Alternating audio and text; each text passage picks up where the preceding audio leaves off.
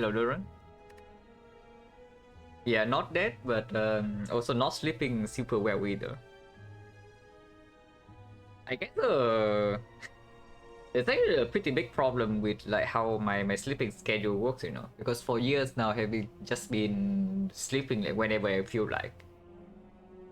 So without fail, yeah. Whenever there's something, I wouldn't say unexpected, but whenever there's like an appointment or something that forces me to like abruptly change my sleeping schedule for like a day or two, and suddenly everything goes like down the drain, you know. And then for the like 2 or 3 days afterwards, I'm just feeling like super weird because my sleep is broken up into several parts. So like throughout the whole day, I just never feel like my brain's working properly. So that's a little bit annoying, but I cannot do anything about it. Hello, Sam?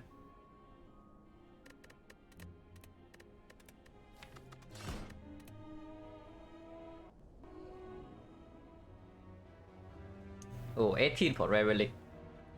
These options freaking suck. Hopefully the path is not too bad. Okay, the path is also terrible. Good to know.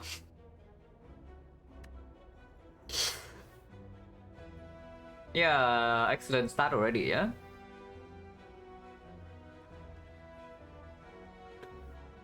Yes, you let 20 sleep and one almost 40 get up early weekend makes me happy, not adjusted, yeah. I can definitely see that. It's like your body works better if you actually put it on schedule. Like the same goes for a lot of things. For maybe 1 or 2 days, the first few on maybe even 1 or 2 weeks, you feel a little bit annoying, and then once you are in schedule, then everything just feels right.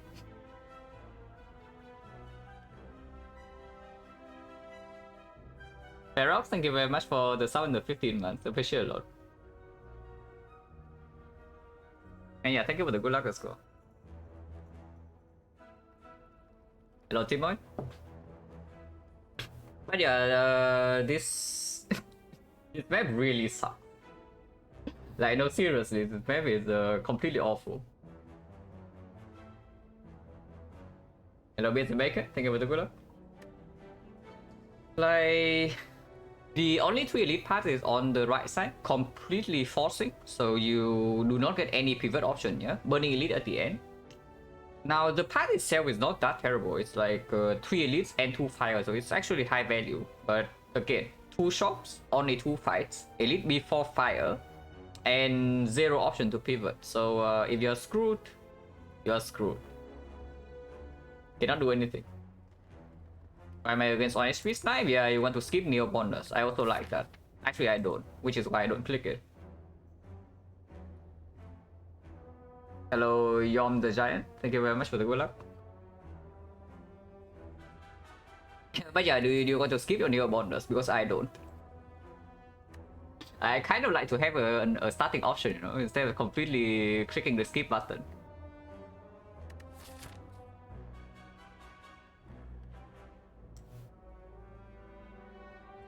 %, get past first elite free for fire 90%. That's not. Yeah, 90%. And then what? That's the thing though, and then what?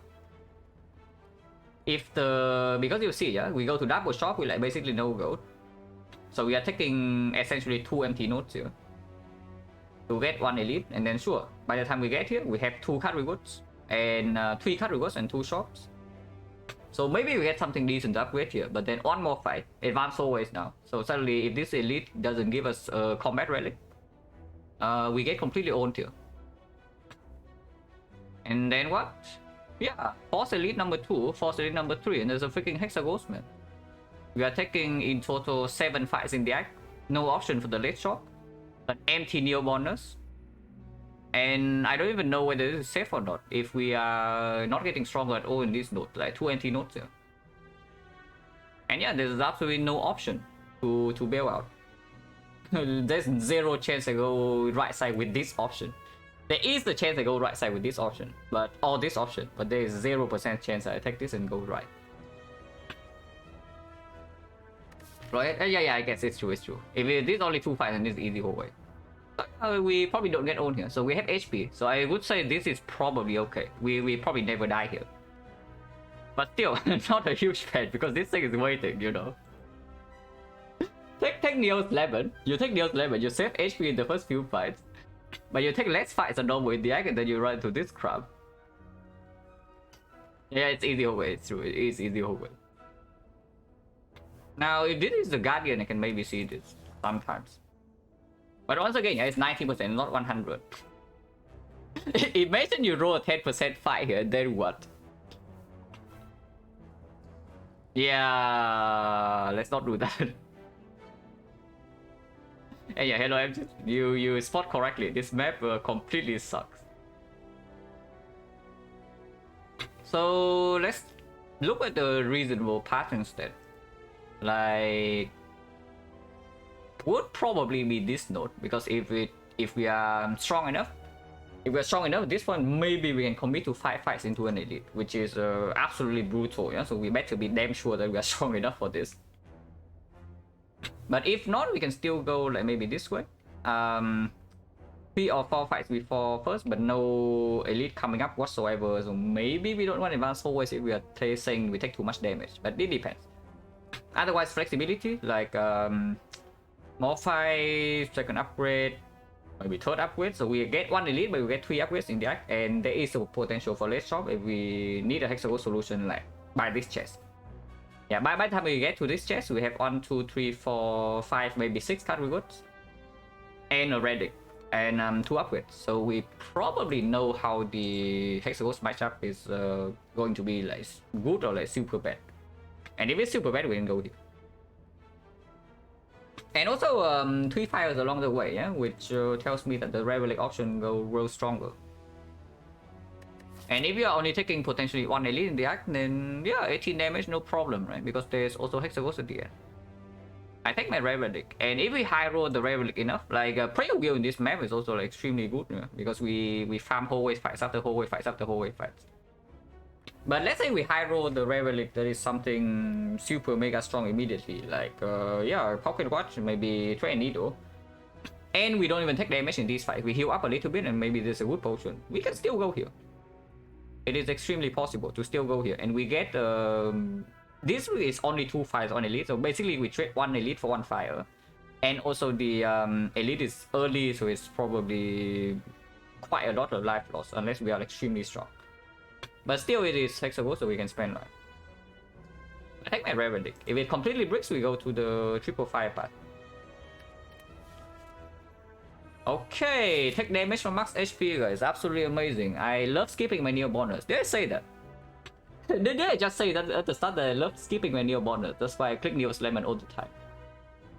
But yeah, this is essentially a skip, yeah. We improve our relic quality afterwards, but we gain nothing.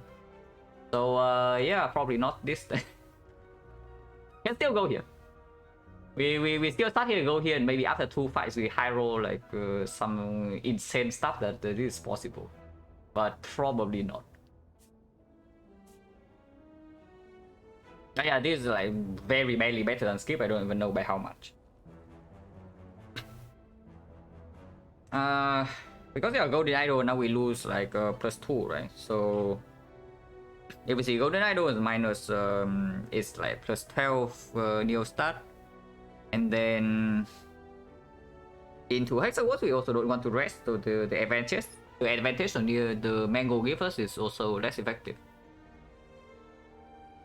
Yeah, that's not very cool. That is definitely not very cool.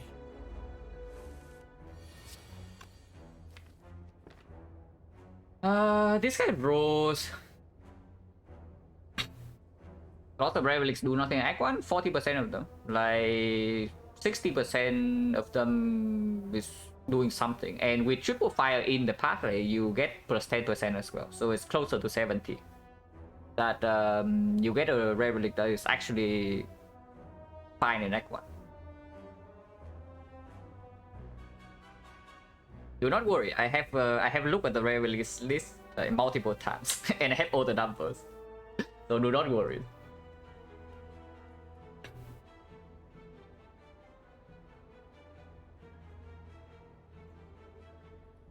But yeah, here Drawworm, we basically playing this with the base deck, no additional strength, but this guy rolls 42 HP minimum. So yeah, am I allowed to double defend here or not? I mean, I know I played one defense, and of course I played one strike. Now we are going into a relatively tame path, unless we get extremely strong stuff in the first two floors, yeah. So I know that the expected value is better to play defense here if you are talking about EV. But how bad can it be if we are going for the greedy line? Hello Peter? yeah, fuck HP sample. Take damage from Mango, like absolutely insane stuff. But yeah, let's say I defend here. Next turn I do Bash Strike. Bash Strike is already not the bad thing. The worst case scenario is that next turn I bottom deck Bash and then it buff, and we get completely owned here. But let's assume I draw reasonable and Bash Strike next turn 8 buffs. So minus 17, it goes to 19. 19 is 28. Yeah, 28, very cool. Extremely bad. 28 is exactly bad because 3 strike is not lethal, so we cannot kill if it buffs at 60%. But again, we only need to lose 5 HP or less afterwards for the defense here to be worth it. So let's say it defense, we Bash Strike. I haven't done this for Ironclad. If we are playing silent right now, I know what to do. But for Ironclad, I actually don't know. Like exactly like this, you play the Drawworm with the base deck. Like you draw this on turn 1, what do you do to like what is the risk? For silent I know, but for Ironclad I haven't actually looked into it, so maybe I should do that at some point. But yeah, here defend, yeah, defend. Next turn it goes to 19, goes to 28, but 28 we turn after we don't attack. 41, yeah, sure. 41 is easy defense, but it's is it intentional? I wonder if it's actually intentional or not. That this thing has like 42 minimum. If that is intentional, that's extremely cool. And I would imagine that it might be.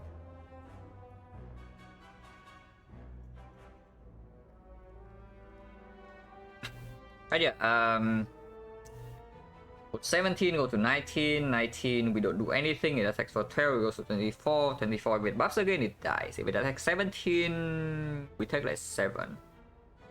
Probably, because this is the base deck. Turn after it still doesn't die, and it can attack for 12. Yeah, it's freaking messy, right? Playing this fight with the base deck. It's actually really messy playing this fight with the base deck. So yeah, best case scenario, we take I defend here and then afterwards we take like 2 more damage. But yeah, it can if anything goes relatively wrong, we are getting owned. So maybe I should just take this 5.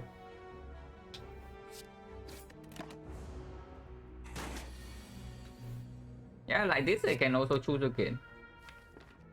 Now it's a little bit weird because next time you can 12 me again. I mean, I know defend. I think another 2. I mean, I take 2 now, the next time triple strike is a kill. So if I take this 2, I get out without taking more damage, I would assume. Because I mean, at most I take another 2, but that's like a very big low roll. That I do not draw triple strike and it is also doing the 12 hit. If I just try defense, it goes to 29, 29, yeah, it's ugly, right? If we just play the Drawworm tax. Exactly 27 here is like perfect. 17 gold, no potion. Yeah. Exactly the card we want to see when we say that maybe we want to go aggressive. Armaments. Good against Hexagons because that fight is quite long. We go 3 deck cycles. Good against advanced swords and decent upgrade target. Also allow us to rest, which is more effective than usual with max HP. But in Act 1, resting much lower value because of this crap. Still though, I probably take the armaments over the clip when... Because yeah, it's not like clip suddenly solves advanced swords either, you know. In any AoE fight, if you don't draw it turn 1, it also doesn't even do that much. If the fight is not AoE, the armaments is massively outperforming. At the clip, not sentries, you want to commit here with no near bonus and 0 potion at this point. Not yet, right? If I am going this way, armaments is way better. And honestly, even if I'm going this way, I don't even know where the armament is worse, you know. And do you really think that the clip massively outperforms armament in sentries? Because let me tell you, yeah, if I pick the clip and then next floor, let's say it has a whirlwind or something, then what would happen?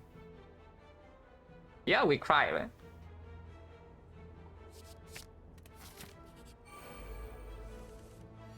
Like even here, for example, you want to draw clip or you want to draw armaments? Because I kind of feel like I have got to draw armaments, you know, it's +3. No, just look at this. Yeah, where is my armaments, please? I don't care about the clip, but where is it my armaments? It's save 3 HP immediately. Clip is not like whirlwind. It's not like you draw the clip in an AoE fight and suddenly it wins the fight. In Act 1. You draw whirlwind, you spend 2 energy and whirlwind, the enemy probably dies. But the clip, yeah, it doesn't even do anything. But here of course we double defect. Because armament is also coming after, even if they both attack again, we can still block. And yeah, this guy, they are both red, and this guy has slightly higher damage, so I guess we hit this.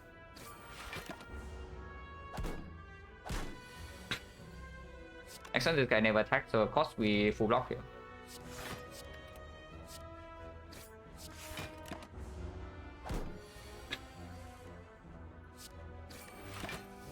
So -3, it's actually +3, but heal. Ah, yes. Yeah, of course we are not going here now. Okay, exactly what I want, guys. Like, lovely.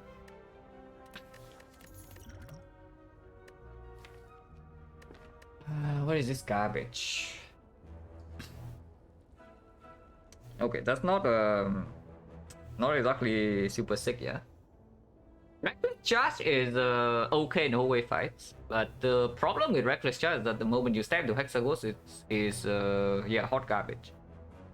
Hexagons, you already float energy, and here's a freaking Reckless Charge that puts a dice in your draw power. So yeah, you also again you float more, even more energy when you draw the burns. But yeah, technically it's true. Reckless Charge does open up like some evo stuff.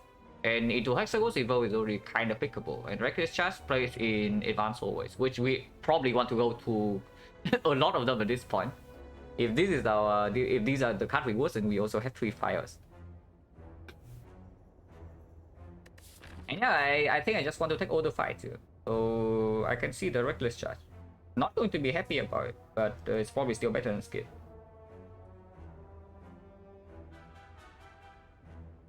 Yeah, sure.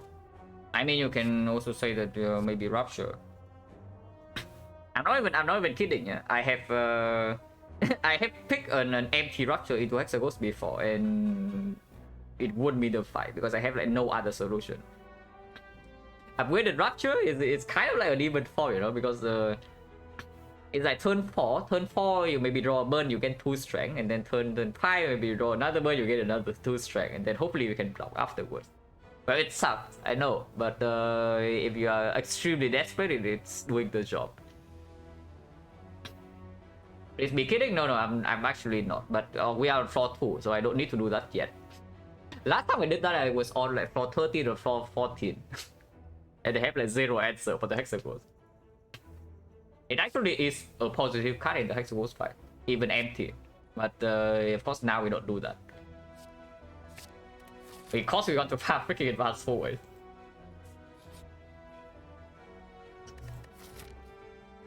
Oh, we are healing 25 here. Yeah, max HP immediately plays. Yeah, I guess. Yeah, I guess we still take the full heal, right? Because even if the part is quote unquote related to the team, we're actually taking 1, 2. I don't care about this now, yeah. So it's like 1, 2, 3. We can even skip the fire. We have nothing better because we can upgrade armaments here. So 1, 2, 3. But maybe I don't count this. 4, 5, maybe 6. 6 advanced always like in a row here.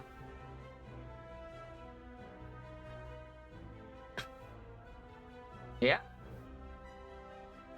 I still take the heal right over the 5 marks.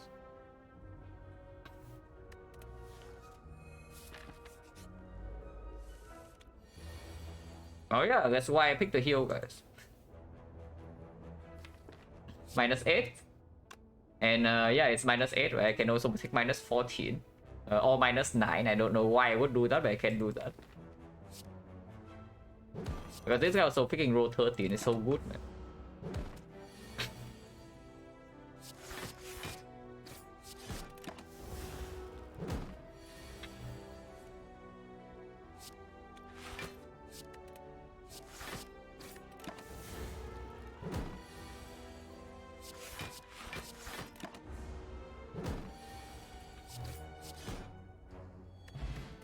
But in your no potion, yeah. So if we assume the question mark is the same, the snipe would succeed here, but we are in a pretty terrible spot unless this elite is giving us something insanely good.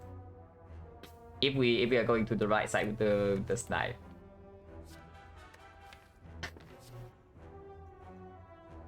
Oh, we are going triple fire, guys. We are going triple fire with an armament in our deck. Yes. I take my power through. Yeah, I wonder why I take my power through, guys. No, really.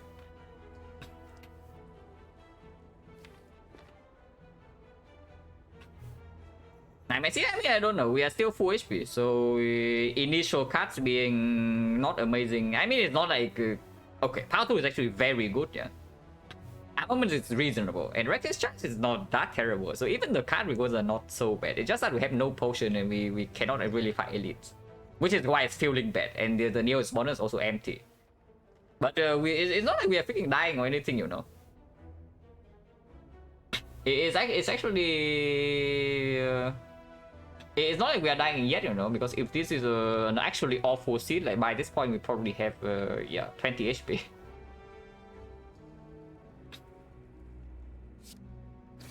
Now, click would be good in this fight, I would say that, because we do need to rush this thing down at some point. So I think I would trade 3 here to deal 6 damage, because we also have 2 wounds in redraw here.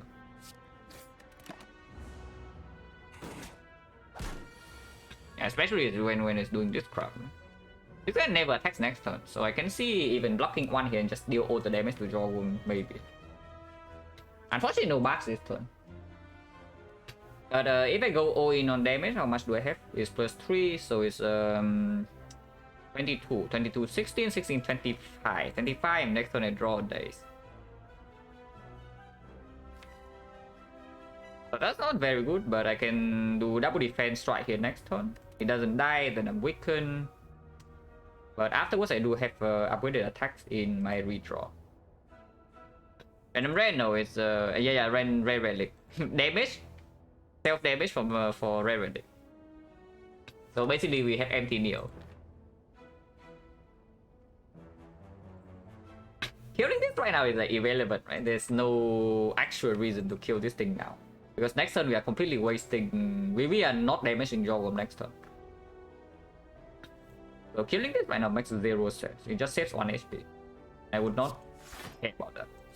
I'm going to actually charge for it because we can always play this on the redraw. And I would just hit the jaw wound here. It is possible to hit this now. To avoid the weakness. Like, how important is that? Because otherwise we still need to hit this once in the redraw when we are weakened. So we spend one strike on this regardless. Shogun goes 16. If not, Shogun goes 22. We are not weakened, so 2 turns from now we can full attack and then the reckless charge. Yeah. I think this is okay though. I think this is okay. Wait, if I hit this, then I should have. No, because strike is coming there. Yeah. Strike is coming here next turn anyway. I cannot spend my energy. So I guess I still play double strike here.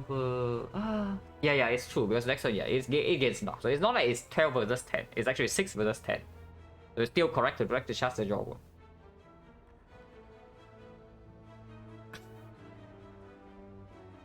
Is there a line where I kill Jawworm 2 turns from now though?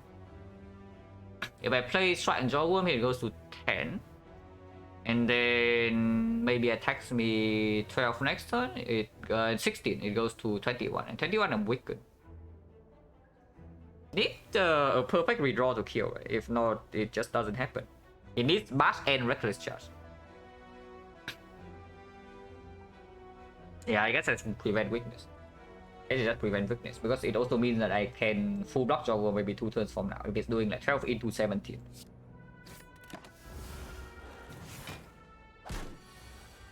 If it's doing 17 now, then we might get a kill pretty soon.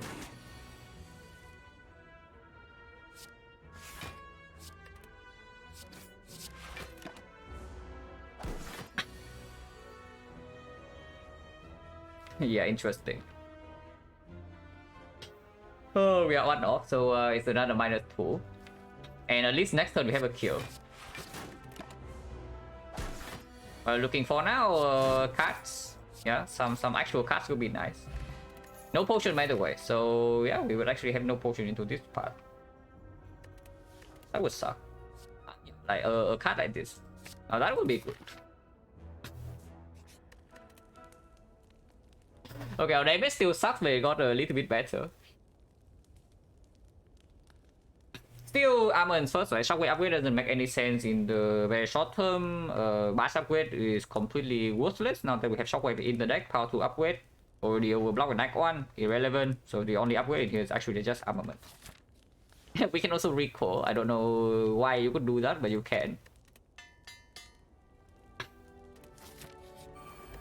Potion chain right now is what? 1, 2, 3, 4 5 on potion 60. Hello DJ, thank you for the good luck. Our real defense would be good here, but I guess -8.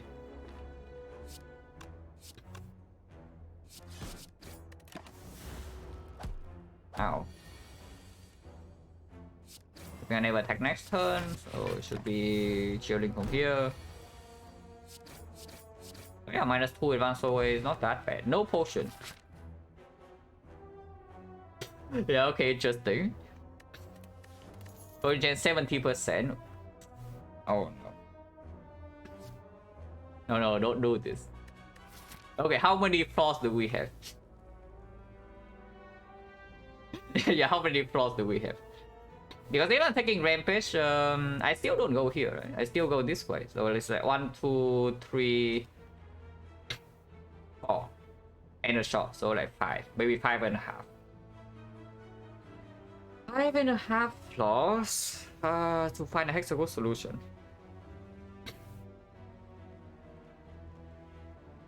Hello, Goddy. 5 breathing would be 4. I mean, 5 breathing with evo is okay. Without evo, 5 breathing is just, yeah, okay. Now you draw some strikes, but AOE damage. That's basically what 5 breathing is. It's still very bad. But with evo is okay. Yeah, Rampage is so bad with power 2 and reckless charge. Like, do not forget, we have both of them. And we are going to a late shop here. We're extremely healthy. I don't think this yet. Because honestly, Rampage is not even that good in this fight. It's averaging probably 1 energy deal 60 upgraded. I mean, yeah, sure, it's positive, but how much does it actually do then? if it's only one energy deal 16. And yeah, with power through, with regular charge, if we play those, like at some point maybe it's only one energy deal. If we can only play rampage 2 times, one energy deal 10. Upgraded. No, one energy deal 12. Well, yeah, that's not very nice now, isn't it? Thunder Clap completely sucks, and Havoc unpickable. Consider hardest spot for each deck? Depends on a lot of factors, but the things that's most likely to kill you is, I would assume, for Ironclad at least, Act 1 is probably Hexagons into Slime Boss into Guardian, in that order. Act 2 most likely is Collector, maybe even Automaton. Collector versus Automaton for Ironclad is debatable, but usually Champ is the easiest. And Act 3,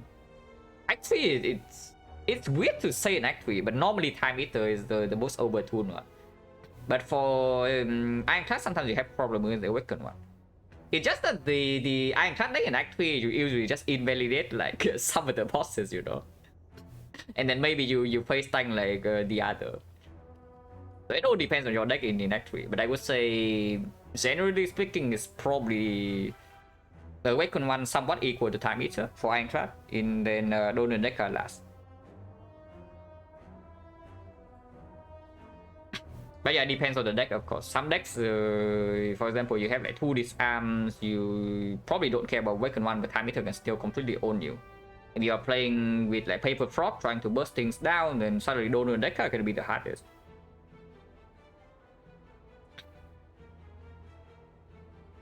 For Donor Decker, who they kill first, honestly, I would say probably 95%, maybe even 99% of the time, it doesn't actually matter.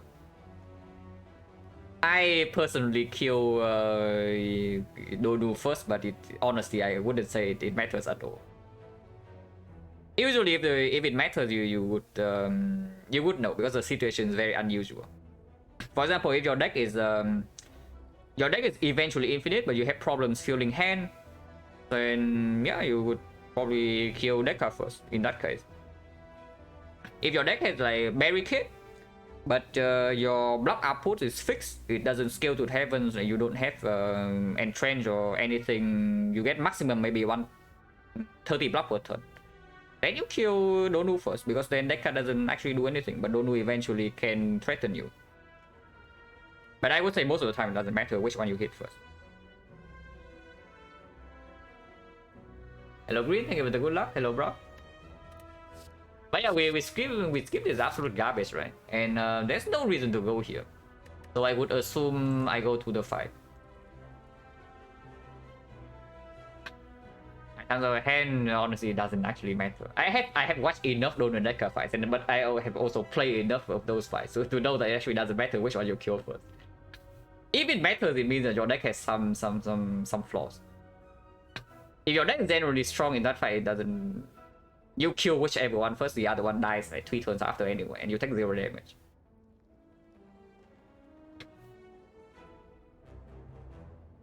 But yeah, honestly killing Donu first is just my silent habit, you know. Because on silent, if you are playing with like well-lit plans, if you are playing a deck with like well-lit plans and a decent weak chain, then the day never matters after you kill the Donu. Like after you kill Donu, you never take damage because of well-lit plans. So it's just the habit like transferring over. I skip this crap, yeah, and we go to hallway fight. Potion gen 70%.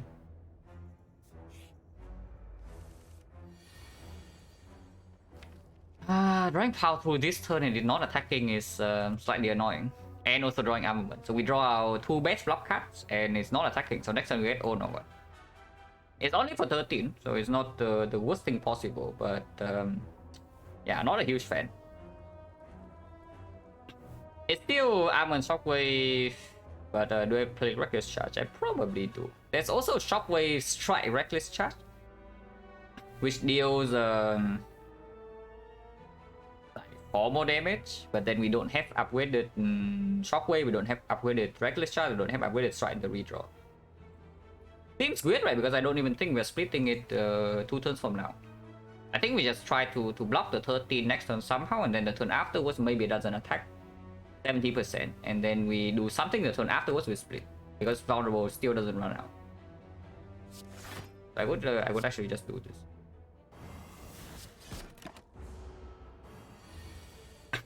And draw 2 defense at least. If attacks again, we can maybe split with triple strike. Yeah. Take another 7 or split this on 21. 21, not the best, but these things are also relatively tame. We have 2 slime in the deck, and we do have some upgraded cards. How to whenever we draw it is full block. Like this thing through fail still block 15. Yeah, it's pretty sick. Taking another 7 probably wins the fight very cleanly afterwards, because next turn it never attacks. And vulnerable still lasts to the entire next cycle, so we will get a good split. Because now we also push it down to like 39. So the only question is whether 48 not smash is not 48, because if we split now it goes on 21. So the only question we should ask is if we split on 21 right now, do we take more than 7?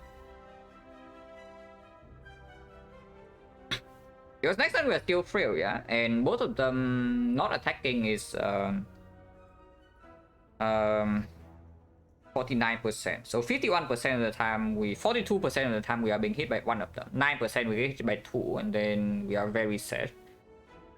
If we are being hit by 0, they're not vulnerable 21, so I would say we probably take less than 7 in that case. Because 1 defense when fail is already blocking 3. And if we draw into power 2, we full block. If we draw into 2 defense, we take only 4.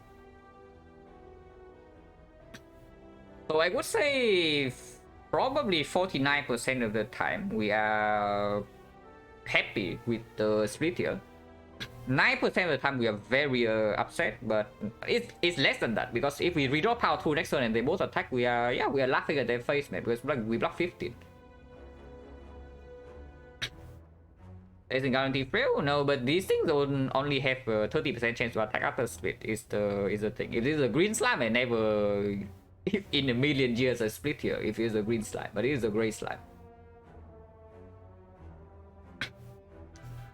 So yeah, 9% is less than that, because next turn how much do we draw power to? Like 15, 4 or 15, yeah.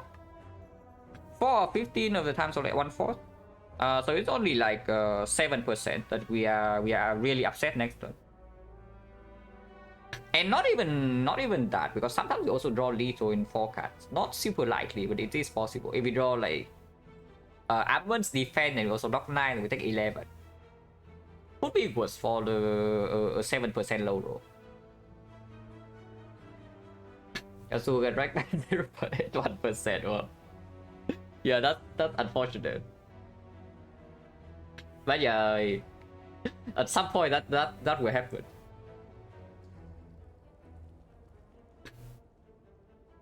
Um, 42% of the time one of them attack, we draw 1 defense, we play double attack on the other guy. Split on I don't win 21, yeah, so we goes to 9. And regular and strike plus. Yeah, I split them. I split here. Because we are also like extremely healthy. So even if the massive low roll happens, we are still fine. But expect the value, I would say that this is better to split now. Because you see, if we bluff this crap, we also get like another +2 slime in our deck. It's not like it comes for free. No, really, it's not like we face stack, they're stuck, and then we only take 7 damage. We take 7 damage and 2 slimes. Oh, that's not too nice now, is it?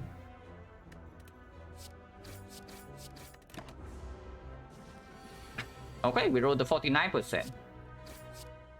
And now we have a perfect kill here next turn. If we draw power through, take 0. Okay, no power through, but we take 4. So that's plus 3 HP.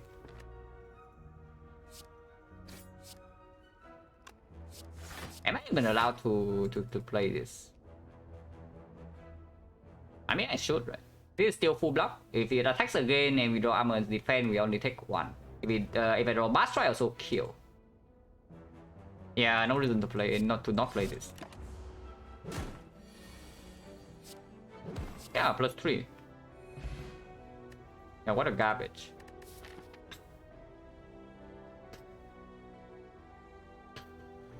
Okay, so hopefully a good card, yeah, because apparently we have no potion. 1, 2, 3, 4, 5, 6. 2 potions, 60%. Oh, Immolate.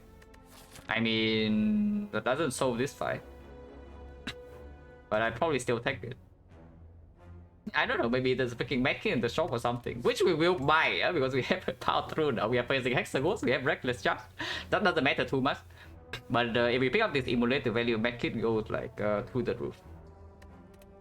And I mean, yeah, sure, there's Pommel Strike here, but you really pick Pommel Strike over Immolate. It's not like this card is terrible in hexagons anyway.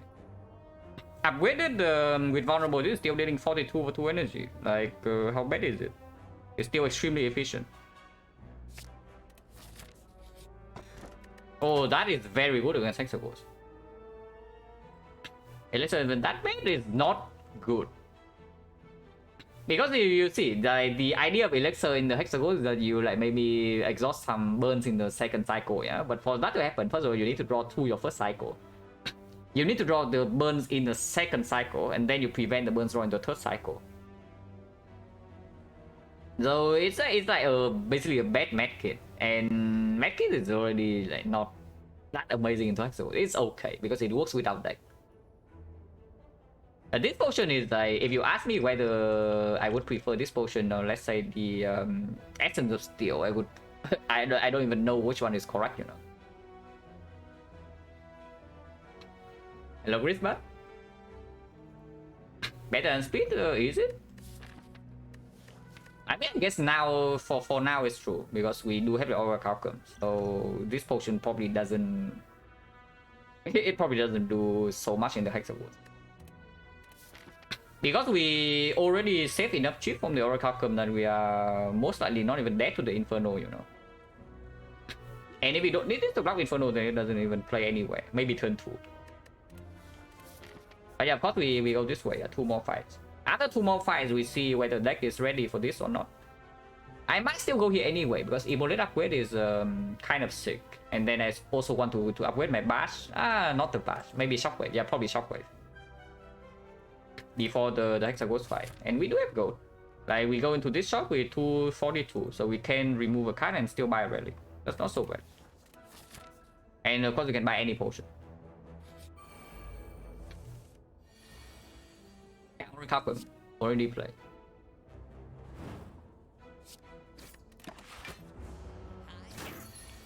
I could have used Speed Fort.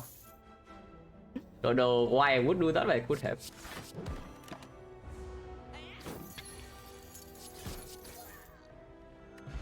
No potion. Potion change right now 70. Wait, did we really roll 10 gold?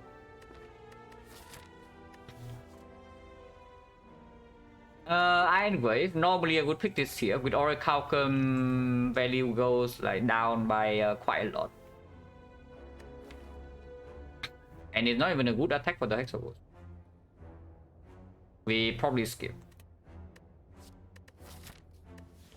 But yeah, good thing that we do have this. Good thing that we do have this shop. If we do not have this shop right here, I'm like extremely scared. I'm still pretty scared of this fight, but maybe Shockwave Plus and the Orichalcum give us enough HP to just brute force through.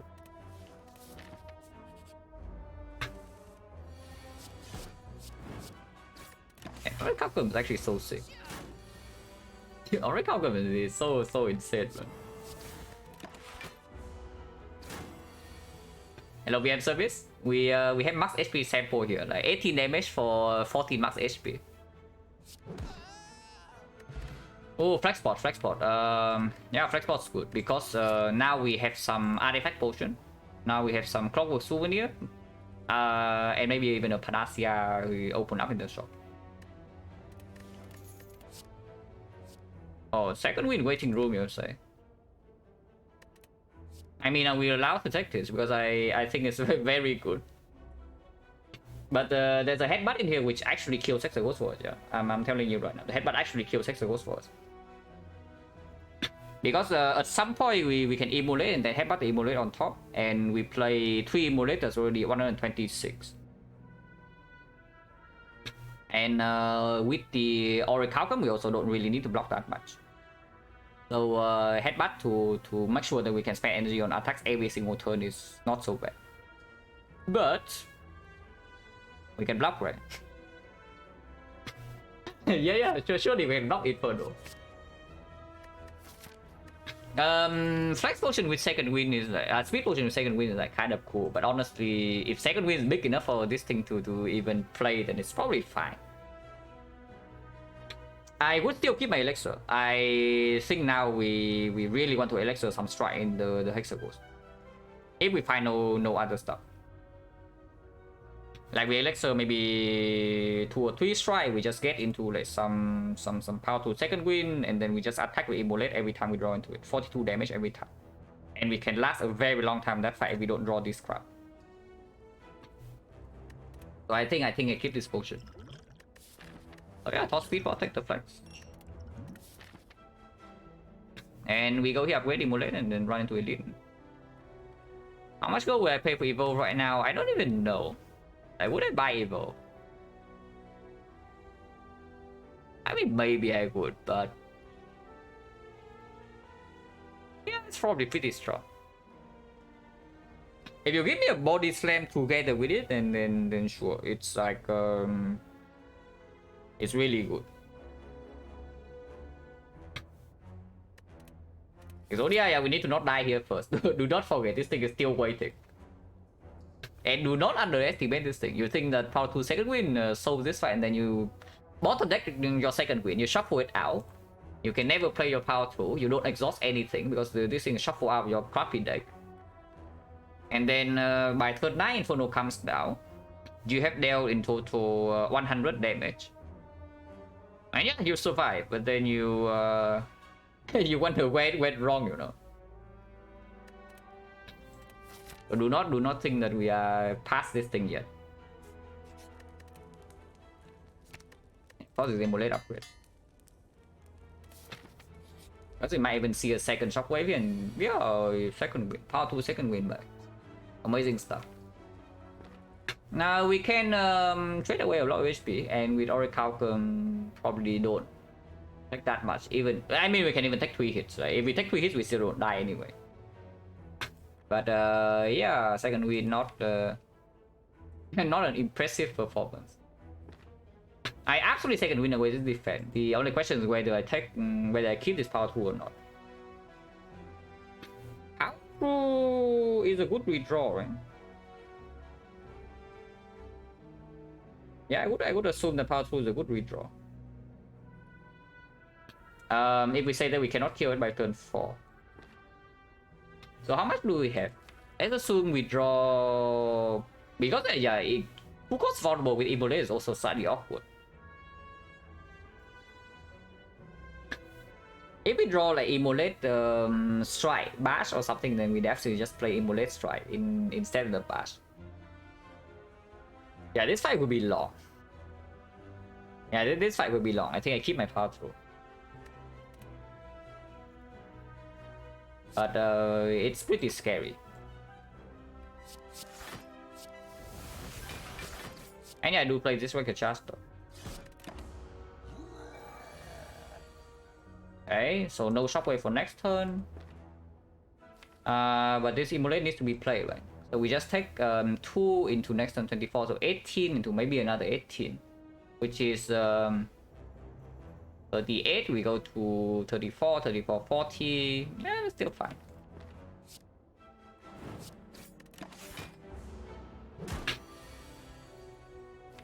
That's right, yeah. Maybe we draw lethal next turn. We draw one more attack, and then we just have lethal. And Oracle comes so good. Yeah, we actually have lethal, yeah. 58 is also a good number. Ooh. Oh, 5 strength, guys. Okay, we actually just get this. Instead of buying in the shop here, we just get it for free. Interesting. Yeah, speaking of headbutt's back. You can also do Sing Red. I don't know why you would like to do Sing Red. When there's like here, full energy, days full energy, burn full energy. Yeah, sure, Sing Red with like some immolate, shockwave bash or like whatever. I take my headbutt. And yeah, of course I take 5 strength. So now we don't even need to buy a solution in the shop, I'm pretty sure. Good thing. Good for us guys, because there's no solution in here. Except maybe the inflame. I guess we could have bought like duplication potion 42 damage on the Ebola. That's definitely helping a little bit. But yeah, what is this shop? This is not even a bad relic, just that it's useless right now. And these are some of the relics that are in the game. And these are also some cards. At least there's an inflame. That's buyable. So I think we just do remove into an inflame. Do we open 5 strength in the hexagons? I would assume so, right? Yeah, I would assume like even with the inflame and the orichalcum and like immolate headbutt or whatever, I still open the 5 strength. Is Mayhem a good card? Absolutely terrible. If you never touch Mayhem in your entire spy career, it's probably more correct than ever touching it. But I would say, give it a try, like a couple of times. And then, because sometimes it actually can do something. This is a very strong effect, it's just that like output-wise. You upgrade this, you spend 1 energy, and then every turn afterwards you gain 1 draw and a card play for free, so you also gain the energy cost of that card. It's just that in this game, usually player control is a lot more powerful than raw output. But sometimes you have a deck that doesn't really care. Like everything you play random is good. Then Mayhem is actually not that bad.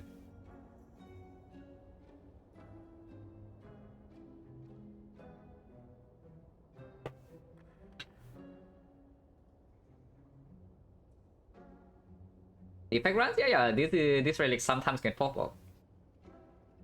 And you die deck for no. Sometimes you get medkit. Sometimes you play Unceasing Talk defect and then you get medkit and then you play your entire deck turn 1 against or blue candle.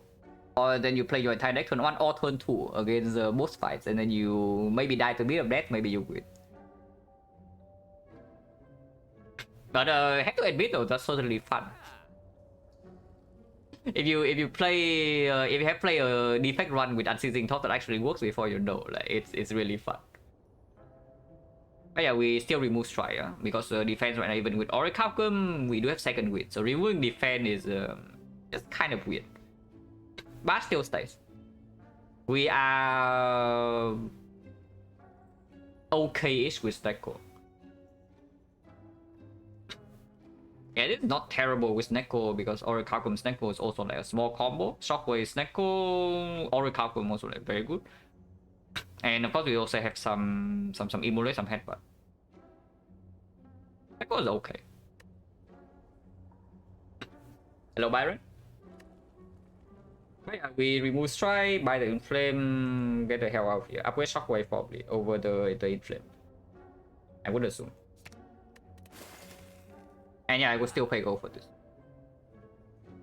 Would I pay gold for this? Yeah, probably still should. Because even honestly, even with 5 strength and permanent vulnerable, we might still be short on damage if the draw order is extremely bad.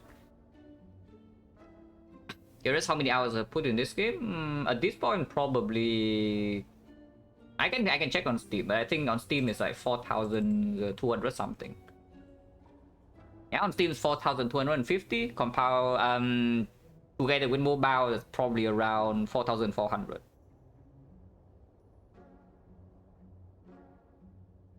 Hello, Renzo.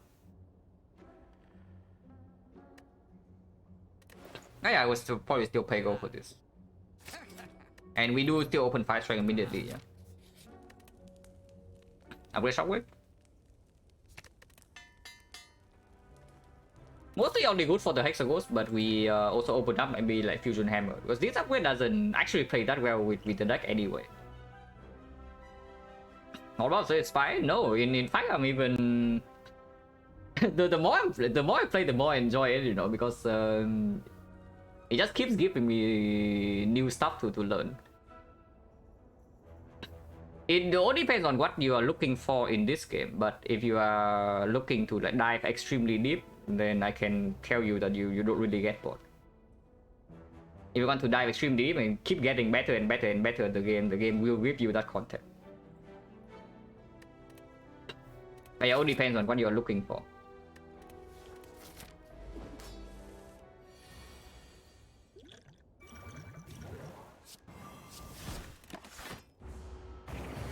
Oh yeah, Shockwave now we don't block Inferno, but it's fine because we also block this hit. This hit is not small either. It blocks 12 with the Shockwave.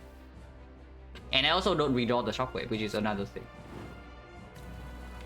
So I can headbutt Immolate. I think I would, yeah, I would probably do that. This guy should be solved, right? It's vulnerable forever, and we have 7 strength. And I don't shuffle the Immolate. I would assume that the fight is solved.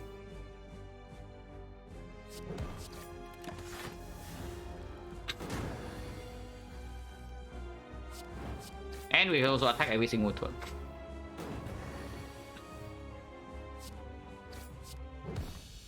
Easy fight. Man. If only this corruption, this choice would be so easy. Yeah, then click my offering. But it is not corruption. Instead, it's a feed. Feed headbutt. I never combo. Power 2 second wind feed. Kind of a combo. Blood potion feed. Absolutely a combo. Armament feed as well. Yeah, holy crap, this feed is so good. Oh, this feed is so freaking good. But there's an offering here, and our deck has no draw. Our deck has 0 fat load draw, and it also has like an Immolate fat load, so we want to go aggressive in Act 2, and eventually we fall off. It is still offering, right? Yeah, I know. I click offering, and then there's a pyramid afterwards, and then I'm happy because I have a pyramid. Yeah, you think I'm sad? I'm actually happy because they have pyramid.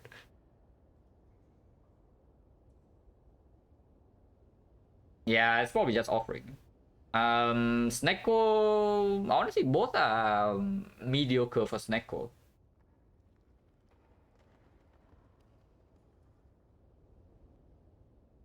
Hello, not much bad. Thank you for the good luck.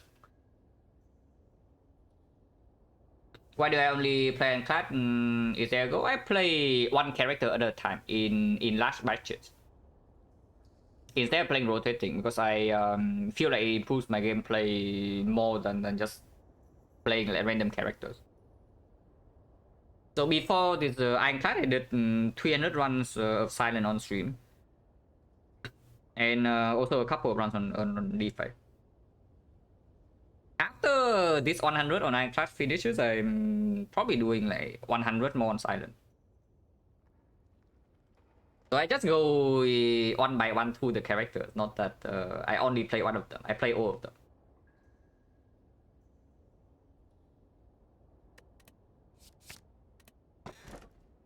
Yeah, Fusion Hammer, yeah, free energy. It's free energy, stupid energy, and stupid energy. So let's take the free energy.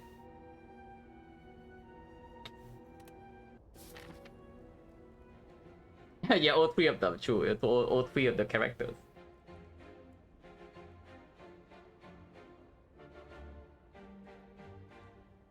No only chop, not that we care too much. How strong are we? We do have this healing for, so okay, we have Immolate plus, we have Shockwave plus, which is pretty good for active units. Power 2 second wind is not very good for active units, yeah, without card draw. This is very good. This is also positive. This is good. But this is useless, this is useless. I would assume that our deck is currently slightly above curve, but our relic is below. So we are probably not too far away from the actual curve. I really want to go aggressive with Fusion Hammer. Wait, that's not really part. Are you kidding me? Oh, okay, no aggressiveness, I guess. So the most aggressive thing we can do is to go to this Burning Elite. If we go here and we get owned, we can still pivot to either the shop or triple question mark into elite into fire here to rest, and then after this rest we can decide again. Like late shop is just much better than this thing, yeah. If we already cannot get a lot of value out of this act through elite fights, only 2 elites, I would not like to waste my go on on short-term stuff. So we go here, we have like 190. That's not enough to. I mean, of course, there are some shop rallies that are just completely insane. Like yeah, the Frozen Eye, the Orrery, honestly, even the toolbox. And yeah, the med kit also is pretty good for us if we happen to see one Dark Embrace. Suddenly it's like quite sick. Not that amazing though, because we already have a second wind in the deck. Hello, Snail. Yeah, I would assume that it always starts here into here, because if possible I want to take this indeed.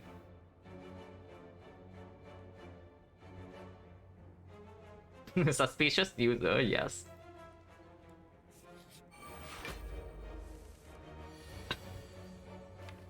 Yeah, do play offering, right? Draw 5 or draw 3 and then upgrade those. I could assume that draw 5 is the... This upgrade doesn't matter. This upgrade matters a little bit. These are 3 damage.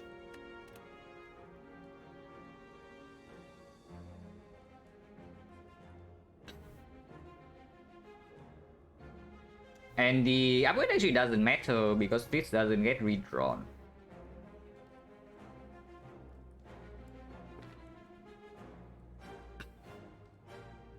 So if I just do armaments first into offering and then draw into, let's say, a headbutt, I can do this thing is 95 and it's not vulnerable. So 56 plus another 9 is 65 plus 9 again 74. I did 21 afterwards, which is doable. Armament first, yeah.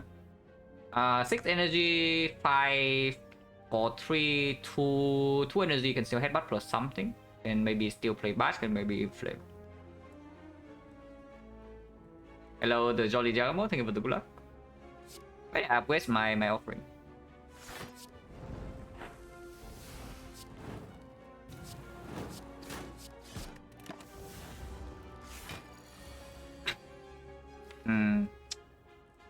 Oh, no headbutt. Is this still a kill?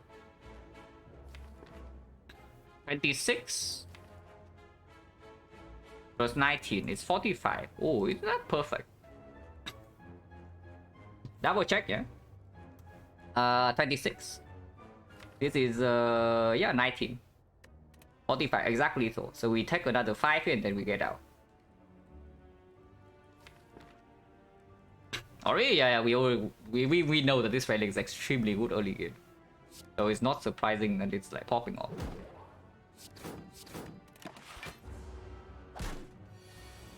It's also turnip, so we don't even take that much here, but Dark Lethal is cool. Point chance 30. Yeah, Ironclad cut.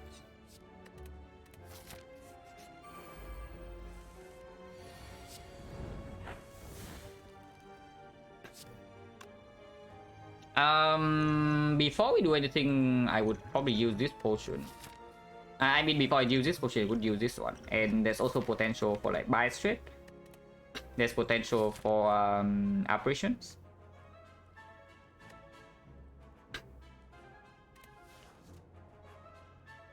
What do I do here? Very honestly, just looking at the fight so far, I'm pretty happy that in my deck there's an offering and not a feat. People block into like headbutt strike dealing 19 and next turn is dealing 30. It's okay. If I don't draw into the thing, maybe power through, maybe shockwave. Yeah, shockwave power through also don't take damage. It's probably okay to triple block here. We still hit this guy. 19. Yeah.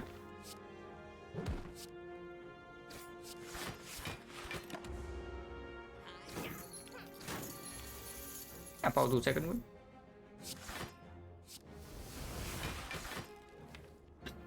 If we exactly bottom deck emulate, then this could be 12 plus 13, 25.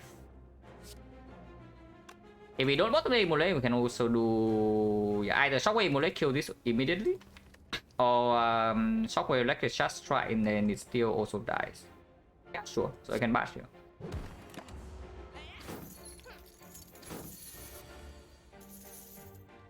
Wow, good thing I bashed there. No, really good thing I actually bashed here, because otherwise we would be yeah, we would actually be like super annoyed right now. We are still taking 4, by the way, yeah, because we roll this crap. But yeah, good news. You look at this. 12 plus 13, exactly 2. So now we can actually save 13 here, because I play bash here instead of whatever else could have been done. Unfortunately, this is -1, so of course we don't play that.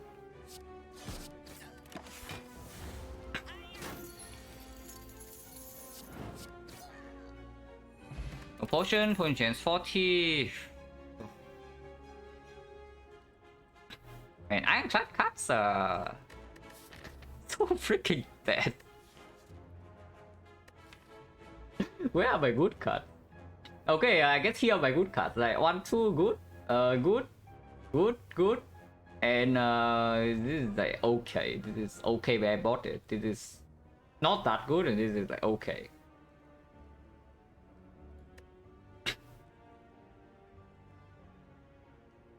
But yeah, honestly, what is this like suspicious user crap? Like, if somebody knows how to get rid of this completely, just do it, because it's annoying on my screen. It is really annoying on my screen. So I'll definitely look into that later. Like freaking Twitch, man.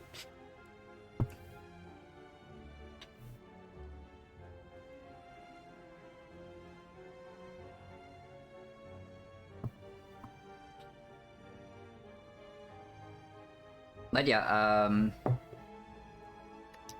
Inferno Blade is not good enough, right? What about Compass? Because we are fighting the Collector. Immolate alone in that fight, I guess it's okay, because we do have Headbutt.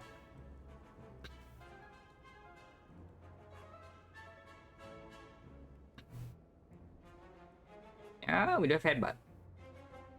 Thank you for the good luck, load that thing. Combat minus, not really, right? Combat first, maybe I think about. Okay, next question. Are we strong enough for this crap? Because now...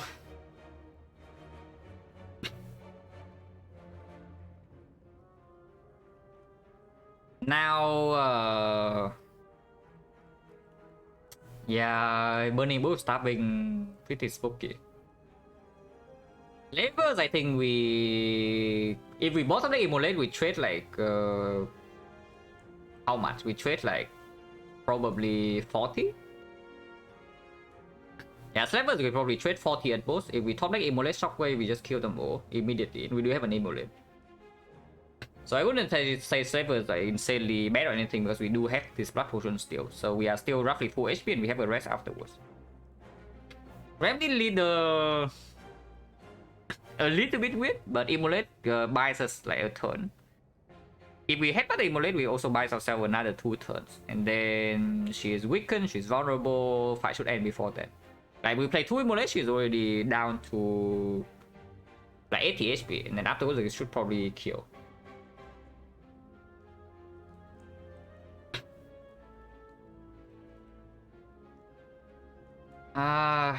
Yeah, just bull stabbing. Like, bull stabbing is a really bad fight. Yeah, it is actually just an awful fight. If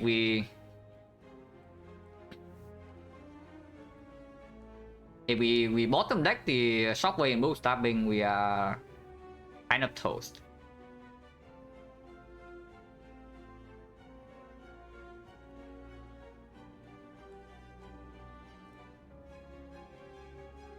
Not tagging. Okay, I have no idea when that's true or not, but if it's true, like don't do it, because I really don't like how it looks.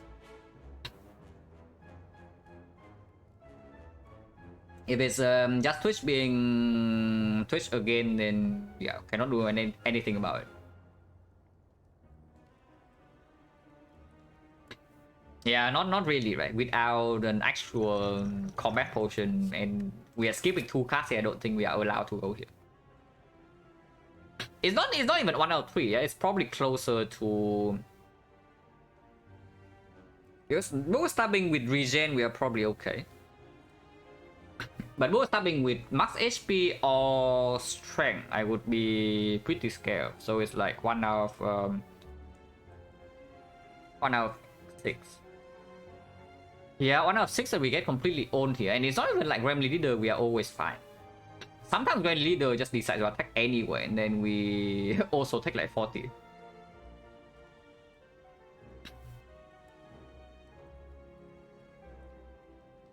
Yeah, not really, because question mark also not so bad either. When we say that we can trade bites, we can take apparition with offering. Yeah, with offering armaments and headbutt, the apparition a little bit more appealing. Pretty bad with fusion hammer usually, but decent with orichalcum too. Let's skip this, yeah. Hello, Truth, thank you for the good luck. I still don't need to go to shop. Yeah, 8 upgrades. So if we take this, buy straight becomes sad. But yeah, 8 upgrades. Okay, we have turned it. Anyone down to pick an injury in leg for 85 gold? Injury for 85 gold, how is it? Because we do have the second win for the curse. Duvudo now not that bad. We start the run with like 2 relics already. It's pretty bad still, right? Because the deck barely has any draw. And we can completely dodge the shop as well. So losing 85 gold here doesn't actually matter so much. Of course, it means that we need to go to 1 extra fire, which might be overhealing, but whatever. Yeah, I play it. Yeah, very funny. Okay, fine. Yeah, whatever. Oh. Or do we want max HP?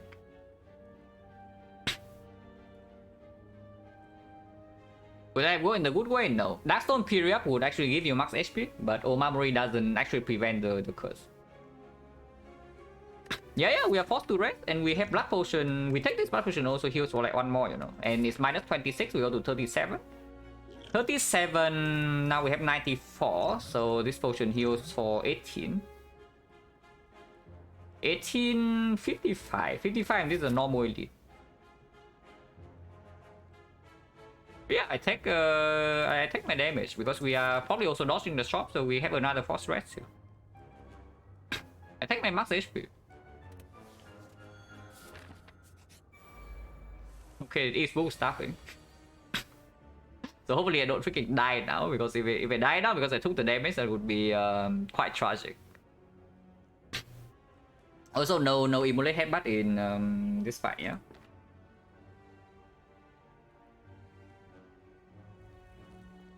When do I open skill potion, if ever? Potion change right now is currently 40. I'm willing to spend 2 potions here. But I mean, this potion can be used at any point in time. Because vulnerable weakness, disarm, a lot of things plays right now. But something like, let's say, exhume plays later. Something like double tap plays later. Cut roll right now is okay, but it's not that important. Also, we are definitely playing power 2 over defense, yeah, because it's like 7 HP, but it also is only 1 wound. If we play defense, we take 1 wound. We play power 2, we have 2 wounds. So of course, we play power 2. Probably not yet, right? The potion. Yeah, probably not yet. But this is already full blocking, so disarm, distant weakness, this turn also doesn't play. Don't want to headbutt anything, right? So headbutt, strike, reckless charge, power through, or do you not even want to play reckless charge? Because vulnerable's not down, strength's not down, and we really want to draw into these. I can see not playing reckless charge because we do also have fusion hammer energy. Yeah, I probably don't even play this reckless charge. And there's no reason to. Like, drawing into this gives us way more damage than this 7. On turn earlier, I mean. So it just headbutt, strike, power through, right?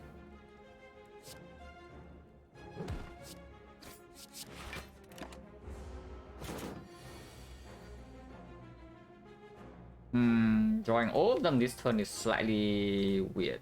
Because now there's no inflame, but offering would be good here. So even energy plays now, yeah.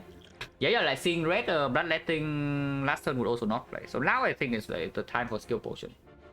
Because block plays, another shockwave plays, energy plays, card draw can play sometimes. Yeah, a lot of things plays here.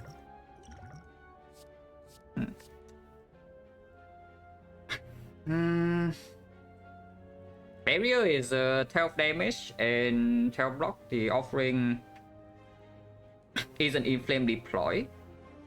And then we can still play second wind, so most likely it's full block.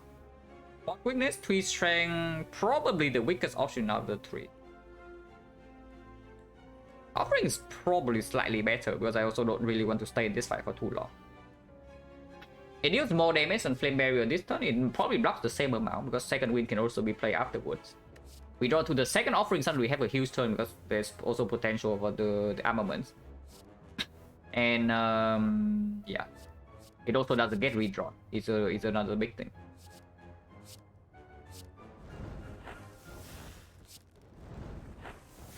Yeah, now we have Inflame Pulse.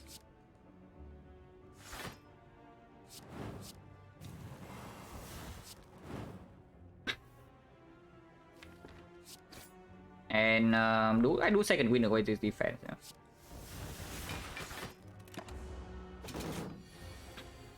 Most will take 12 here, so we never die. Next time we still never die.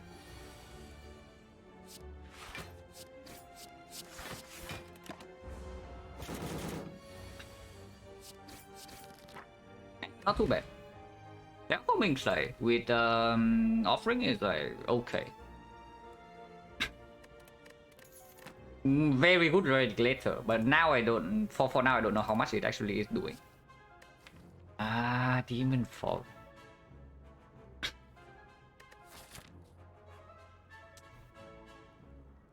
Demon Form. Demon Form.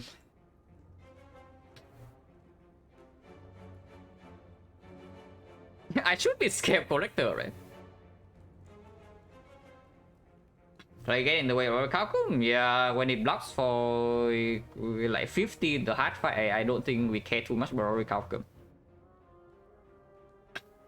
Yeah, I should probably be scared of collector.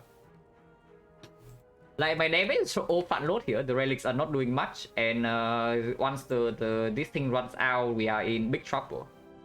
And deck has no card draw.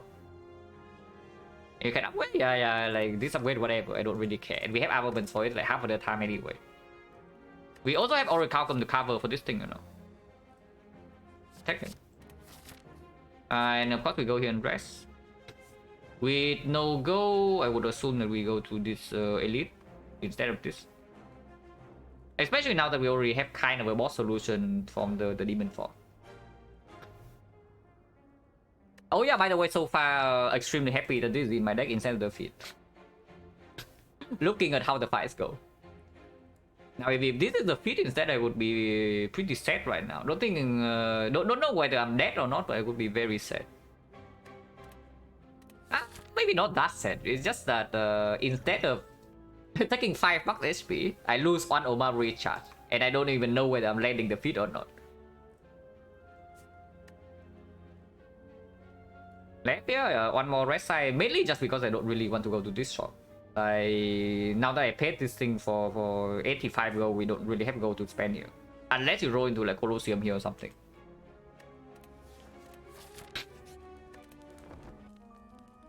Let's take lead right away, right? No potion, but we are healthy enough. Slavers, we can just trade this HP. And now we have like the Immolator is also very good in the next fight. So I don't really need more time to prepare. I don't think. It's just that is there a problem for the 2 fights afterwards? Because we haven't gotten a lot stronger for the Slaver fight itself. You know, the clay is nice and all, but it doesn't actually block for that much in the Slavers fight. Like, I would say it probably blocks for, yeah, maybe turn 1 we don't do anything, and then blocks for 9 on turn 2. And then afterwards we have like maybe power to second wind, maybe some offering. So turn 1, 34 damage, we take 28. And afterwards we play another 6. So that's minus 34.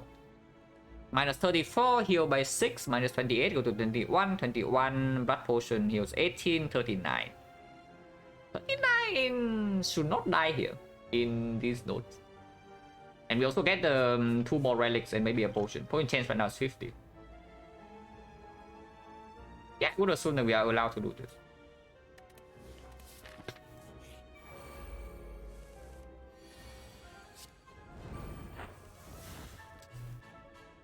That is very cringe. Oh, that is so bad. Oh, that is so insanely bad. What is this? Like, what? Not even demon form, yeah? So she does not attack. We roll the 2 high HP gremlins, so we cannot even kill with 2 attacks. And now she's guaranteed to attack next turn. No shockwave setup, no energy, no demon form, no immolate. Okay, I guess Gremlin Leader is a terrible fight. What can you do? I'm striking the Mad Gremlin, right? To take 1 with the Orichalcum, so next turn I block 3. Because yeah, next turn I have a feeling that I need quite a lot of block. And I'm not gaining a lot. I mean, if I try this now and I don't really kill it next turn, then it also sucks. But yeah, maybe draw to Immolate. Ice Cone? What does Ice Cream even do here? No, I know we are floating 5 energy, so sure it's good, but it doesn't prevent like whatever crap we are facing next turn. So my next turn, yeah, exactly. Like we block for +2, but we take 2 extra, so if we don't kill the Mad Gremlin, it's equal. We don't gain anything, we don't lose anything, but we get to put 9 damage here. Does it make sense? It does not make sense because yeah, you see, right? We take 1 extra damage this turn to block 2 extra next turn. But we also take 2 extra next turn, yeah? So we lose 3 in order to block 2, but sometimes we get to kill this. And ideally we want it to die next turn, because it goes to... because next turn it's also hitting me for 10. Playing this Shish card? Yeah, I don't really care. I want to not take 30 next turn, man. Like, who cares about energy? Okay, maybe I care a little bit about energy, but... give me literally anything else, please. Like, I don't even know, like, even a potion.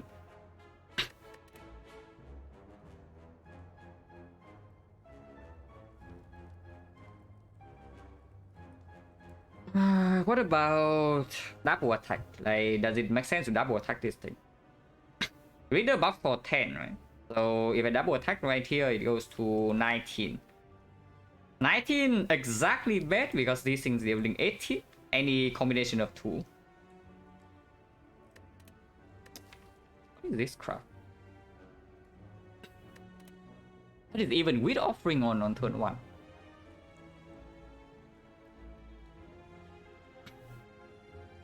Yeah, no, like when I'm having a fight like opening like this, I'm not in a very good mood. I tell you this right now. So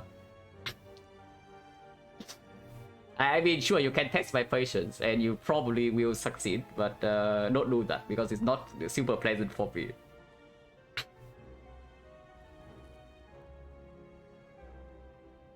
Yeah, 19 is so bad as well. This thing roll maximum HP, 25.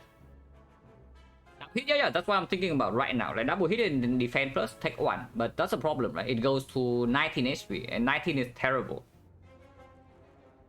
19 is just completely awful. If I draw Immolate, I kill anyway. And if I don't draw a kill, I just take another the 2 for no reason, because then I draw Immolate 2 turns from now and they all die. But I think it makes sense to do 1 attack on it, not 2. And again, I don't think I played Reckless Charge. Because ideally I draw into this or this next turn. Or this. Oh, but this completely sucks. Like, we might actually just die in these floors now. Because of this one Wembley leader fight. But then with debuff, I don't care about killing this. Like, why do you care about killing this next turn? It doesn't achieve anything. Yeah, okay, it achieves a little bit because she...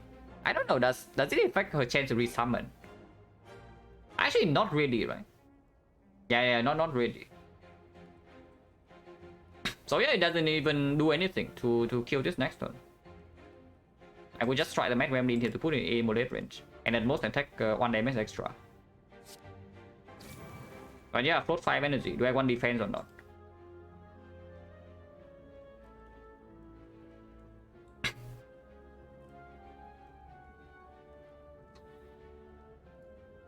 I mean, I don't, right? Because then, I mean, I lose the clay, but whatever, the clay.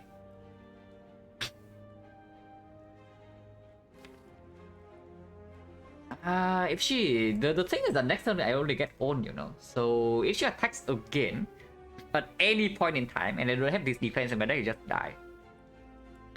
At the moment I have, so maybe -1 here, 42 heal potion 18, so I have 60.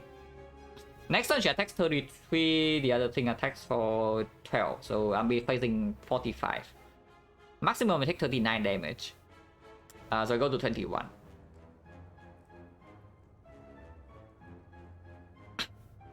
Oh yeah, but it still doesn't make sense to play Reckless Charge, right? Drawing Days next turn is just completely awful.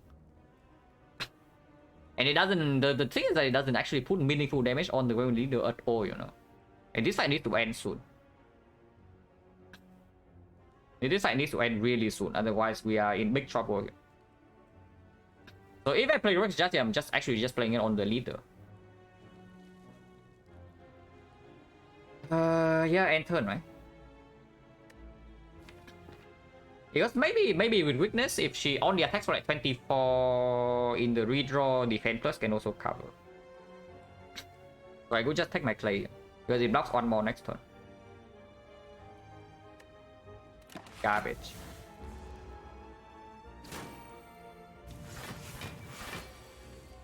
Yeah, demon form. Good card, guys. Amazing stuff.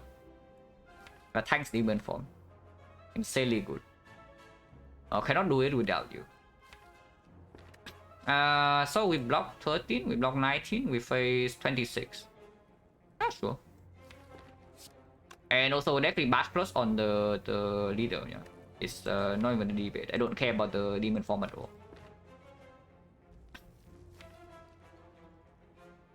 Is that even true? Yeah, is that actually true? The alternative line is the other lines defend demon form.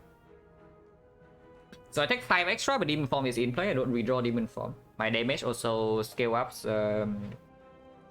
decently okay, because now we know the headbutt immolate doesn't actually happen. And yeah, this is also what I'm talking about, right? You play slavers, you play slavers, and you bottom deck this crap, and suddenly you take 40, which is why I'm also calculating the slavers I probably trade 40 life. But this fight was a little bit more optimistic, you know, because we draw immolate, we suddenly prevent a lot of damage instantly. We draw shockwave if she attacks, doesn't matter, and otherwise with these things up with the strike, we can probably kill Wembley in turn 1 anyway. Apparently not. Yeah, apparently not.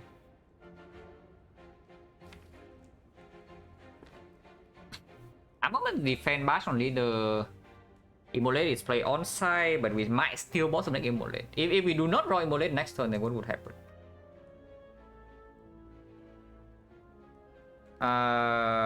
Shockwave, then double strike wizard.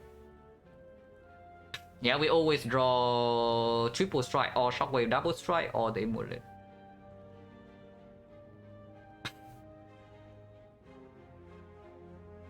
5 HP because the vulnerable does not actually matter too much from the bash at all.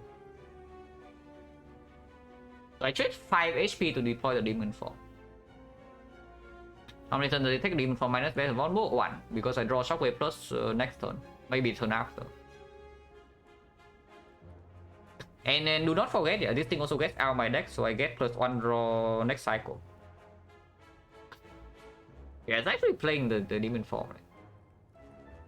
Because if I play the demon form, there is also another thing that opens up, is that double strike will kill this even without strength. That is never relevant. Yeah, that's never relevant. Yeah, that's actually never relevant. The double strike will be vulnerable because we cannot bottom deck everything. We can only bottom deck 2 cards. But yeah, I do think I play demon form then. Like, thinking more about it. So we block 14. We are taking. I also play blocks 9 next turn. At most we take 3 from this. Yeah. If we draw shockwave, we take 0. If she buffs again into attack again with weakness, it's 36. We block 14, now take 45 minus 31, 11, 29. 29, 36, 30. We are dying by 1 HP, but drawing 1 defense plus, we are living on 1. Attack, you can never attack next turn. HP 1 strength per turn? No, because that actually puts me into lethal range the next time she attacks. If I armament into demon form right here, even with weakness down the leader, the next time she attacks, if she buffs 1 more time, I will die without drawing into my premium blocks. If I only do defense plus demon form in here, I am leaving at exactly 1 HP. If we can apply vulnerable on the leader, not vulnerable, weakness on the leader, she buffs 1 more time, she attacks for 36. Then I'll survive on 1 with 1 defense plus. And I don't think we actually need this demon form to be green at all. As a quick, impossible to say because depends way too much on what we draw next turn and where the headbutt is. I will just actually do this. Man, this is literally a defect when leader fight, you know. Ah, yes, interesting. Well, if she attacks next turn, we are in big trouble, yeah? Oh yeah, it still needs to be double strike. I cannot play in flame you. If she attacks next turn, we are surviving with 1 defense, 50% of the time. And we have no garbage in our deck. But only 3 draws. I'm leader, man. Oh, I hate this fight so much. But honestly, this is literally your defect when leader fight. I thought we were playing Ironclad here.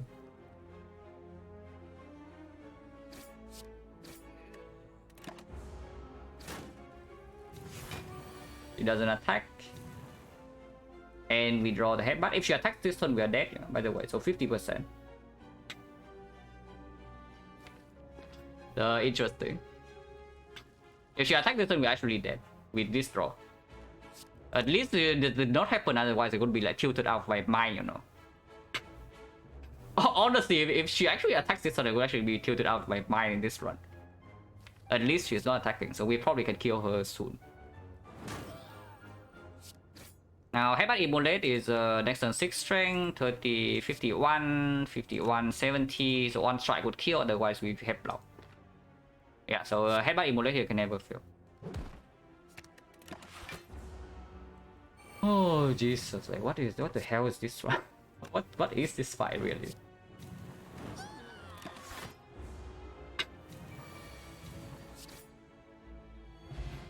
Yeah, you want ice cream here? Freaking ice cream. It's okay though. It's okay. It's not so bad.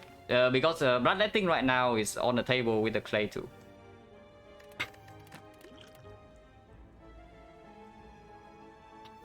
Battle trance.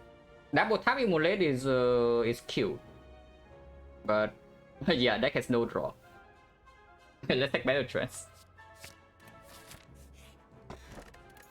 Preserve insect now, yes. Oh, thank you, lovely. I mean, still a good relic, but it doesn't do anything for the rest of the act. Unless we get Colosseum here. I mean, of course we don't key that.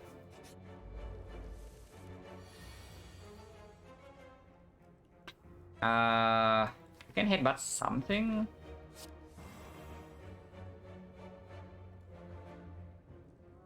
Not a huge fan this draw.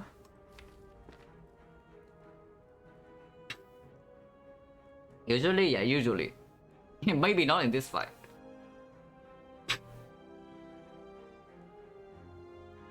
I have a feeling this is just Shockwave in Flame. I can also do Offering Shockwave Demon Form.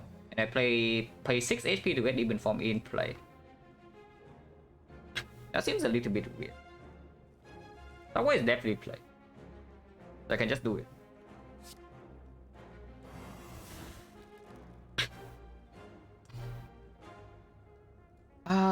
Can also be in Flame Headbutt Rescue Charge.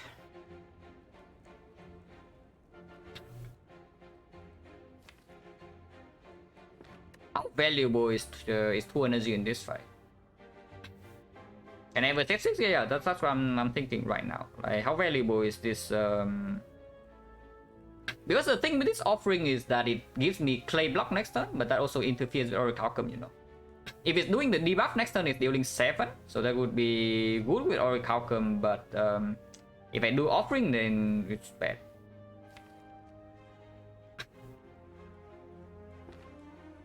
And offering is not a bad redraw either if we still have not killed. Demon Form is a decent redraw, but not amazing, because it's at that time, yeah, sure, random cost is play for free, but it's still way too late. Okay, Demon Form, I pick it. Usually is the answer. Sometimes it's a transform. If it has nothing to do with the deck, then usually it's a transform.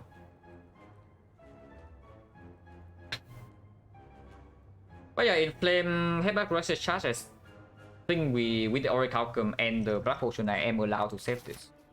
I am allowed to save the 6 HP. For now.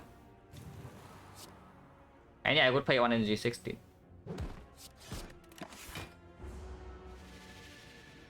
Question mark 1-5 Spirit, interesting. Oh wait, I did headbutt the Battle Trance. Yeah, sure. Ah, well, I mean, it's fine. It's fine. Second win. Why did I play 3 energy strike? Can anybody tell me why I played the 3 energy strike? Yeah, no, because this one's coming. I knew that, guys. All calculated. Okay, definitely need to pay attention to this crap, because now slinging my cards actually has a big consequence for the turn after.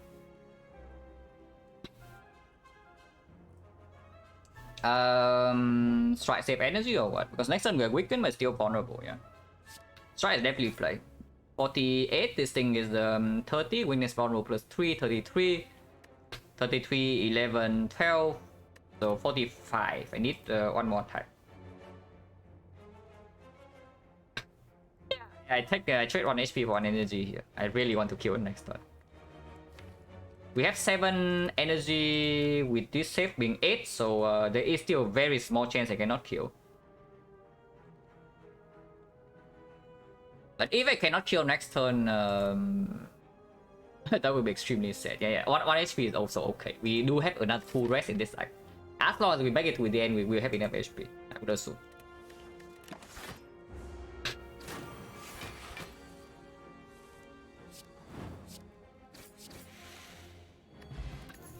No potion, so potion chance 1, 2, 3, 4, 5, 50.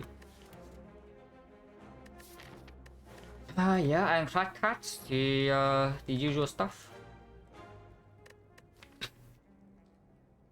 Twin Strike Minus is not it, right? Eventually I do want a card that scales with strength, but Twin Strike Minus is not what I want.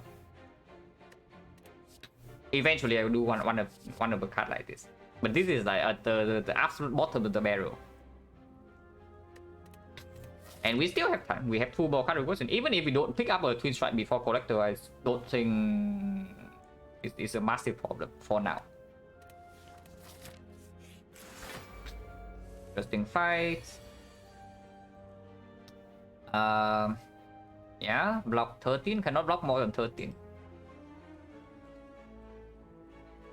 This is definitely better in the collector than in this fight, and we can still fully use this potion for 18. We can rest here. This can still be apparition. Insect broken? Yeah, broken. Because it's not doing anything here, I get you.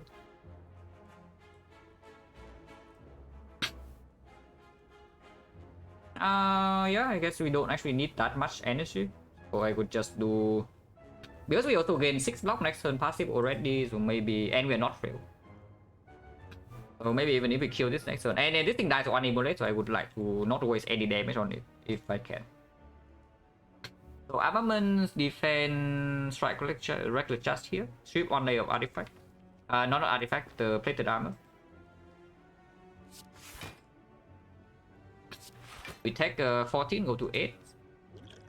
Go to 26.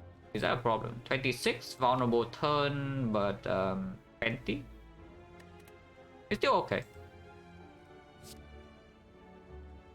Oh, I don't spend energy at all. I save my 1 energy to not deal 5 damage.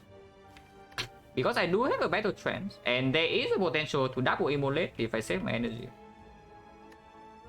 Yeah, maybe I just save energy, because this is also like a pretty crappy thing. I put a dice in my deck.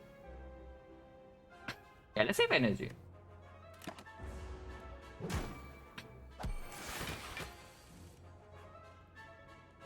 Through good. Fast definitely goes here. Auto definitely is play. Now we can headbutt something. Next time this guy never attacks. So we have a little bit of breathing room. And offering can still be played, yeah. I can headbutt, honestly I can see headbutting reckless charge now. Even if this guy's doing 21 next turn, I don't die. Because of the blood pot. If not, Orichalcum mostly covers. Or I can headbutt the power tool instead to be absolutely safe.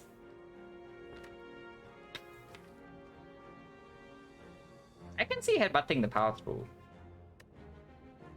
Because 2 turns from now I always draw into the immolate and the weakness is also coming down. And but I'm why though? Look at this deck. Armament is worse than every single card in here. And it doesn't even do anything.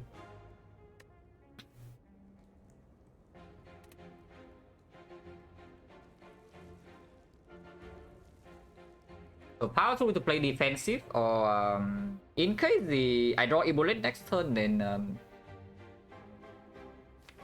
I don't have enough energy to do shockwave immolate power through unless I draw to offering. So there is another argument to save this strike. Or I can save energy again. I can also not do anything. But now we no longer have the double immolate to kill. So immolate is dealing 45, 45, 31, 31. Yeah, afterwards it doesn't kill. See, I probably prefer headbutting the reckless charge.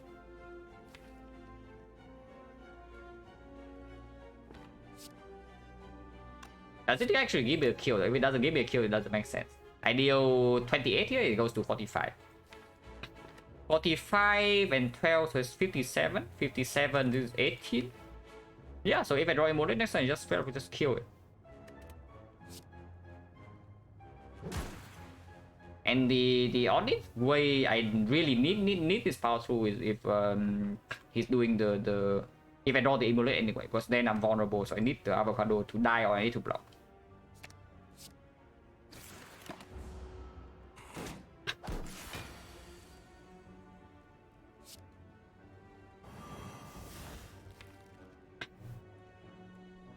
If we bottom deck exactly immolate back to trance next turn, it is not going to be very funny.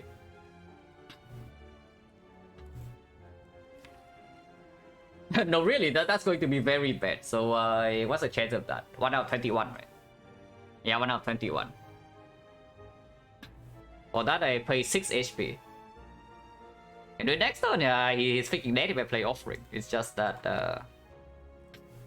and I mean, if I don't play Offering here and we bottom deck better chance Immolate next turn, then it's, it's time to freaking Potion. I would probably just play Offering. Prevent the 5%. We still have double rest coming up.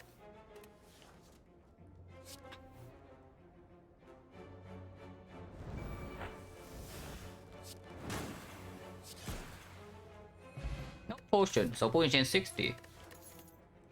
Almost try, unupgraded, but we do have armaments in the deck and energy. Less effective with the Ice Cream if it's not green, but eventually it will be green.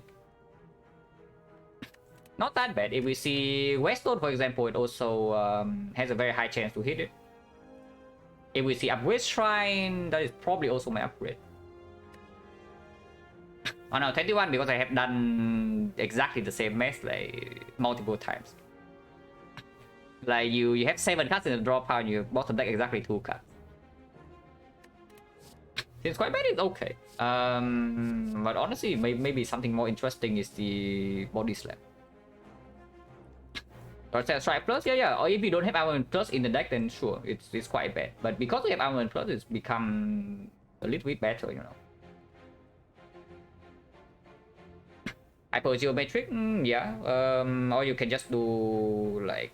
I mean, Hypergeometric and the Combinatoric is just the same thing anyway. Exactly the same formula.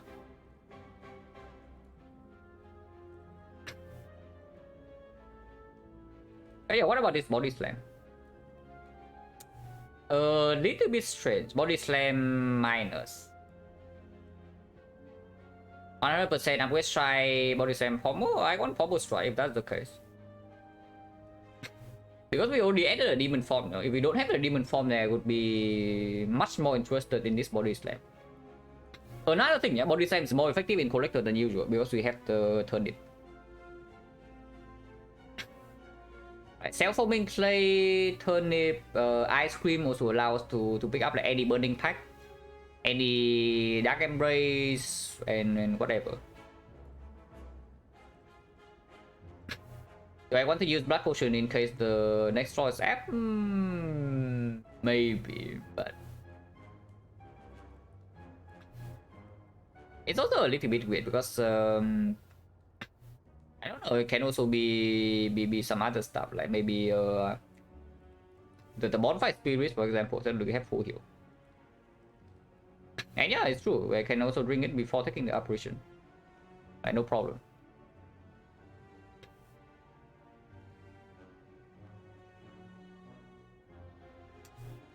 All this time is eventually good in this deck, it's just that yeah, once again, it goes back to the HO problem on Ironclad. You have no card draw. So yeah, and in your dream, you land Power 2 into second win into a Body Slam or insane combo. In reality, you draw second win and Body Slam on turn 1, and then you draw your Power 2 on turn 3. And then you wonder why the Body Slam is even in your deck. It definitely doesn't play yet.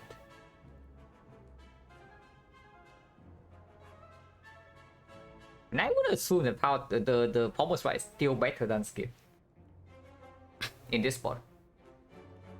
Those low card draw neutral, yeah, it's card draw neutral, it's not negative, you know, it's still better than these strikes. It is still better than every single one of these. But how bad is it? Like, our deck has no attacks. Like, yeah, we are actually killing Collector without strikes here. Not even kidding, I wish I am, but I am not.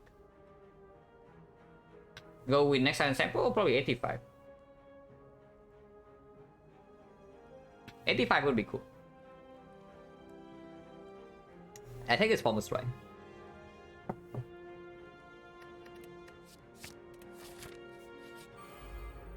Ah, yes. Well, at least it doesn't own us on turn 1. So that's good. Whatever, I can't get that's 1%. Yeah, sure. What do we do here though? I mean, with Blood Potion we have 26, yeah? So hopefully I am not forced to use it because 26 is enough to take 2 hits from this thing. With Weakness and Orichalcum. And we also not fail. So Shockwave is once again definitely played. Shockwave pass, I think I play one attack though. I don't think I play two ever. So which attack I play doesn't actually matter. But yeah, I would just play, yeah, probably just try to make it happier. Twice don't get play as often as headbutt, I would assume. So I would play it to make it better, to make it feel better.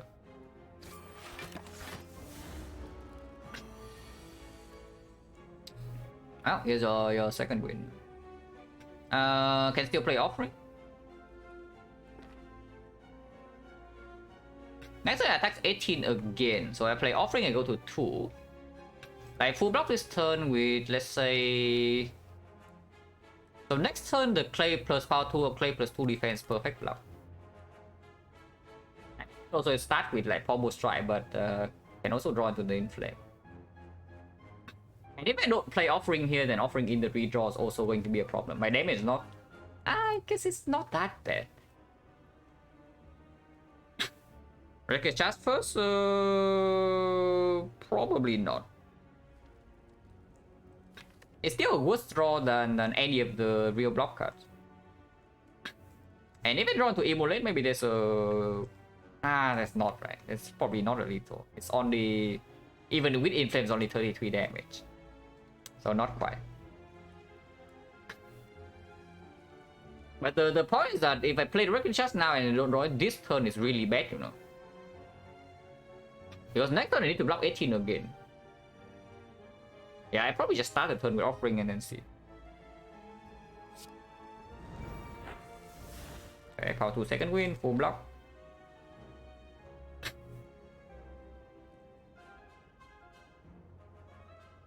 Yeah, that is just really bad. Okay, Mole.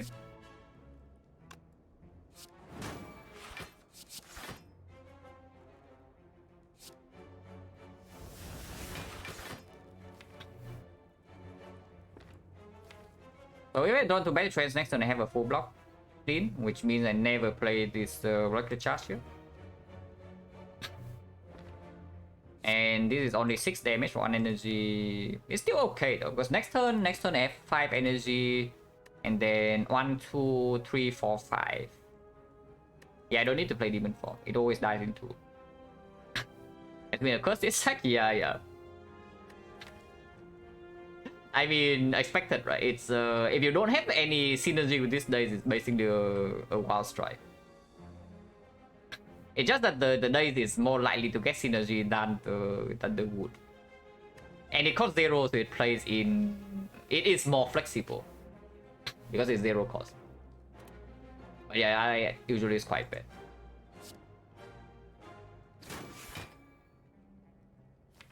I never have lethal next turn. Do I have lethal if I do this? 17. And then I can inflame Bath Strike against 3 block. Actually, yeah, I never need 5 energy next turn, so why wouldn't... There's no reason not to do this.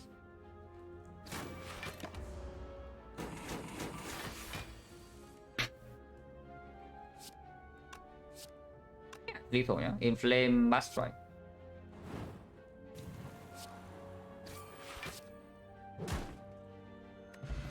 Duplication Potion that hopefully kills Collector for us. And yeah, now we can finally drink our Blood Potion.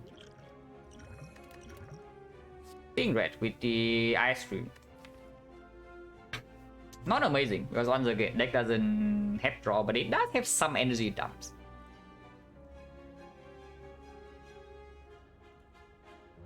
Wise choice go for only one later. Yeah, because I was going for every single advanced always in the act. And it play fully in the advanced always fights. Because in that situation on floor 1 we pick an armament. On floor 2 if we skip and suddenly advanced always at 2 floors ahead, and then you are kind of forced to pick whatever card you see afterwards. In which in our case it would be a power through, which is like okay, but then we go into advanced always with base strikes.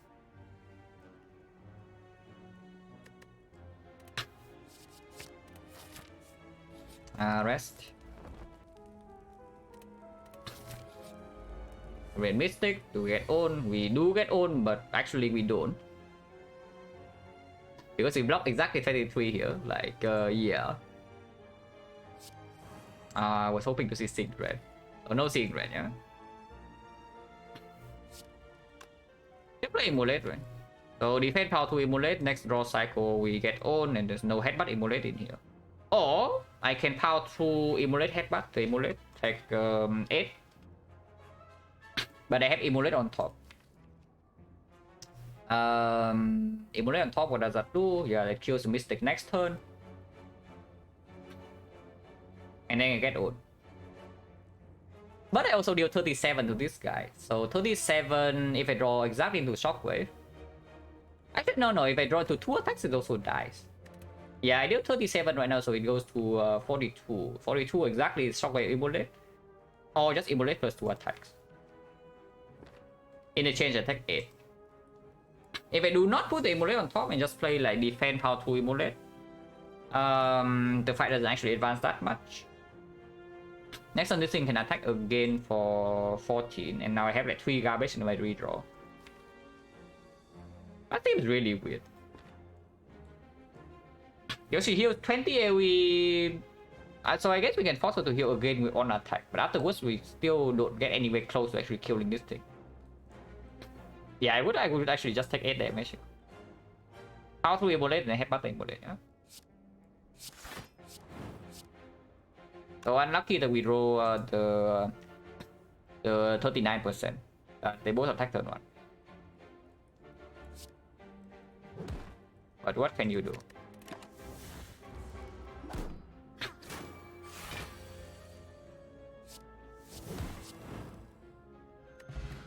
Yeah, now all the potions come.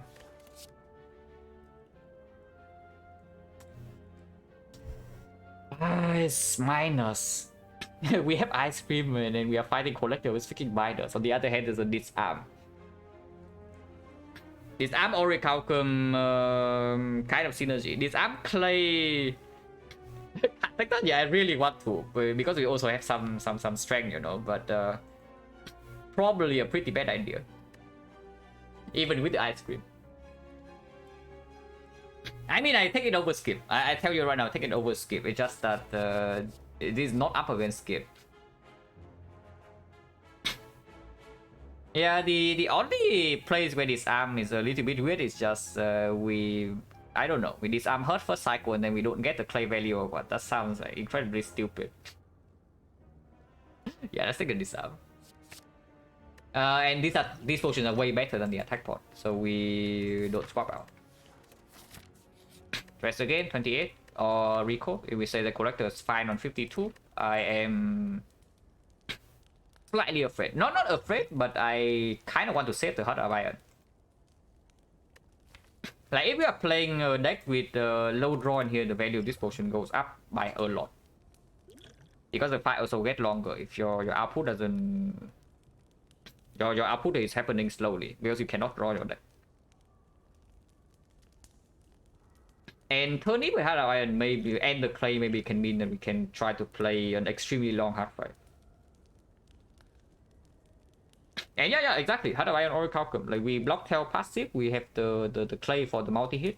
We have permanent weak with the shockwave plus. A lot of things can happen with this.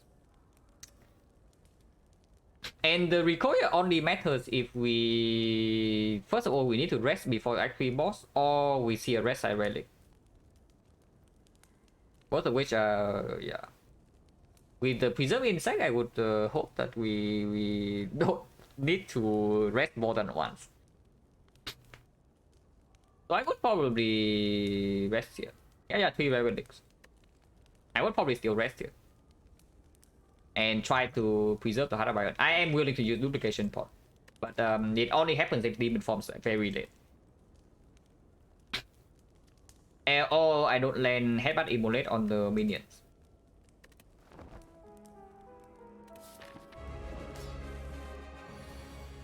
Okay, demon form's not late, but immolate is not coming down. Yeah. Is there any reason to better trance here? Mostly just armaments. If I don't do shockwave right now, I'm like very safe. So what are the good draws? Like one is very bad. Two is very bad. The others are fine. Good draws would be not even this. So the good draws only the armaments, right? Inflame is okay, it gets down one turn earlier, but also doesn't actually matter if Demon Form is on turn 1. I would just Demon Form pass. Yeah, I would just Demon Form pass it. The headbutt worst case? Yeah, exactly. The worst case is that we better chances right now and we draw to headbutt and then we cry. The Demon Form was potion chance is like 40. I think it's 40, but 1, 2, 3, 4, 5, 6, 7, 8. 1, 2, attack potion, skill potion, yeah, 40%. But okay, if we make a chance to the headbutt, I think we just do Demon Form. that is actually what we are doing, if that happens. But yeah, I think it's just Demon Form pass.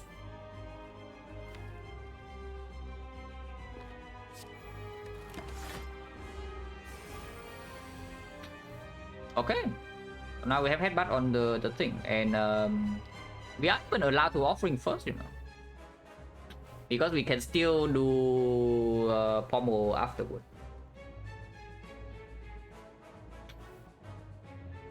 Because if I offering first, there's also a 3 out of 14 I draw into the armament. 7 energy, 1 energy, 2 energy, 3, 4. 5, so I still have 2 energy to do something else. Potentially shockwave, potentially armaments, and we also have seeing red. I will just start the turn with offering. Okay, garbage. So sure. We also don't need to immolate this turn. If we can immolate next turn as well. That is possible.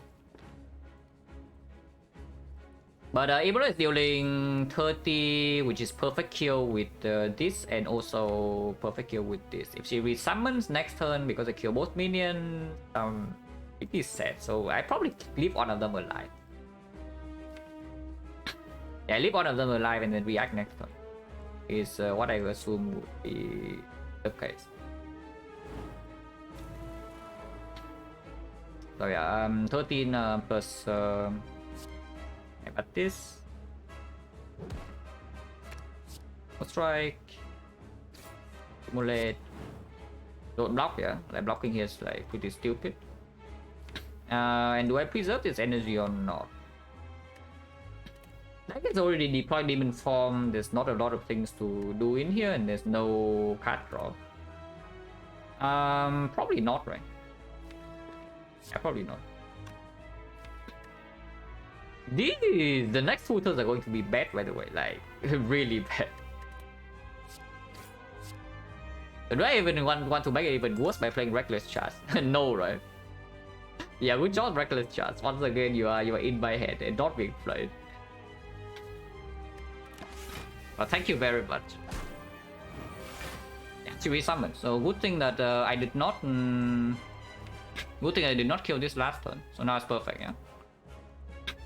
Shockwave is definitely played, and then armament disarm on the collector. We do have Seeing Red coming up. Next turn we don't need to actually block. He's debuffing and we only need 1 energy to kill this. The Orichalcum blocks this with the clay, so we gain another 3 extra block afterwards. He hasn't buffed yet, so this is actually really powerful.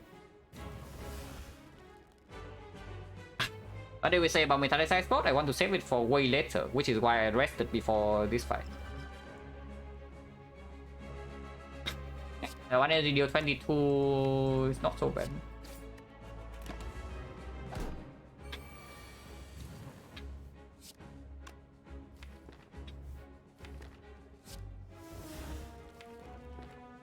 So I just strike here and turn, or I can also strike here and then second win the double defense. She has so I do this still take 2 damage, yeah, so the clay still activates next turn. But then she cannot resummon next turn. Is that a problem or is it not? If she attacks, it's only for 27. Not even. It's actually for 20. on the pretty tame, right? So do I want to redraw defense plus or not? I have a feeling that I don't. Yeah, I don't actually want to redraw defense plus. Defense really be chill, really?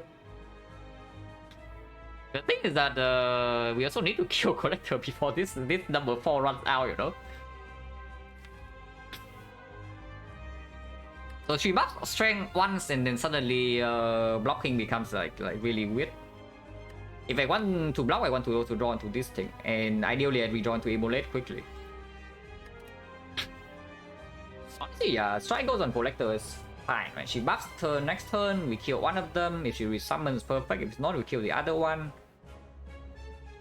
And see, either way, yeah, I can also see it. Because if we redraw into Immolate faster, there's also always a play of like looping the Immolate, for example. Yeah, 25 to Collector is better than wasting damage here, right? Because it's also play block.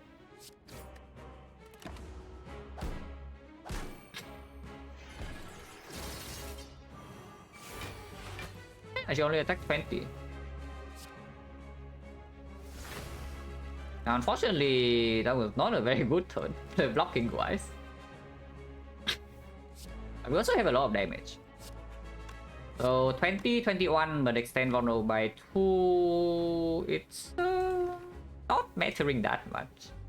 We're taking 22 here, but it's still fine. Yeah, because next turn is once again it's only another plus 20, 30 damage maximum. You're unhealthy, you want to spend... I do, but you want to spend 4 energy to kill this. That seems very fishy. Because next turn 1 defense is already... Which we do next time? No, I need to spend all 3 attacks here. So we save like 1 HP, if it's even 1. But this thing is still attacking, you know. We cannot do strike here to bash strike here, kill this. It doesn't happen. Yeah, we cannot kill both.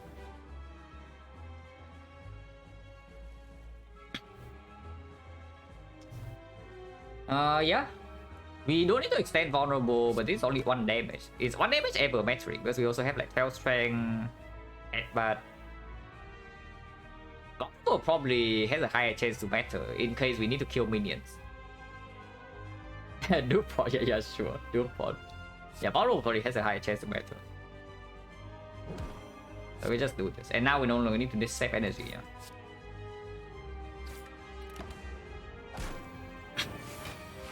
We summon. Perfect. Immolate, headbutt Immolate. They all die next turn. Or this turn. We can even Immolate this. Almost try to.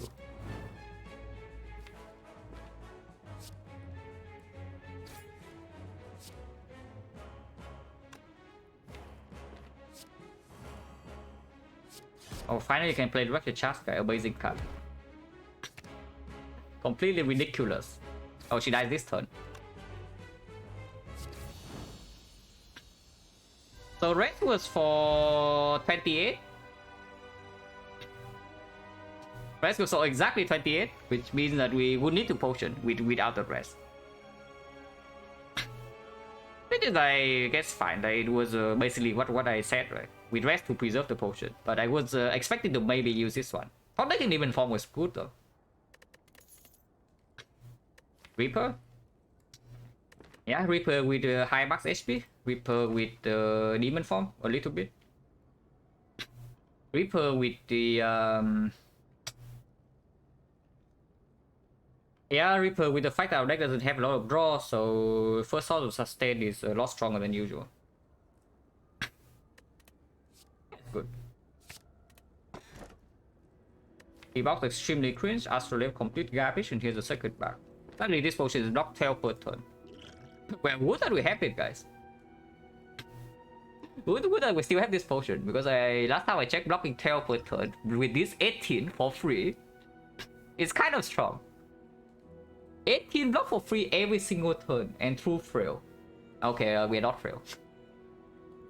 But yeah, the other 2 options are also like complete utter garbage. So you're back, yeah.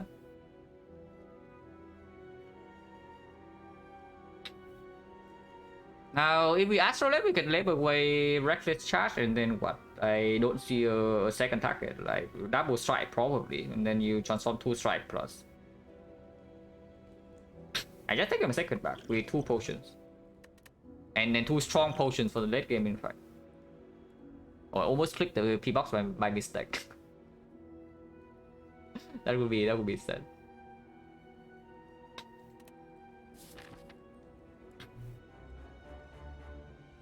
Now let's better. Why is it? We still don't really have targeted exhaust, you know. Do we really want to randomly roll for targeted exhaust from 3 transform?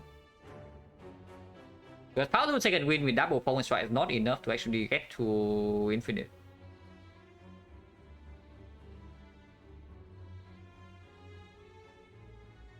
Hello, Dr. Dead Knight. Yeah, force fire here, no problem. Second fire optional. 1000 gold. Question mark first or second? I mean, no matter what, we always start here and we go to 1 question mark. So I guess we can just start here first and then decide.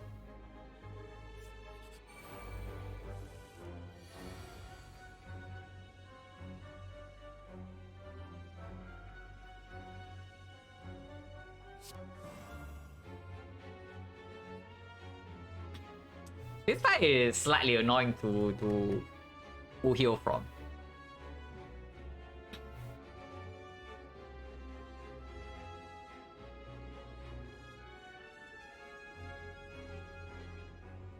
You can heal to full, sometimes we can. It is not even...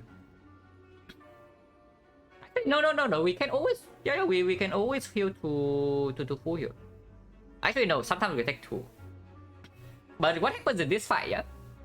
You realize what happens in this fight, right? Is that we have Orichalcum. This thing attacks for 9, and we disarm... We disarm it, hopefully maybe plus. And when that happens, he attacks 6. We block 6 every single turn, so we can never take damage. And then we just wait for a demon form. Eventually, we land into a hand with power 2 second with demon form. We full block and then we just ripple this thing back to full HP. Now, for that to happen, we need the armaments on the disarm. Unfortunately, this hand doesn't actually allow us to do that first cycle. But this thing also takes a long time to go to 19 spike.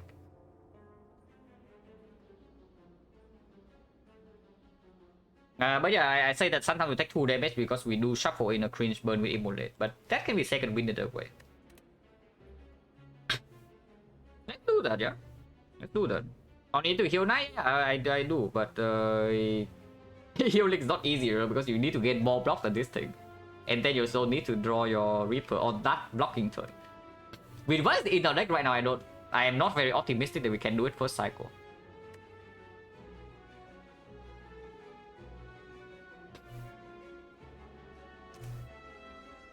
So defend Immolate, headbutt the defend or one. Probably, right?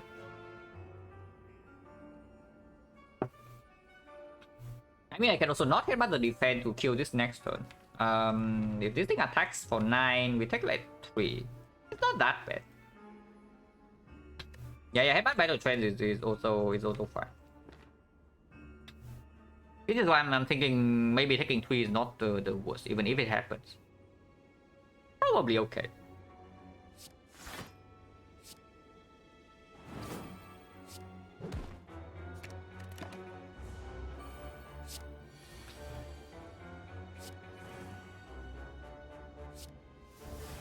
Well, yeah, let's try. I guess we don't wait for disarm plus. Can just disarm minus your demon form.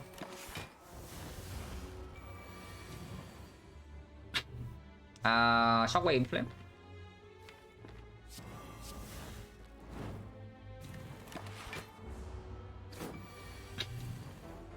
Okay. Hopefully we draw some block here next turn. Like more than 13 block would be super sick.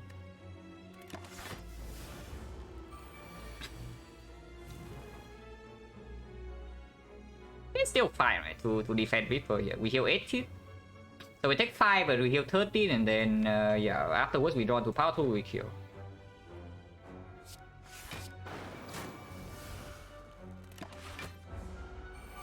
play offering, but this is probably safer. Energy potion. 4 energy with the ice cream, yeah? Oh, this sucks. Okay, this sounds good.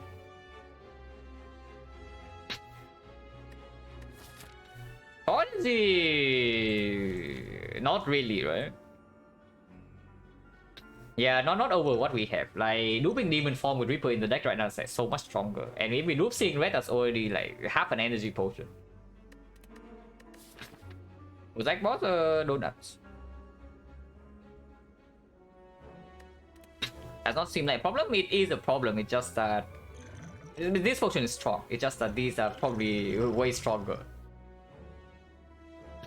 So I skip, yeah? And question mark first, question mark second. Obwalker's position when I was 30. Obwalker like would maybe spend the new pot on the immolate. And then I would like to refill my potions. 99 gold doesn't matter where I see it. I just take it. Only one shop is a little bit weird.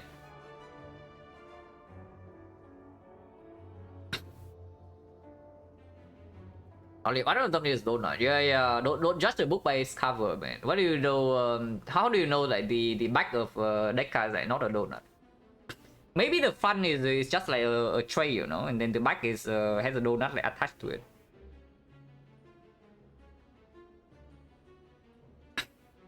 Question mark first doesn't hurt. Like sensory stone, I also want to see it here. Yeah. Apotheosis. Okay, apotheosis. It is still very good. Yeah, I don't even care if this armament is complete trash and then this defense whatever. Don't care.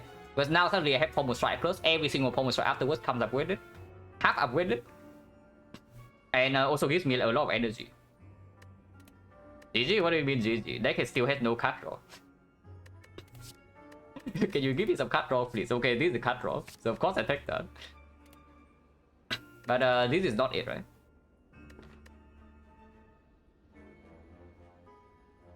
Team up, yeah, you talk about things, yeah, sure. Trip is not good enough, yeah?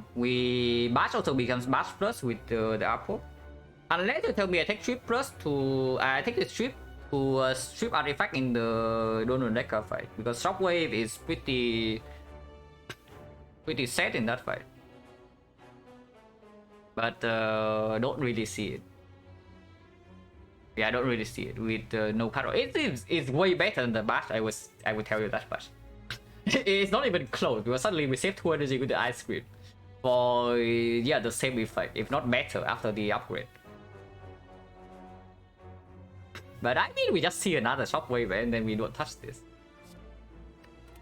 Yeah.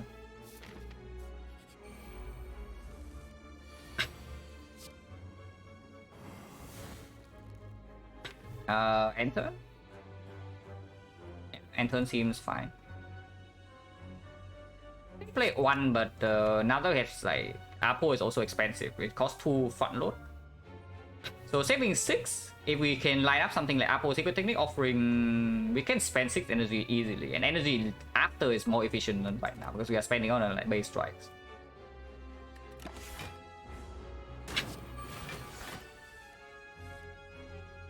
That's pretty cringe. No more headbutt.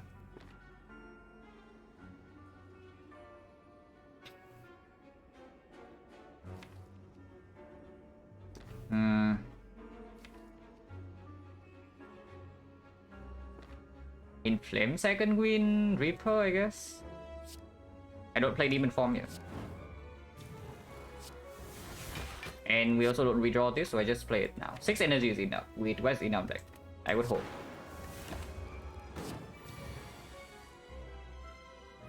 Technique for offering.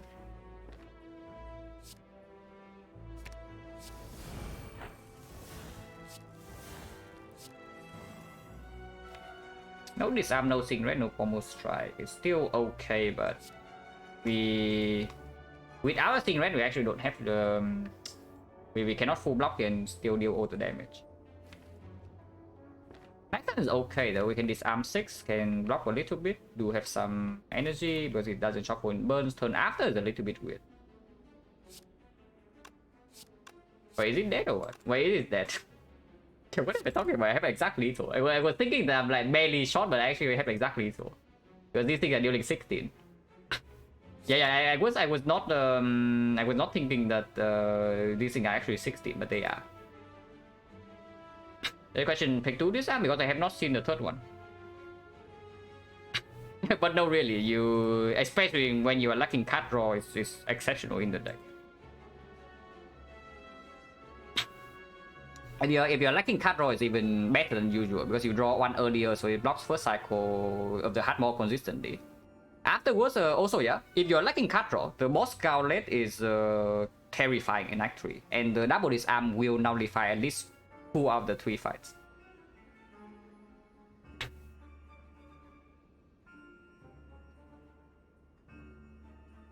And honestly, if the deck has like an insane amount of card draw, I still pick like 2 disarm. I probably still pick 3. This guy is like just very good in late game.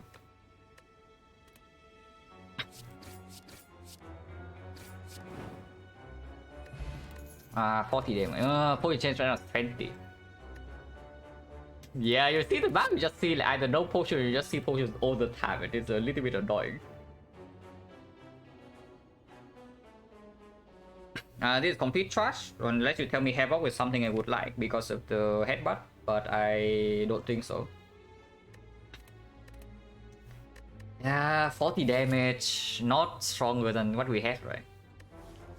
But potion change right now is 20%, so we probably don't get a lot of potions for the rest of the act. So the classic back problem.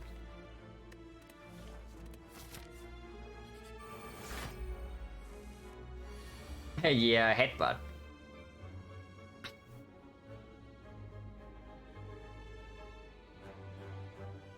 Unfortunately, I need to headbutt something to kill. So I guess I do that. How stoleable is this fight? If we can strip our defect into double disarm, we can stay here for quite a long time. And then eventually demon form up, but we only heal 20. So I would assume that this fight is, we kill this thing first. And then we just kill this thing. And then we stole this guy for 31 health. So for that to happen, I need to not kill this without immolate. First defense, yeah, potentially yes, but I mean it's not worse than the defense, and this here is even better for us because we have Orichalcum.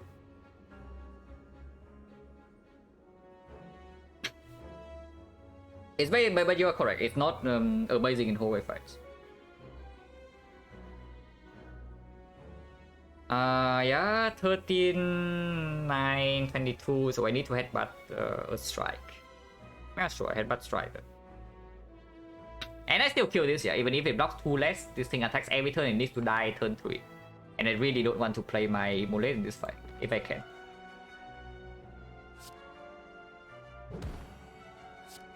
Wait, it's 1 off.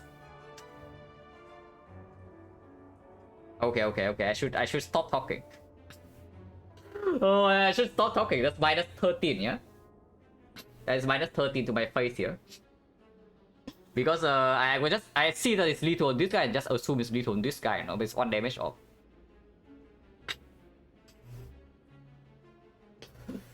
Oh, that's so bad. That's so bad. Well, I guess we don't. I guess we don't headbutt then. Strike FP still goes here. And now I can play this arm, I can save energy. This arm to strip artifact in here is not a terrible idea, because it does allow me to either apply vulnerable or the disarm, or I just disarm this because I want to store it later. Killing this without immolate is going to be difficult though. 95 and there's no vulnerable in play, there's no demon form in play. We are not frail, but our deck also doesn't block super well.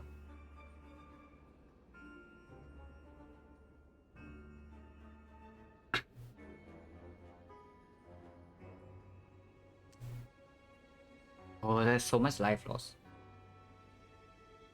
This guy only has 20% chance to attack though, so disarming here is not that important. It blocks at 0.4 per turn. Yeah, this arm here is probably still better. I would assume. Especially if I'm forced to play Immolate to like kill this turn 3 or something. Ow. Well, we have force rest. Be worse.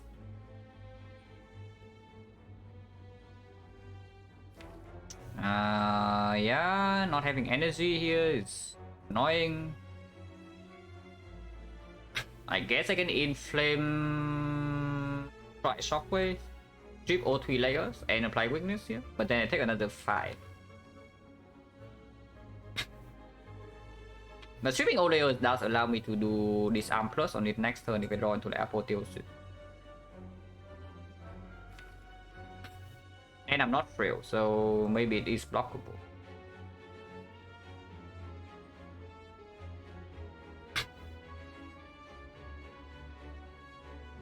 There's also a line where I just do like armaments, inflame strike, and not shockwave. That seems a little bit weird. Because then these arms are dead draw. I think 5 right now is bad if I block with Oracle next turn, but if I don't, then it's not that bad. It's only -2. Probably okay. Yeah, probably okay to play Shockwave.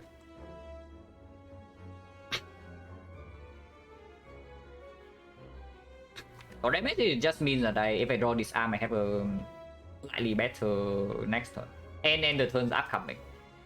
Because honestly, I don't see us killing this even like 2 or 3 turns from now. Especially if I want to save this, especially if I don't want to play Immolate. Because Immolate just instant kill this is -31 HP. So then landing this arm on this is actually quite important, because we will have to face tank it like pretty long.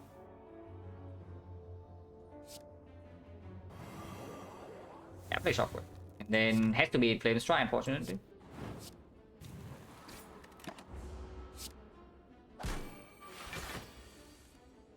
Yeah, and disarm here. Unfortunately, only disarm minus, but sure. Inform is in play. So I block 4. Now, ideally, we can report this for 20 as well, but that's optimistic. There's no headbutt in the draw pile. And there's no bash in the draw pile as well.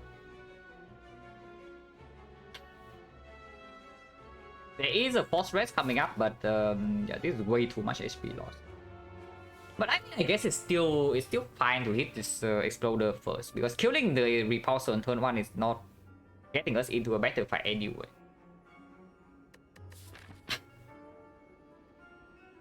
Now, of course, there's also a question whether I should potion here or not, because if I potion, I will heal to full, yeah. If I use this potion, I will heal to full immediately. But value of this potion is like way too high, right? And we have Preserve Insight, so maybe we should not be so scared.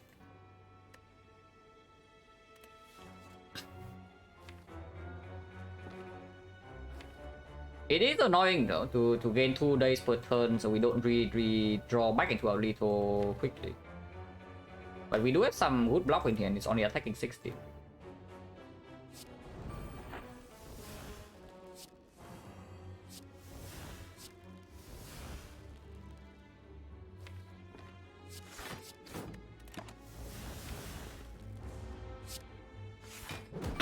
In 40, no, not actually 40, because there's also a chance that we can get through this fight without potioning at all. Like you see right here, we are full blocking this here. And now we shuffle and then gain our secret technique.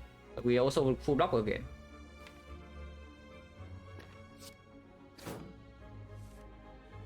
But now slightly annoying, but I guess we can just kill this first and heal 31 afterwards.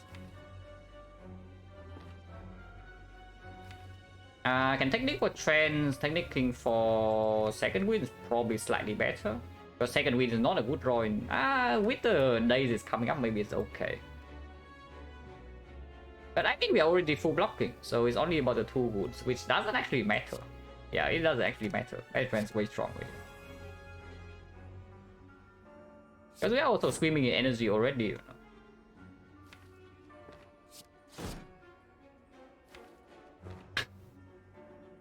So I can even do this,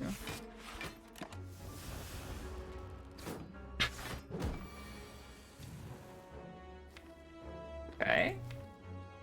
We have a pretty clean Reaper next turn, right? I would assume. 44, next turn 12 strength, so Reaper is, yeah, it's perfect. But first.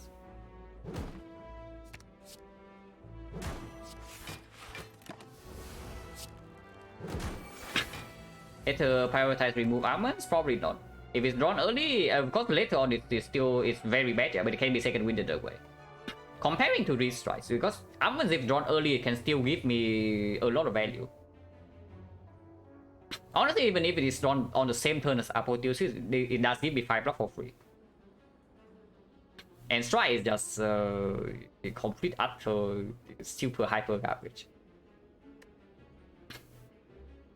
If you see, like, if it's drawn early, for example, on the demon form, suddenly it gives me Heart on Inflame. Again, it's drawn with the Inflame on turn 1, it's better than strike. Drawn when the pommel strike, suddenly it's plus 1 card further into the draw pile. If I drew strike, if I draw strike instead of the armament, I cannot do anything. Yeah, it's true. Can even armament potion sometimes. Like we bring power potion into the hard fight, suddenly there's 2 upgraded powers. And by the way, it is a very nice setup. Not quite full HP, but sure, good enough for me. Dark, yeah, we'll take that. No pain.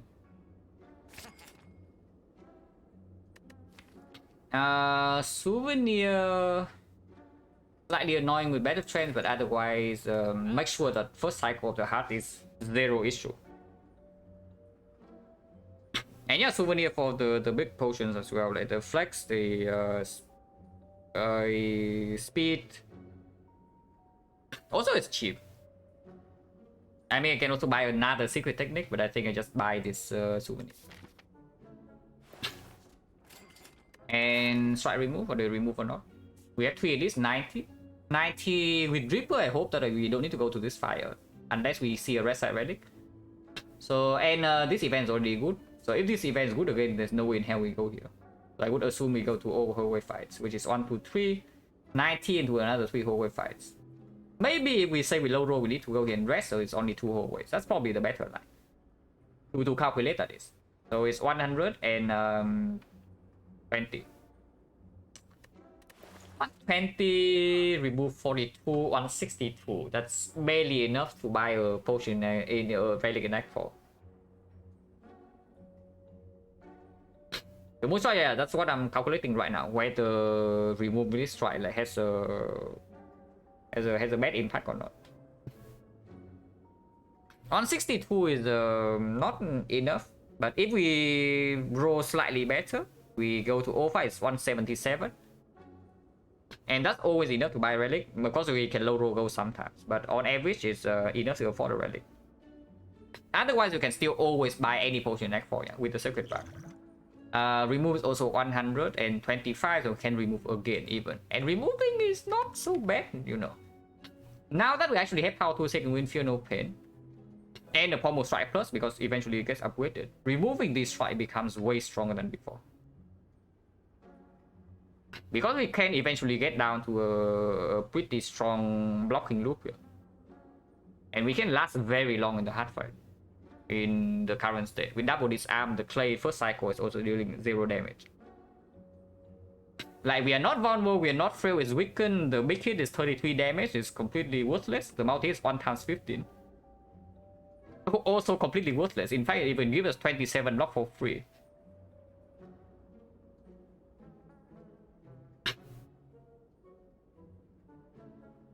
Usually assume removing a card is worth 1.5 cards. And on that basis, that's a pretty good assumption. It's just that you also have to consider the alternatives, like what you are locking yourselves out by paying gold for the remove. Like as always, right? Opportunity cost and aspire. But that's a pretty good assumption that you do 1 card remove is probably worth like 1.5 in boss fights.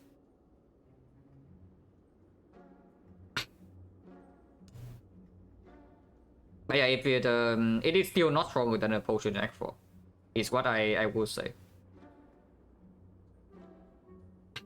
if the act goes decently, if we have roll decently on the gold, if the chest gives gold, maybe we also see old coin. Then it's just good. Go to remove now.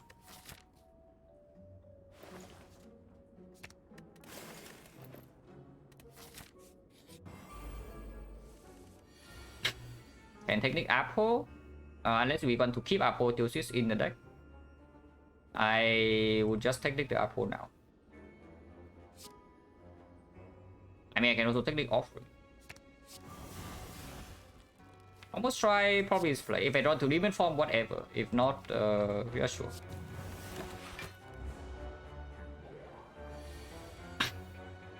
Offering is definitely play. I do not want to headbutt anything, even the not even the Pommel Strike plus.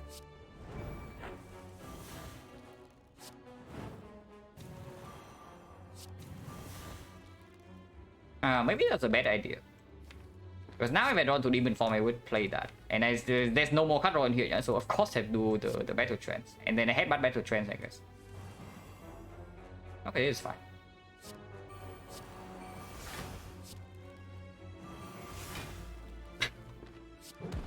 Our deck is a little bit stronger with every card I've wielded. I think it's is it just me or is it the case? Also, there's nothing I want to play in here, so I would just spend energy on attacks here. Because this is also a lot of damage.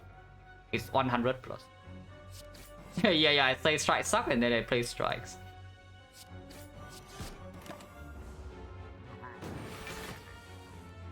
We always run to demon form, can never. Oh, it was the absolute bottom cut. Whatever, man. This try I don't play.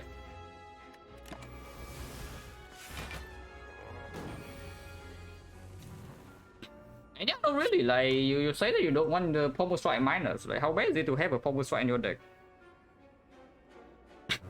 Because not just apotheosis, you know, armaments could already happen, but sometimes you see apotheosis. Now I'm really happy that I have a big Pommel Strike plus, I tell you that. Now we are lacking energy though, I will also say that. We are definitely lacking a little bit of energy.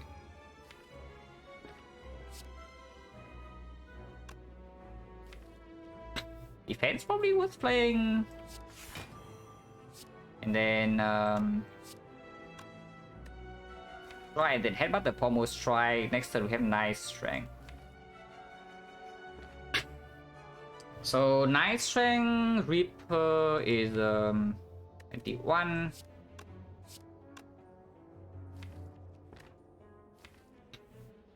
19, 28, so 30, 51, 51, then one boss strike. That's not quite lethal, but we have power 2 second win.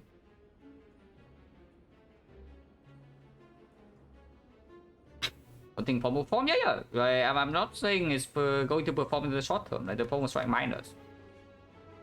But that's the thing, at some point you need to pick up something for later, you know. Because this thing is definitely not negative in the boss gauntlet, even if you don't see apotheosis. Especially with ice cream as well, you know.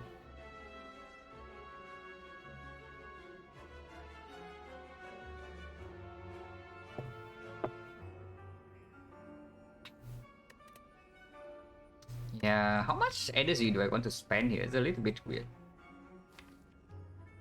Probably not that much. Ideally, I want to block this turn and power 2 second win, and then the turn after I kill or something. Which I can do.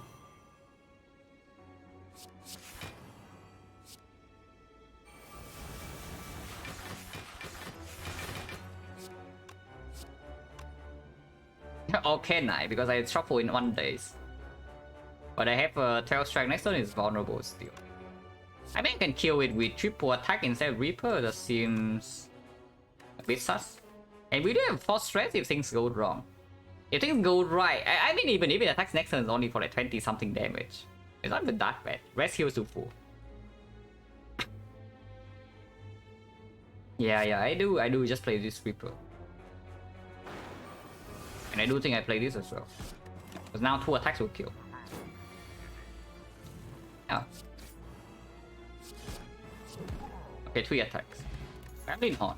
Just in time for Retromancer burning.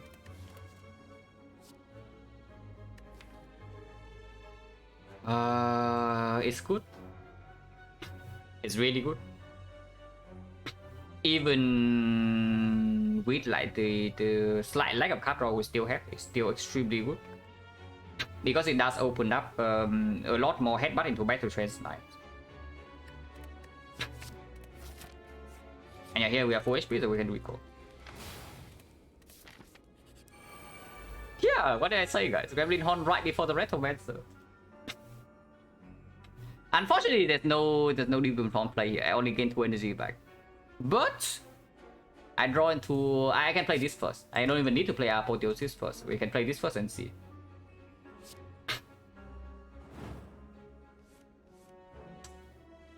Yeah. Inflame Demon form. Ignore Apotheosis. How bad is that? It's not even bad. No? Like, screw the Apotheosis. We can have money later if we want it. I want my strength, man, because if we can repeatedly kill the new minions, then this fight is never a problem.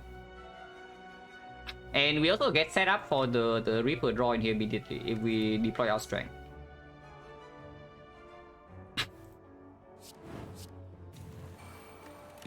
Yeah, I play my strength. Yeah, we can get back the Apotheosis if we would like to do that. More realistically, I think I get back my E-Bullet to wipe them off the ground again next turn.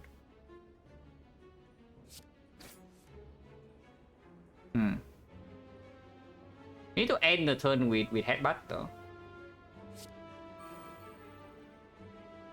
But sure.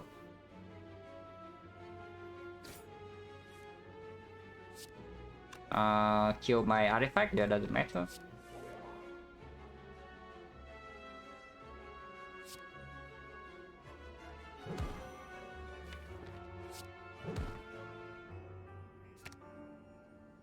Yeah, sure. We disarm.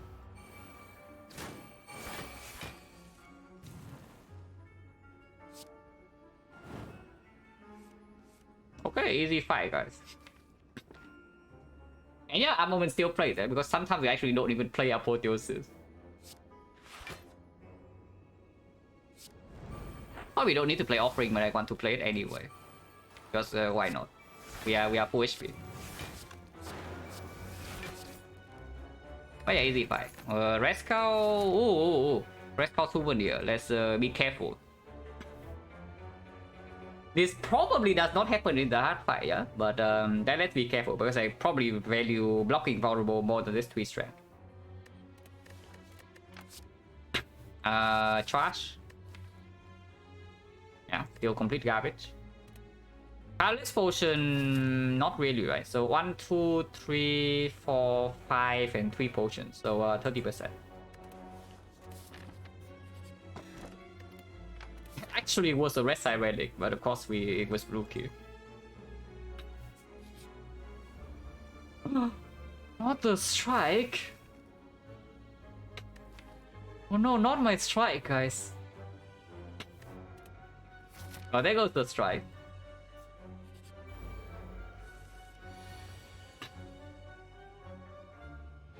Offering first and then see. This guy is slightly problematic because our deck actually does not have an evo. But we can disarm this 6. So the only attack that deals damage is the 45, and that can also be mitigated with the shockwave. Don't need to play the bash at all. Yeah, vulnerable is wasted. So I just bang my energy.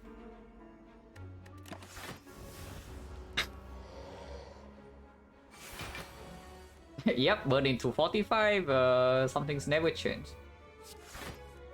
But we are probably okay. And I would even play this Inflame over blocking. I take 9 damage here to get this Inflame in play. Probably. Reaper in this fight is not super easy, but we also have a freaking force rest here now. Plus 28. Yeah, it flames better. And defense plus is a good redraw, no? Because it blocks one more than the second win here. Probably not, actually.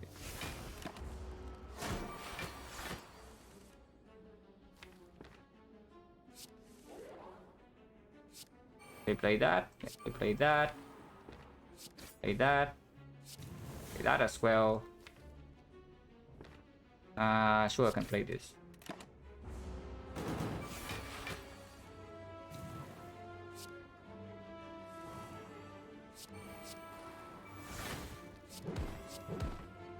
Hopefully Reaper next turn would be nice.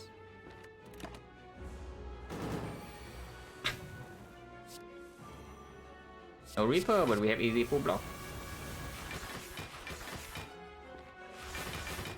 And then we can never take damage.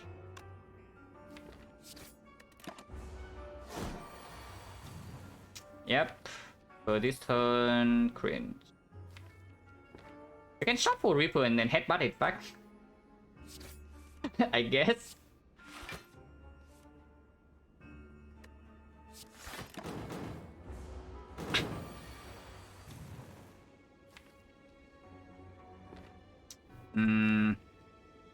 Yeah.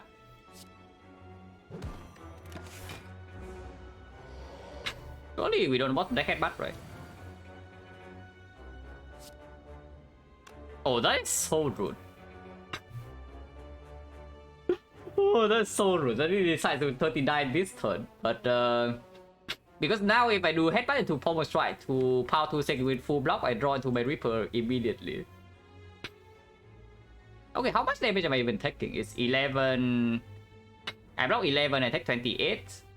And the next turn, 28 is going down to what? Minus 47. 47 is Red Scout range. So Red Scout range, next turn I have 24 strength. 24 strength is still vulnerable. I have Reaper, so 29, 43 heal. I am full HP. Yeah, so I don't actually need to do anything complicated here. Let's have that Reaper and take this hit.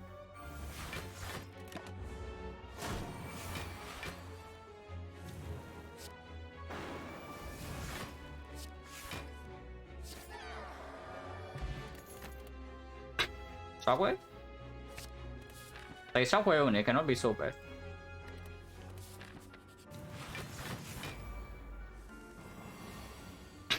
These things are dead.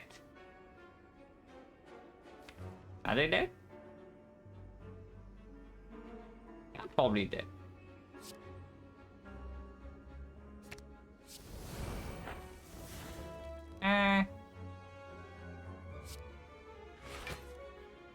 They're actually not dead.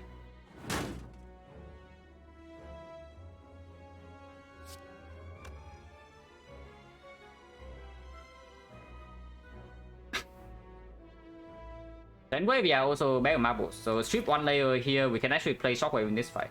If we can play Shockwave, we can set up Demon Form, we do deploy 2 disarm on one of them, and there's Fear No Pain block now. Should not be a huge problem.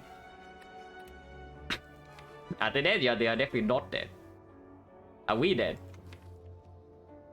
Okay, surely not. We have freaking grabbed it hot here.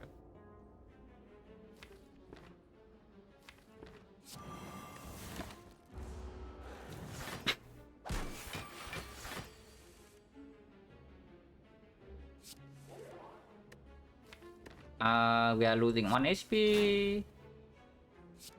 No reason to lose 1 HP.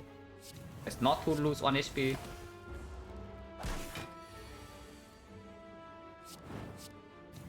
Yeah, we heal 1 HP. Wait, are we fine next turn? Yeah, we are. Actually, that's more than 1. Okay, whatever.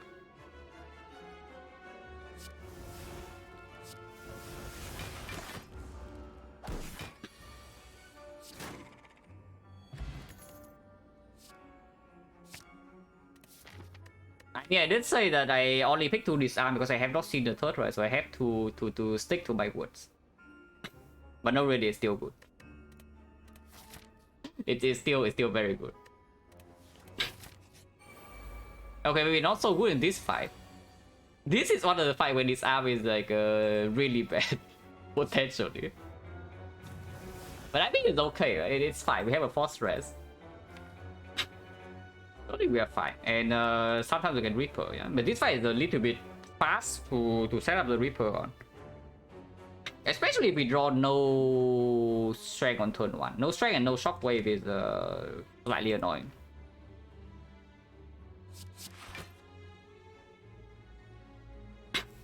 I play this arm. I think I want to save some energy here, but I don't know how much. Transient, no, it's true. Transient has too many arms. I just look at this. 1, 2, 3, 4, 5, 6, and I don't even know. Like maybe in the back there's some more. And we only have 3 disarms here, so not quite enough.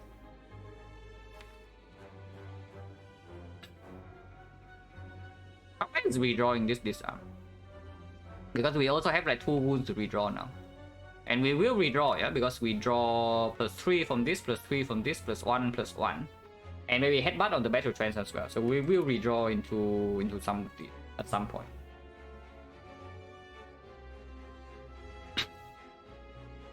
It's yeah, like look at this. It's it is trimmed.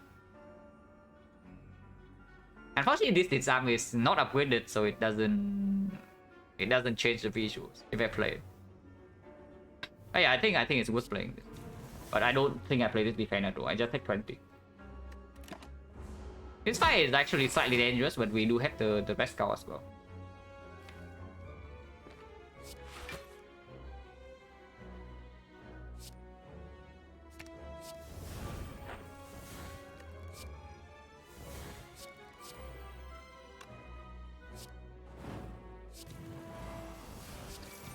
Hopefully we are fine from this point. Can do much better than this, but energy is also not. It is debuff forever though, so there's that.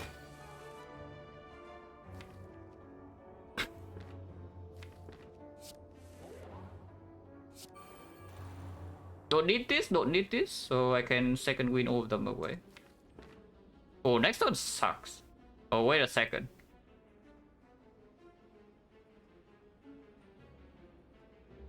Oh, we have some serious problems next turn, yeah? So is there anything we can do about that? Because I don't see one. It's hitting for 70. So 70 with 3 strength is dealing 15, 22. 22 is 48. 48 weakens down to 36. And we can block 13. 17. It's only minus 19. It's not even that bad. And yeah, of course we can also disarm it to make it slightly better.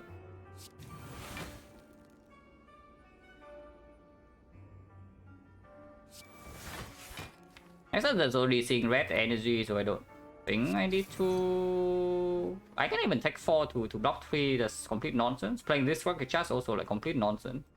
But I can play bash here. Next turn 4 energy, 6 energy. We play 06 and then headbutt the Reaper on top or something. No, no, Immortal Shuffle is in the discard pile. Like, the thing that I can play to make next turn worse is the Reckless Charge. So let's not do that. Oh, I mean, I can also take this 1 damage. Taking 1 here to block 3 next turn. Yeah, taking 4 here to block 3 next turn to bank 2 energy is not that bad. When there is a potential for like some shock, pommel strike, battle trance. And I do want to headbutt Reaper on top. It's okay to take this damage, man.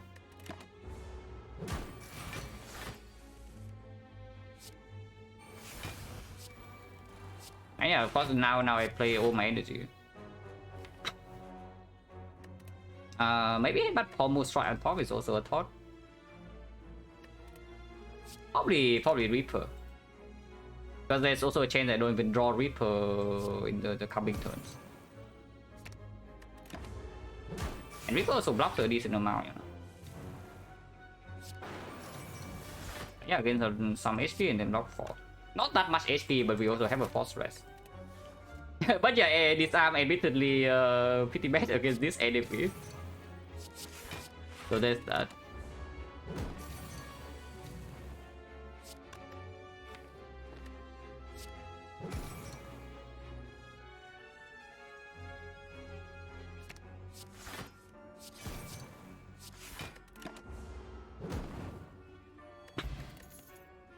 Fire. Can't be so bad, right? Yeah, can't be so bad.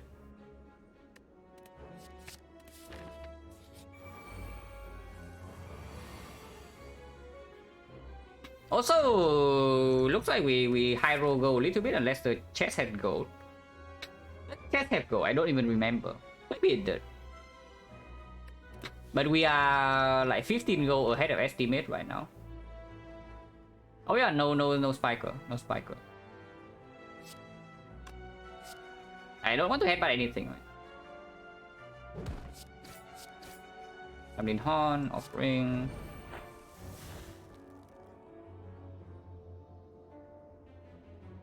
Oh yeah, I only key the peace pipe. Now I remember. Now you say that, I remember the chest on head peace pipe and no go. So we're actually high rolling go a little bit here. Yeah, we are ahead by 15. It's like 135. So yeah, we high roll like 1 of 10%.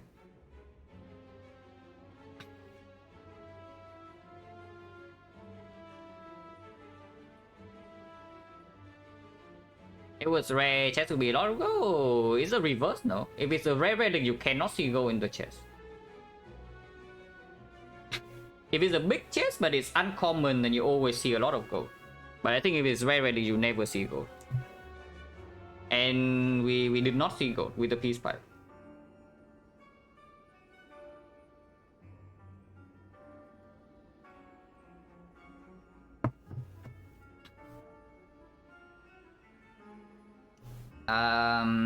His arm. Sure. Honestly, can play this. We have some Reaper. Now I am fully prepared to face the explosion if we need to, but we are also having a force rest in here, yeah, plus 28. So currently at full HP, right? So I can just kill. Yeah, currently at full HP, so I can just kill them. Don't need to Reaper. As long as I don't take any more damage from this.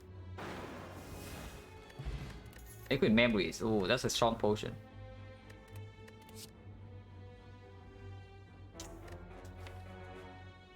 Okay, green or not doesn't actually matter so much, but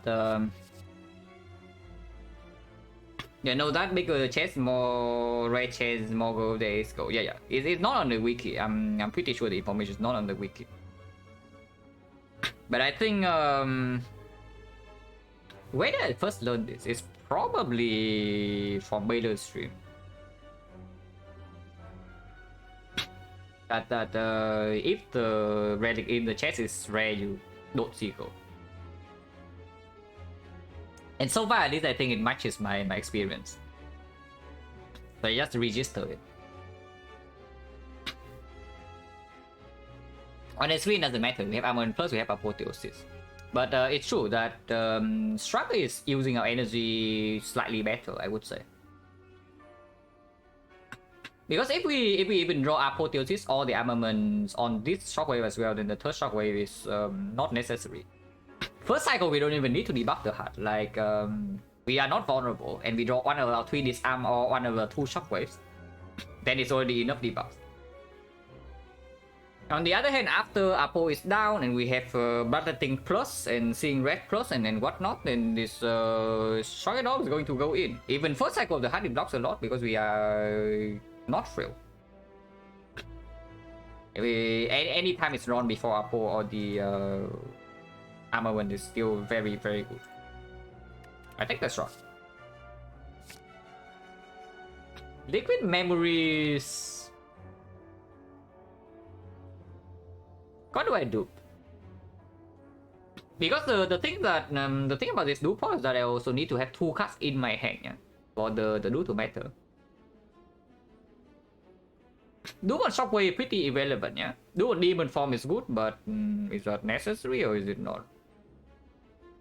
Seems kind of redundant, really. On the other hand, Liquid Memories pulls back 2 cards, so I can always pull back an Emergency Reaper. I can use it as an energy potion and still pull 1 card back because I pull back the Demon Form costing 3. And pull back Fiend Fire for 1 huge turn of full block.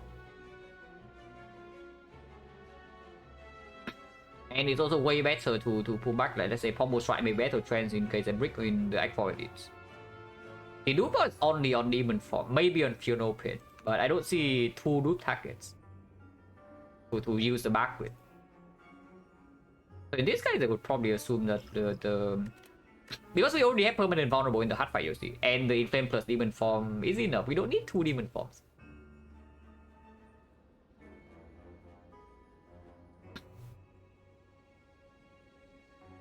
Yeah, we don't need 2 Demon Forms in the Heart at all. I just take my Liquid Memories because it's also maybe allows me to do some big second win exhaust turn. Yeah, just better. Unless you tell me this is better than 12 Metallicite, but I don't think so. Force Rest.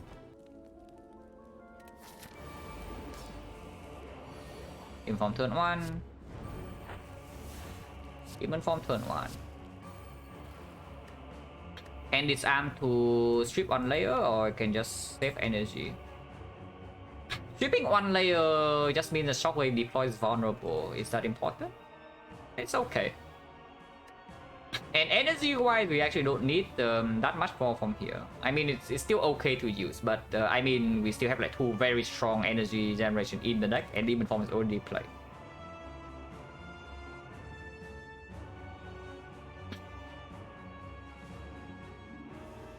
We did the Go and Relic Rarity, share the same role, low rolls, Go and non-rare relics. Yeah, that makes sense. Yeah, that would make a lot of sense.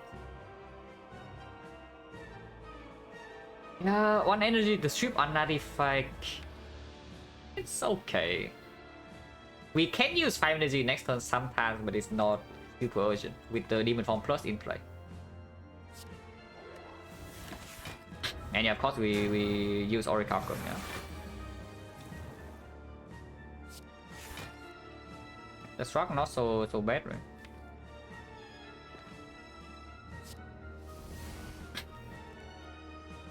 The scene 5 is definitely not played. What about this disarm? Because disarm being here now means that the next disarm can be played here, and the weakness is applied. I guess after killing this, we have Feel No Pain in play, infinite energy, so this thing doesn't actually pose a threat. I would probably still spend the disarm here.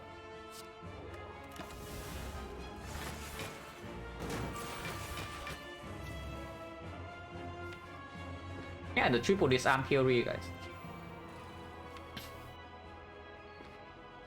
Can technique for struck or can technique for shockwave here? Techniquing for shockwave blocks 8, so we block for 11, blocking for 19, and I can even play Immolate immediately. That's not too bad.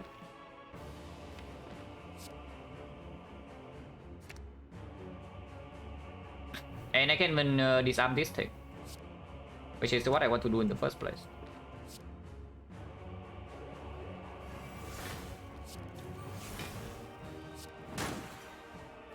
I can spend my energy now, yeah.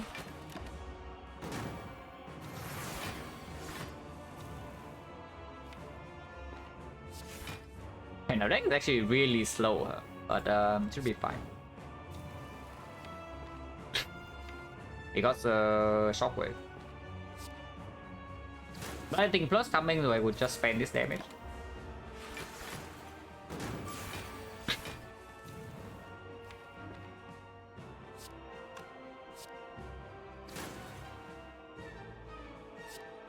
I do want to shuffle in blood, I think, I would imagine. Second win cannot be played this turn anyway. Like, not before I shuffle, because I definitely need to play Battle Trance. Rapid Charge being shuffled in pretty worthless.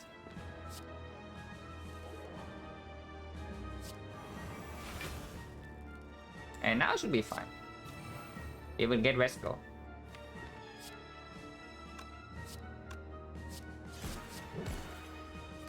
And we should be full HP or at least close to it afterward.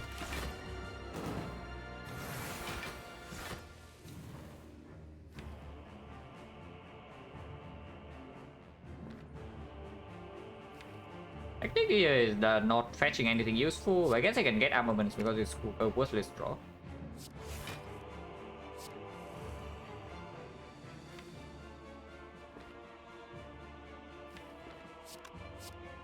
Just kills this. And then I only heal 28. Is that okay?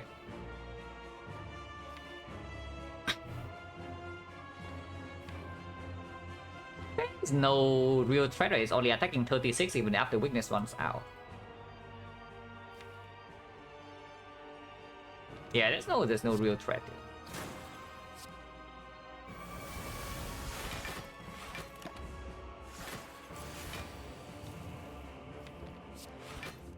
Maybe I take a little bit more, but not even. Oh, I already have full heal. Let's full heal then.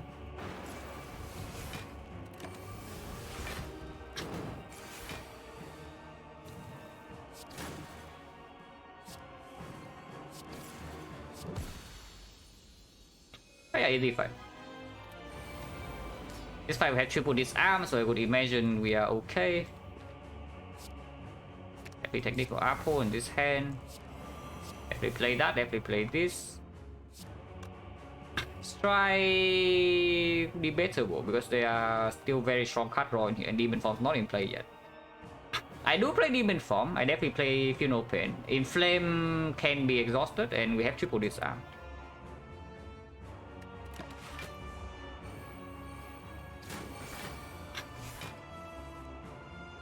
Number one.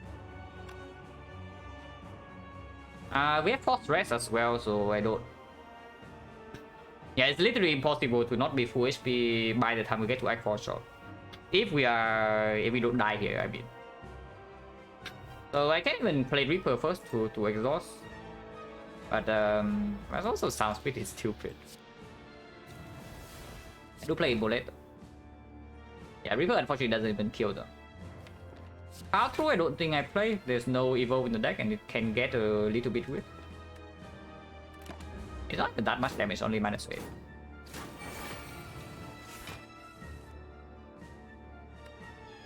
But I do think I like on killing with headbutt is a little bit weird because I draw the card immediately. It's okay though, it's okay. Yeah.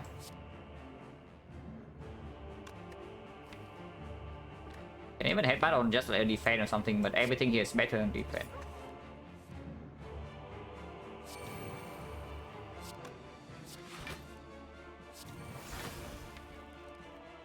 Can even save the last disarm for the second half, but I mean I can also disarm here.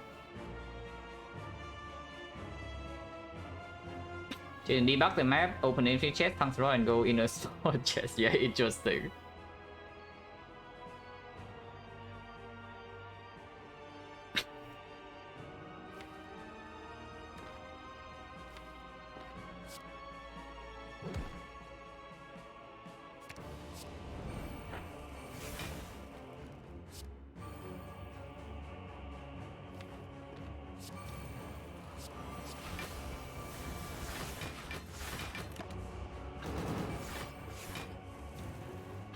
Yeah, this fight should be fairly achievable from here.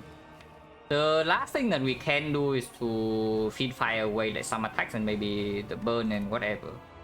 And then we are just full HP. Disarm now, disarm later. We can also just wait for Demon Form.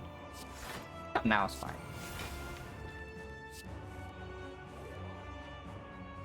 Energy don't need more than this, yeah. Yeah, 2 times 4. Yeah, very cute. And not better chance doesn't even do anything next turn. Because this power to second win and I don't really want to feed fire any of these cards.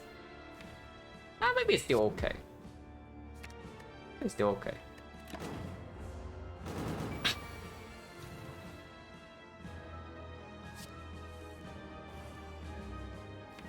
Yeah, because now maybe we can headbutt the...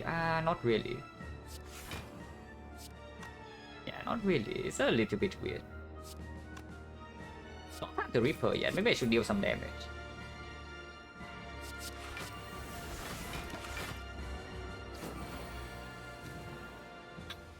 Try taking damage. No, I mean, it's fine, but... a bit cringe. Ow.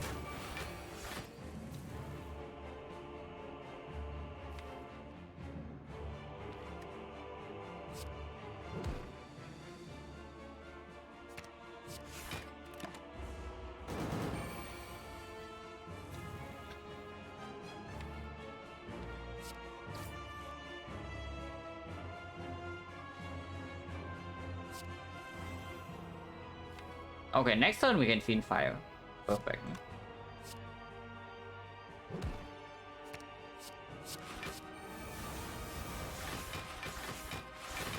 And honestly, I can even Reaper now. I can wait, but I can also Reaper now. I'll just Reaper now, doesn't matter.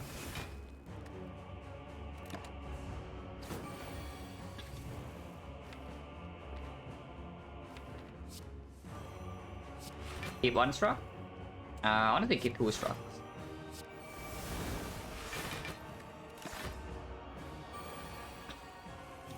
Now we are super chilling. That's always the second win in here.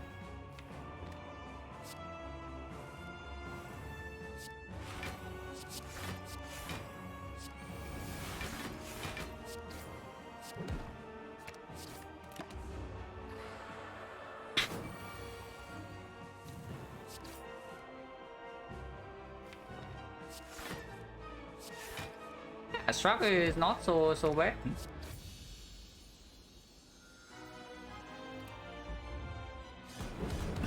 I would say that we are a little bit slow,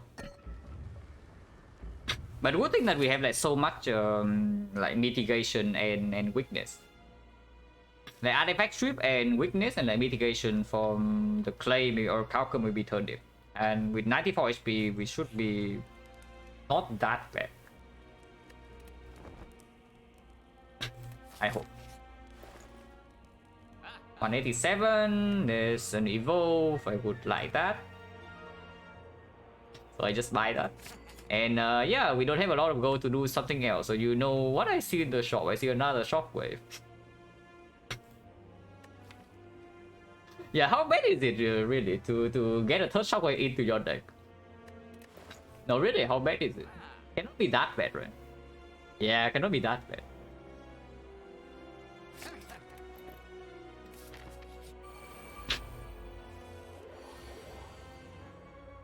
Technique for offering probably. Yeah, I would technique for offering in this spot.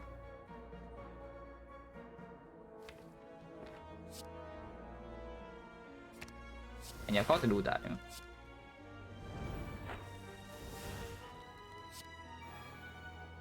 Yep, the multiple shockwave theory is striking again because now it's actually plays full. All of them.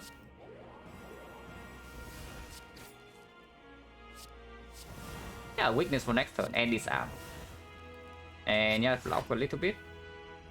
Block more, I lose out on all the energy and these things are still not in play yet. 5 energy next turn, only draw 3 cards.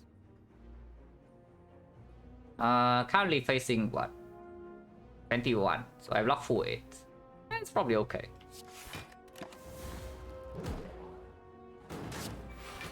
Six times 4. Yeah, we thought we can disarm this thing.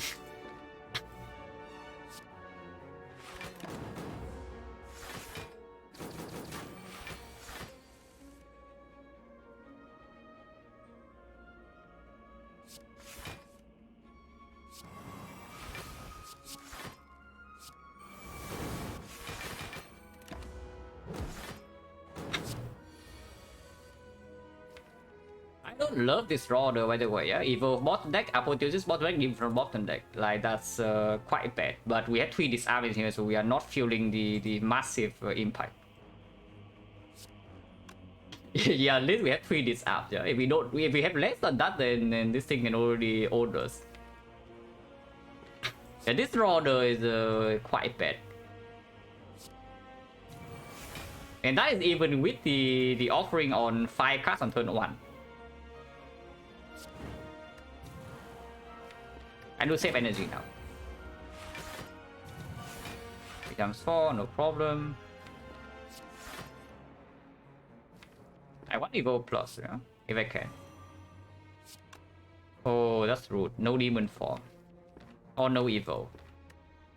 Or no Apotheosis. I mean, I can also use liquid memory to pull back some energy if I'm really scared of this board. There's no Fiend Fire, but there's Power 2 second win. I play my Evo Plus, right? Yeah, I just play my Evo Plus. And I'm taking... I cannot play second win now unless I want to exhaust this demon form. I have a feeling that's a bad idea.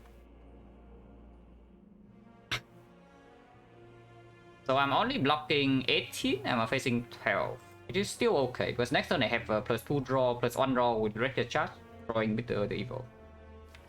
And they are both dealing 12, so I guess if I turn this way, I block 2 more. And I want to turn this way anyway next turn. Yeah, sure.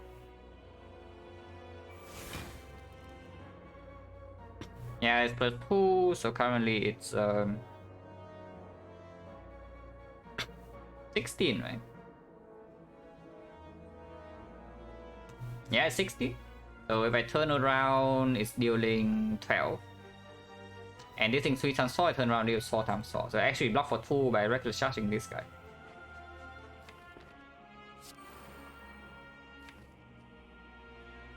And yeah, still don't have enough energy. Oh yeah, good job on Barbary. Wait, it's 5. Wait, why does 3 go to 5? Oh yeah, right, because 3 is weakened. Okay, never mind, -2. 2 is not, guys, 2 is not, surely not. Yeah, -2.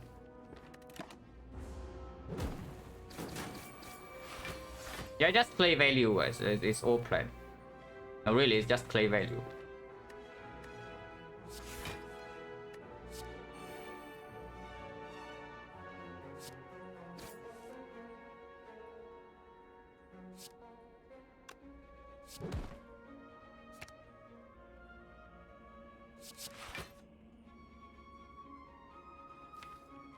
Honestly, don't care about this thing, right? Still disarm for 5 and now burns draw here.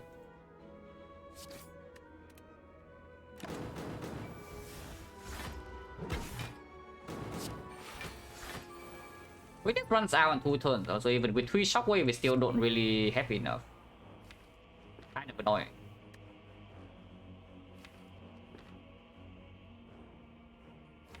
Oh yeah, well, Reckless Charge has been waiting all run to be useful, and then finally it is pretty strong here. Finally.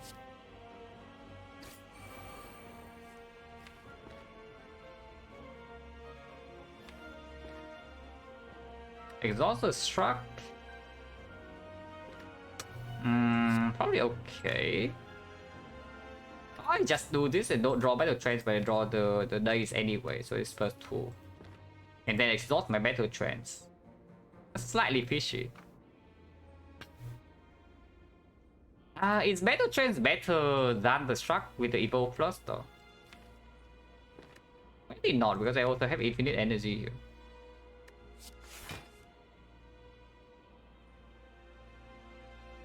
Yeah, like, exhausting Battle Trance is probably fine.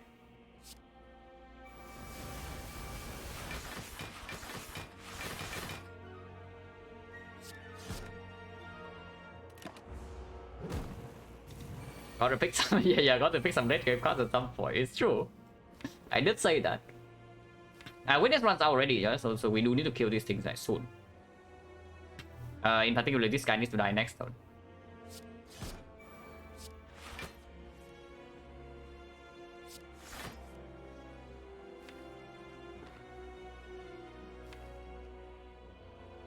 It's still vulnerable and we have 6 strength. Should be fine.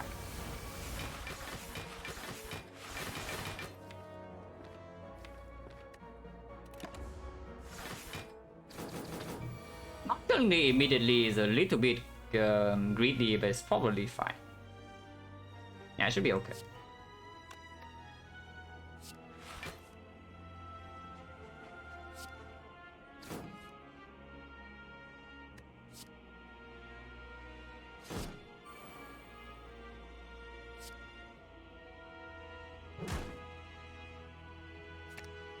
It does not kill, yeah, but Bash will kill it.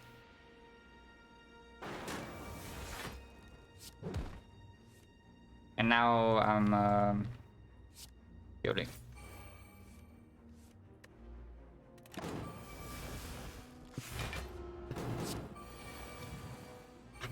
Hello, Musky? Yeah, thank you for the good luck. And yeah, probably pretty strong, especially with 2 potions preserved. And if how is he seeing red? And if it's like whatever, maybe it can be a little bit clutch. Wait, how is he seeing red? Body slam worthless. I don't think we care about this body slam like whatsoever. I mean, it's not worthless. It's just that it is not really what we did. It's strong. It's going to max the heart out in like one attack. But I don't know whether that's actually what we did to win that fight. Yeah, how is the seeing red? Like if it comes after a poise plus 2 energy, and last time I checked, we actually have some serious energy problems. Because now we even have Evo Plus with Reckless Charge combo, so we can get Evo Plus in play, even Evo Minus. Play the Reckless Charge, draw with the Pommel Strike, and then the dice also draws. Not so bad, you know. You can actually use the energy. The body slam is not strong until you get into power 2 second grid, which doesn't happen very fast, I can tell you that much. Good thing is that we don't actually need that to block the heart. Like the heart is weakened forever with triple shockwave. And we also have 3 disarm to maybe block full block like, I don't know, 3 cycles. Probably 2 cycles is more realistic because we also need to strip 2 artifacts. I take this. Attack potion definitely not nearly as good as what we have, so we enter hard fight. Yeah, we ping ourselves to get some clay block. We can also not ping ourselves and bait and assume the next turn is the multi-hit. Because if next turn is the multi-hit, it's only 1 times 15. So we use the clay here and then we are not even set by for turn 3 by the way. Because it only attacks 33. And we block passive 8 hit without even doing anything. I start the turn with offering, right? But no, really, do we going to ping ourselves or not?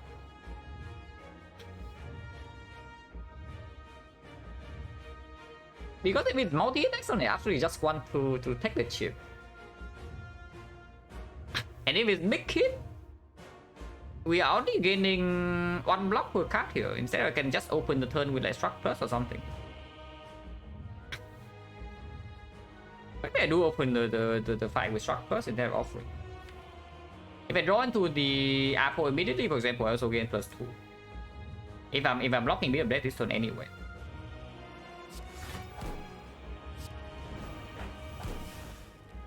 Okay, no Apple, but I guess we save energy then. Just play the Shockwave and then end turn, yeah.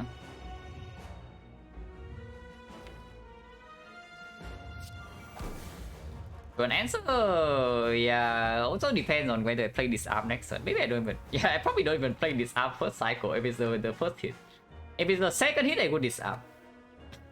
But it's a little bit weird, you know, because it's blocking for, actually it's 0, where Disarm is blocking 0. Where Disarm with the hard fight actually apparently is quite bad. Yeah, you think Disarm blocks for like 45 on energy, but it actually blocks 0, guys. Now, next question, like, do I open Heart of Iron or do I wait until like Red Skull or something and then open it? That's probably stupid, right? The Red Skull. But again, I don't have no reason to open it yet, so we can wait. Just end turn. Disarm, yeah, disarm to play double disarm to strip for the third disarm. That is possible, yes.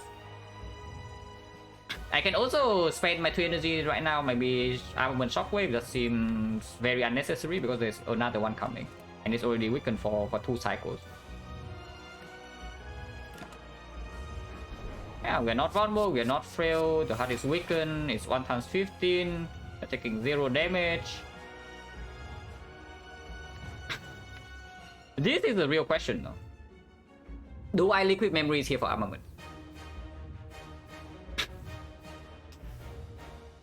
Because last time I checked, Evolve Plus is quite strong in this fight.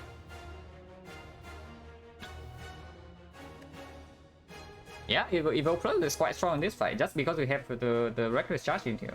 It makes power 2 second win way faster to set up. And with Evolve after Apple, but we have 3 status in the deck, like what about that? This is like minus, it is potentially minus 6 draws in here. If I don't do it now.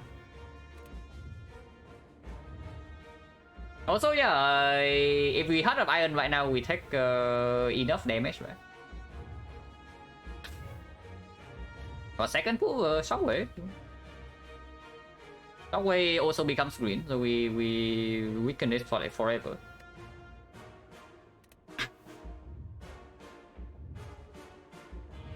Is it possible? Yeah, Orichalcum. Is it possible to not get Orichalcum here somehow? Otherwise, I'm actually taking this 9 damage, right? And not using the Heart of Iron. That's the reason immediate self-help. Yeah, exactly. You see this, right? 1 times 15. With armaments played first though, is so it's like I gain 8 block and I lose 4 cards, so it goes to exactly 0.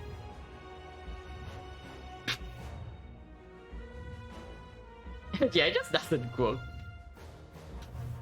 It just doesn't work. I go to exactly 0, and then I take like, I guess I just take 9 damage then to block 27, because next turn is a real hit. It's still 33. Yeah, 33 is an actual attack.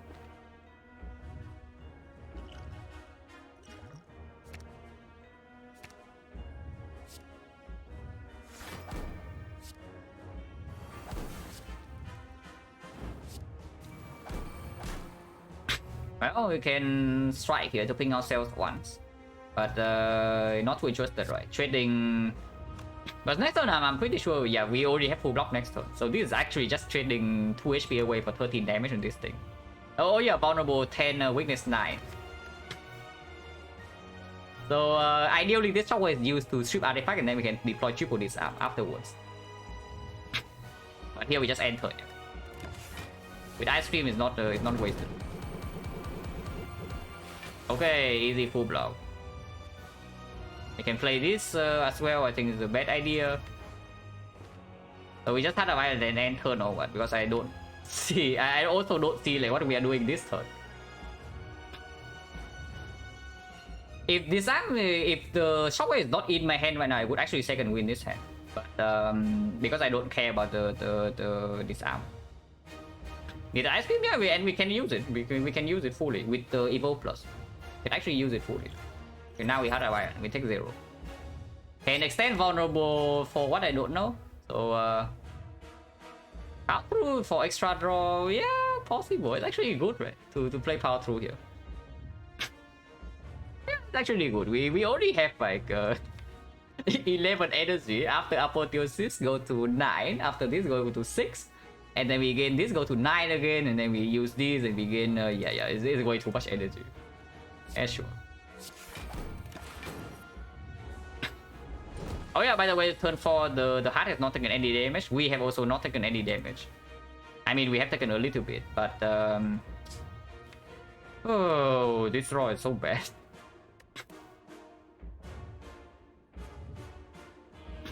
So we gain some clay value, I assume. Yeah, we gain some clay value. And I'm not too unhappy about the Evo Plus, by the way. I'm not too unhappy about the upgrading the Evo. Pain not being plus is slightly annoying, but it's probably fine. So just Feel No Pain Bloodletting. We take we get 9 block passive. Or no reason to ping ourselves. Because we also have Oracle.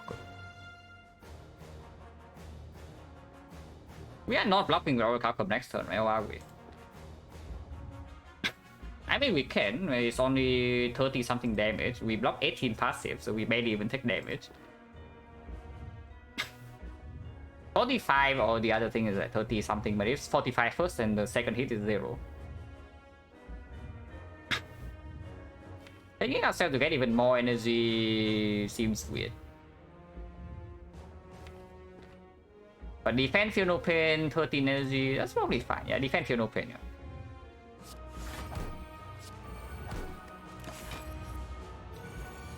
Yeah, okay, next is 0 then. And we still have not drawn into the apotheosis. We can headbutt the Shockwave. Yeah, if we headbutt Shockwave into Secret Technique for the Shockwave right now, we strip artifact, deploy this arm, it's dealing 1 times 15. Which is bad for us because then we full block. Oh, Heart of Iron is so annoying, man. Why does it block so much? Okay, is that an actual problem or what? If I don't get the clay this time, but it is still blocking 30, you know. I'm blocking a lot in this hand already, though, is another thing. Like, let's say I take a technique for just Apo, yeah? And then I Apo. I play 1, 2, 3, 4. Can even disarm here 5. Yeah, can even disarm here 5. 6 cards. Yeah, 1, 2, 3, 4, 5, 6 cards. And then again, Feel No Pain 1. I still get clay. I still get clay. Yeah, I'm blocking 1, 2, 3, 4, 5, 6. 18. 18, then I'm also playing, yeah, I go down to like 6. So I block 18, take 27, next turn full block. Probably a first after 4 turns. I mean, I have definitely played defect decks that is leaving the heart on 800 after 4 turns. The difference though is that in the defect run, if that happens, I'm probably dying. But here we are most likely fine. I would think, because we can block this for like a very long time. I mean, we can still ping ourselves with the cards we play, right? So it's not like we need to ping ourselves with this times 15. Yeah, let's just headbutt the Shockwave and then technique the Shockwave. Yeah, let's just do that.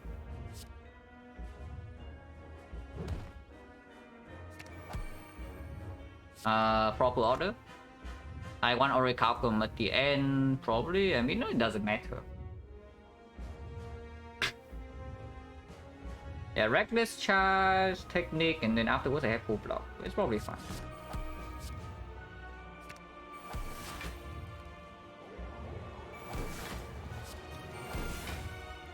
Yeah, sure, placing red as well. So not redraw it. And now I have full block. It's only 33. It doesn't actually matter. Yeah. Interesting bottom 2 cards, yeah? Exact bottom card, Demon Form. The second bottom card, Apotheosis. Yeah, okay, cool. Very nice. But even with this draw though, we are probably still okay. Which tells me that this deck is probably pretty good. For the hard fight. And yeah, Ice Cream going in, for sure. rolling out to draw card to deal a little bit more damage seems weird. I would assume that it's another end turn. Yeah, I would assume that we end turn again. So after 6 turns is at after 5 turns is currently at like 767, but we had 2 more disarms coming up. And a headbutt. And Evo Plus. Shouldn't be a huge problem. And a Reaper as well. Yeah. So I just defend end turn here, right? Going in later is also way better than going in right now because yeah, our strength is building up.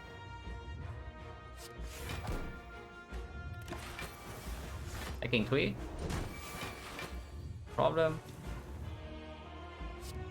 And ping ourselves preemptively with this. I'm here a little bit annoying, but it's fine.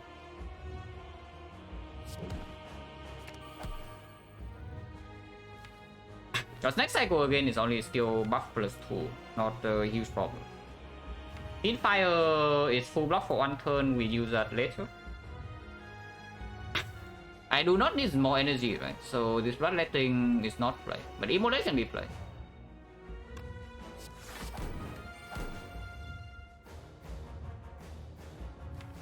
Nine, 13.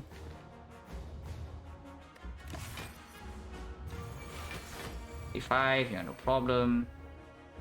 Weakness almost runs out though, and that is actually a problem. Like weakness 10. Weakness 10 is almost out, which is actually an issue. And mid is 3, yeah. Ah, we needed the bloodletting. Yeah, we actually needed the bloodletting.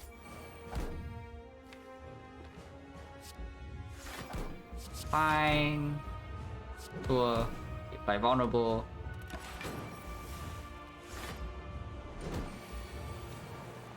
By the way, we are still cost taking 0. Now I can see shuffling these things out. No reason to ping myself, right? So just start with struck. 0 times 15.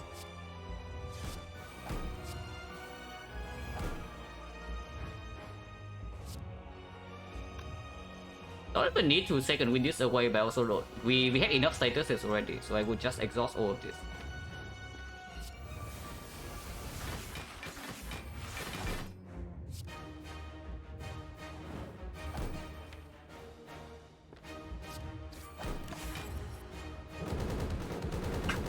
Next cycle is still no problem, yeah. This arm is still full blocking the multi.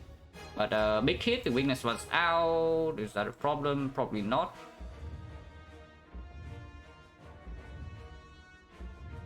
Defend Reaper Fiend Fire, right? If it's struck now and drawn to this it's very annoying. So I guess I just killed the struck.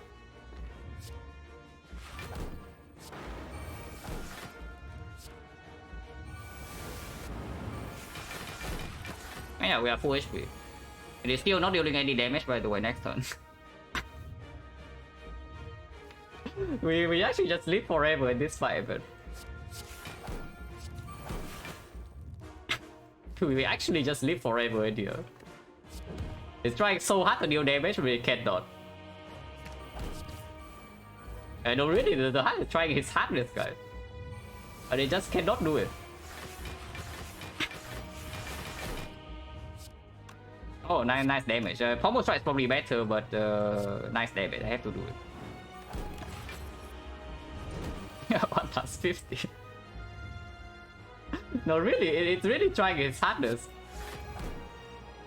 But sometimes, like, effort is just not enough.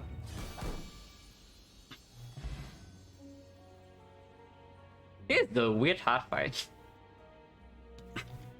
But I mean, I did say at the start of Act 4, maybe even end of Act 3, is that we can go extremely long in the hard fight and there's still 0 problem.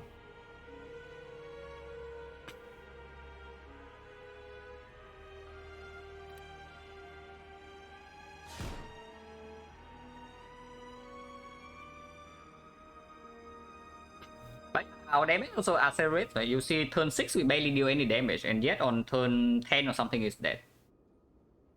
So after we get set up, we just deal like 200 per turn because of the ice cream and the demon form. After, yeah, pretty annoying act 1. Honestly, even annoying like mid act 2. Gravely Leader somehow had a 50% chance to kill us. Like, what the hell was that? I mean, 50% on the final turn, yeah? Definitely not when we enter the fight. But, that was close.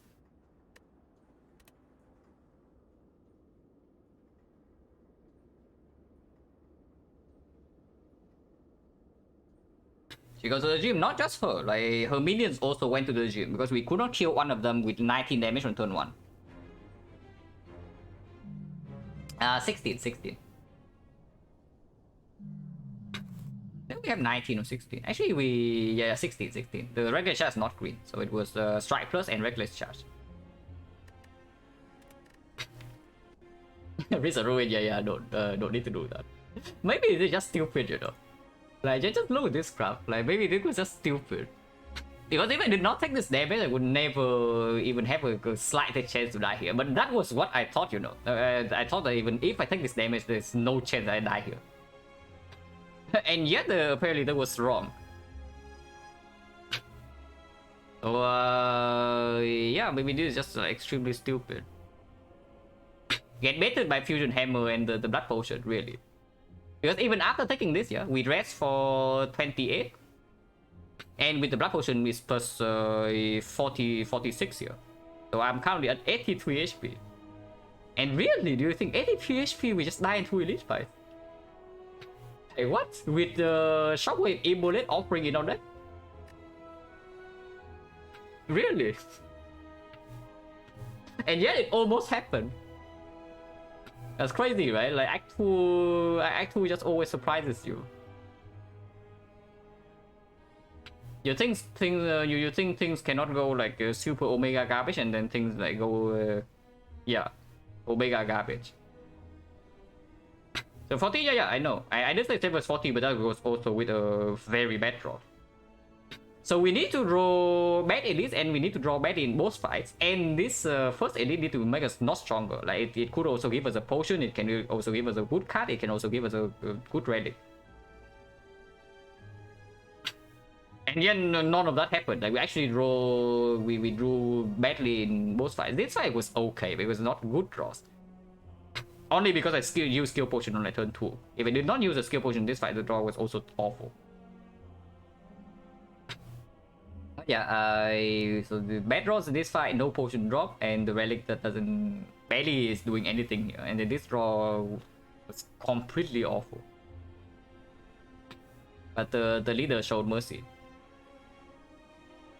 And yeah, the rest of the run was like honestly kind of chill. So did I really risk that for 5 max HP? Did I really? Did I really risk that for like 5 max HP here? Because this is minus 24. Yeah, this is minus 24 because we also rest for 2 more. That's actually unbelievable, but maybe maybe I was too confident with like a good cast in my deck, you know.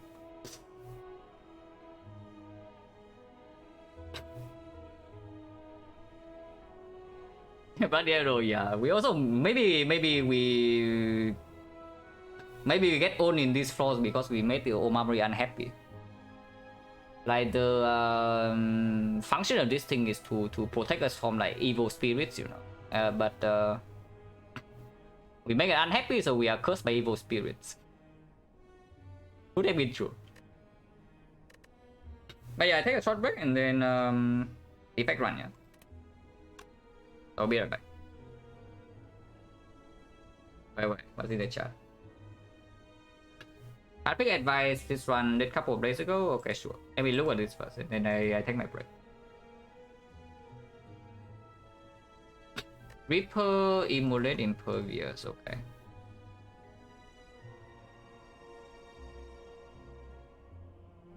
So I assume, yeah, 505 strikes. Definitely not immolate. And with Captain's Will, Tori double struck, I would assume Reaper stronger. Yeah, for me it's probably Reaper. You already have strength, the Impervious doesn't play on turn 3, it doesn't play on any turn where you are taking Tori. And you already have block with double struck. Immolate with 2-5 potions, not super necessary. Yeah, with strength already, with shockwave already, and the battle trance, will just take the Reaper. Fairly strong run.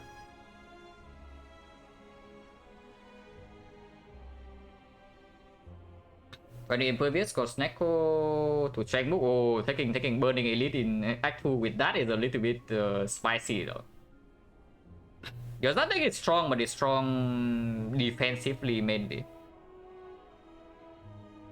Offensively, it relies like quite a bit on the potions, but it's also not like extremely set for late game already, which is why I don't want to go all in with the Immolate. But yeah, taking Burning Elite in Act 2 with that is a little bit dangerous for sure, because damage is not that high. Late with full health, thought I had it, yeah. Yeah, Act 2 always surprises you. Yeah, I just thought about it, like I thought I cannot die here, then I almost died. Act 2 just gets you. At some point you think you never die to Act 2, and then yeah, it kills you. It's just it's brutal. But yeah, be right back, yeah? And then we do defect.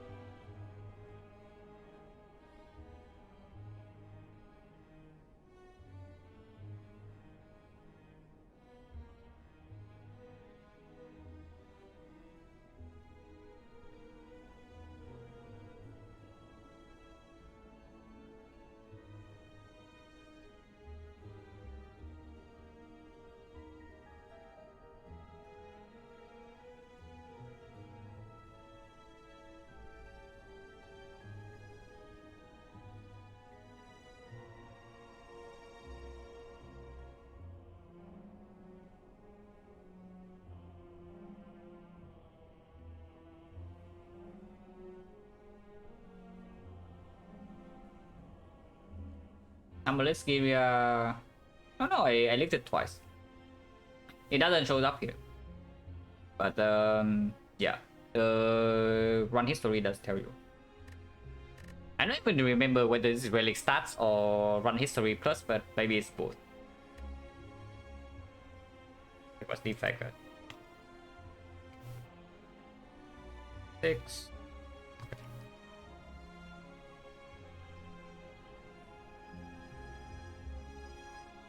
Oops.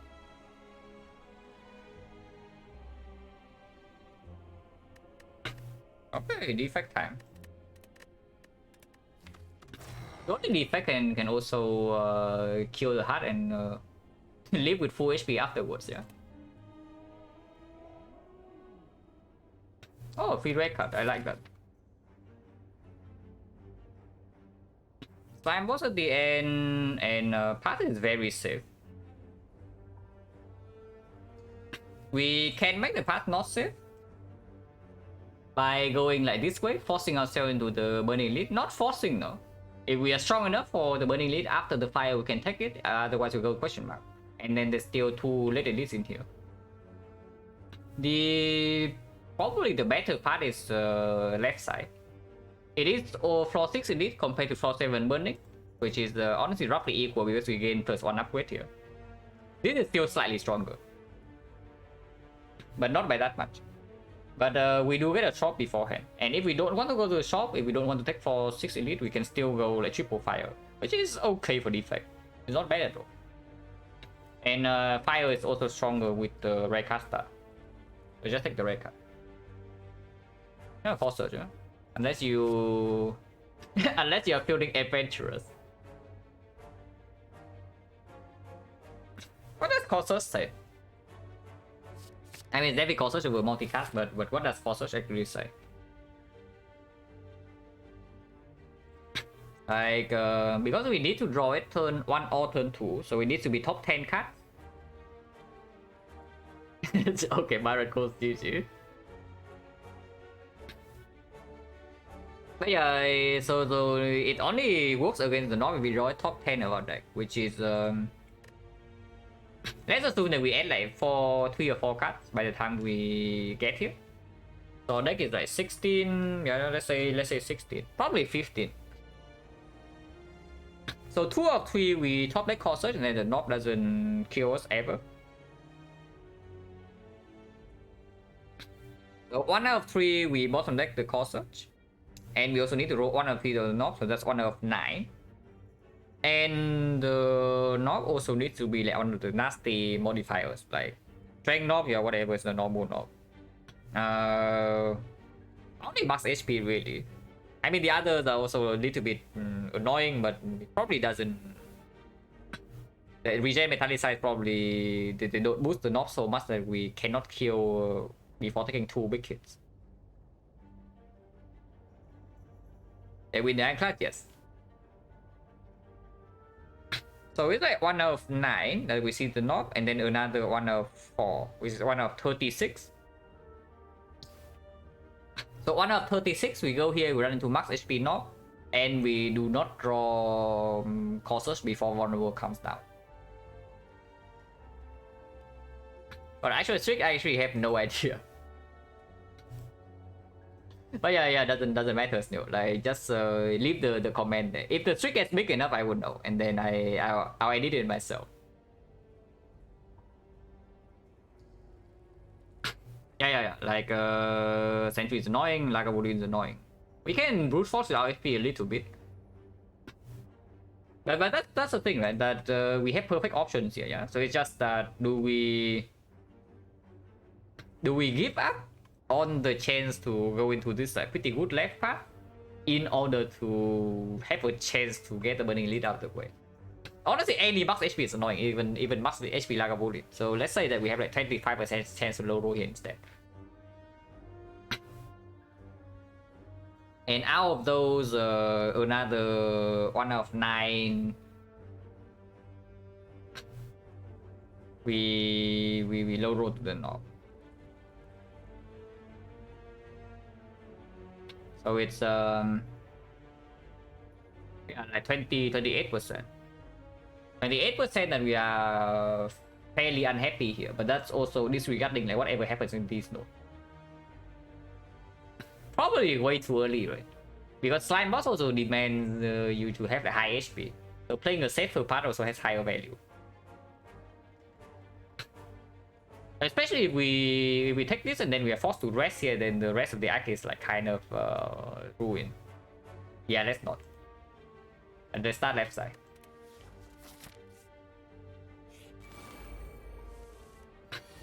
Interesting. Well, at least it's not minus 16. Yeah, if, this can be minus 16 force, by the way, yeah? This is not that. Slightly unfortunate that this is the one attacking. If this is the one attacking, we do have a 50% chance to just kill it here with triple strike. But here it's just force minus 7. Yeah, defect is just like you take 7 in Jawworm, you take 7 in the Lies fight, you take probably 7 in the double slime as well, and then you take 0 in Cultist. So 3 whole easy hallway fights usually defect is minus 14. Interesting. I just double strike that. Not much to do here.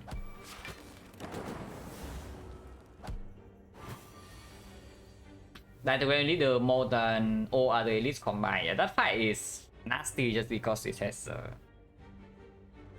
it's really difficult to prepare for, because the difference between a good roll and a bad roll in that fight is like so massive. For Slavers, at least you know you are being hit for 30 plus on for like 30 damage turn 1. But they also have like only 50 HP, so if you have like damage potion, you know that that fight can never kill you. Bow stabbing annoying, but it doesn't ramp up like super hard until like turn 4, turn 5 or something. So you do have time to prepare.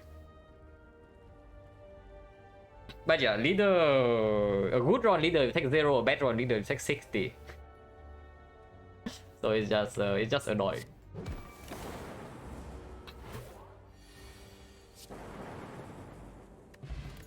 Red potion first fight, not an amazing potion, but it helps against. Byron, look away. Byron, it's probably time for you to look away from this screen. But yeah, real talk, it's probably still reinforced body. If we are fighting Hexagons, I would actually click this console. I'm not even kidding. But slime boss, no. And also extremely, especially not when it comes together with like a pickable card. And we also have the courses. So with the courses, we see bias cock, like maybe 45-50% with the run. Then yeah, then suddenly who cares about the consume? So there are a lot of things that speaks against this. The thing that speaks for it though is that we do have like plenty of upgrades. And Colossus is one of the rares that doesn't need an upgrade at the fire, so we want to have something to upgrade in these nodes. And first body upgrade is not too bad, but it's not amazing. I did say that Cultist is a 0 damage for defect, so let's see. Yeah, looks pretty 0 damage to me. Even if we don't have reinforced body, we just double defend this turn. Versus potion, act for solution, surely focus not be needed, yeah. Well, we got something to upgrade, here's a beam cell. Or chaos for consume, yeah, unlucky. Chaos consume is actually a pretty, it is actually respectable. It's actually a respectable combo. You go down to 1 slot and suddenly your chaos is like insane in 1 card. But yeah, beam cell can be upgraded here. It's decent against slime boss. Good against Knob, good against Lagavulin. Not amazing in sentries, but it's not terrible either. It's fine.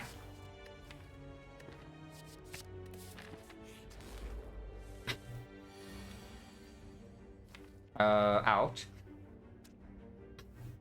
But I mean, at least beam cell is doing something. Because it rolled 15 HP, yeah? So I mean, we are hopefully allowed to triple defend because the reinforced body is coming. If we draw it, it's full block. If this guy does not attack next turn, we can also double strike kill this green. Yeah, worst slice. Absolutely. Also, we lost a 50-50 here, so cost us is a one shot. Yep, -8. Unless...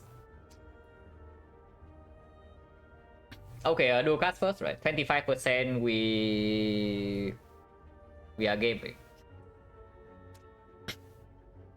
Yeah, dual cast first, 25%. There's no way to make it better. Now, strike first on the Great Slam is good though. Yeah, because cost if dual cast hit is already 16. So 16 plus this is exactly 2. So it means that it's actually better to try here. So if the dual cast doesn't hit this twice, then we waste less damage. Iconatis, thank you very much for the thumbs up on the 7th month. Appreciate a lot. Yeah, so strike left into dual cast, yeah, 25%. Then we save 2.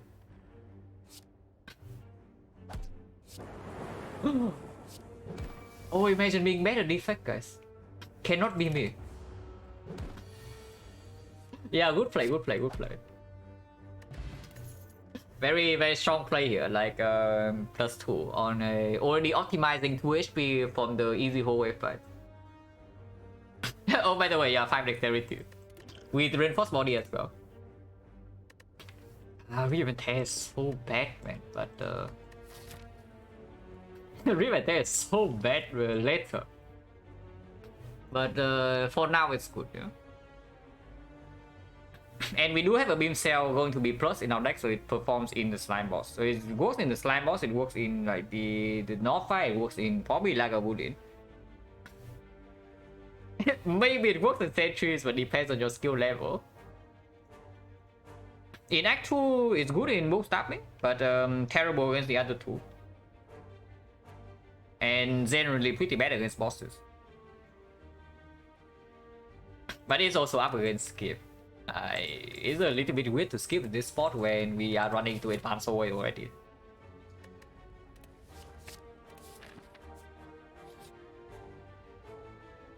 Bias score? It's not bias score, but at least it's not a doubt. Overclock.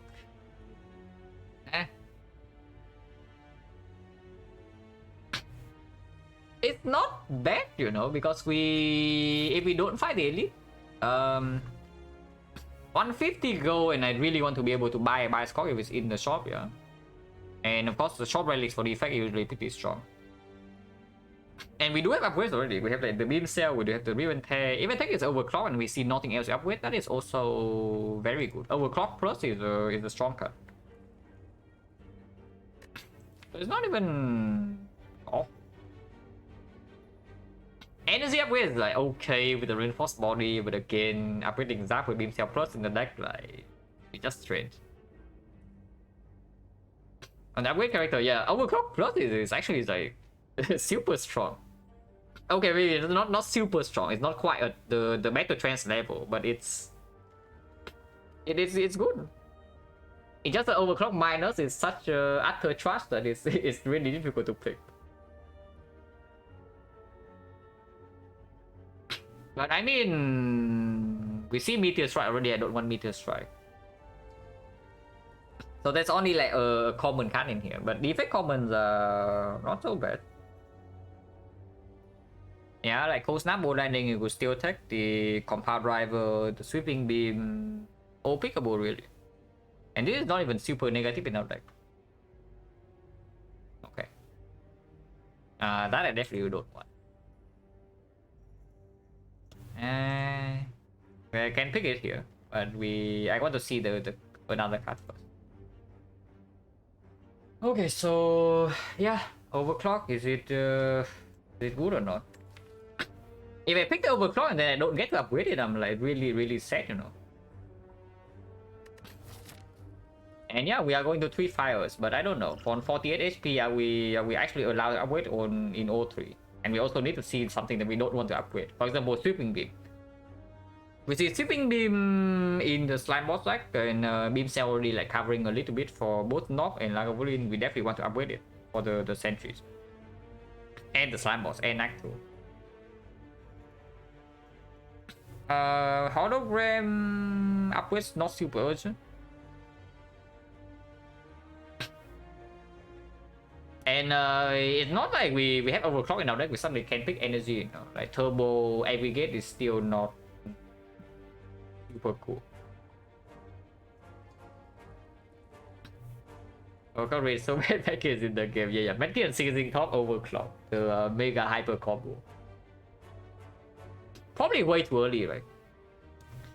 If it's something like here, then maybe I would pick it. But before I run into advanced forward, a lot of bad things can happen in this though. Yeah, not exactly. We never even see the common card. Does they end so much? Yeah, me too. Like I love it. Sometimes that gives me a curse for free or even two.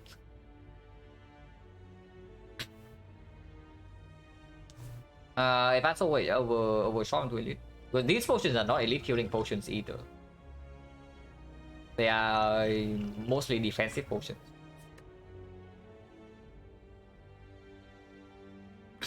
Every time I have a bad draw first cycle, reply you, yeah, sure.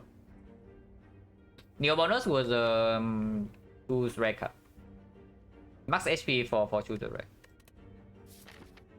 You can usually tell when you see 64, but maybe you don't remember the actual max HP. But the effect starts on like 71, so whenever you see like this being 64, usually it means that Neo bonus is option 3 for max HP downside.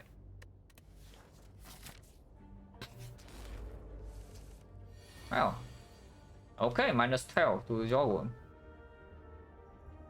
Would overclock be good here? I don't know. Like, would it? Because I have a feeling that we also need to kill this thing next turn. If we don't kill this thing by next turn, we do have some small issues. So yeah, beam cell double strike, zap. 0 energy deal 9, not too bad.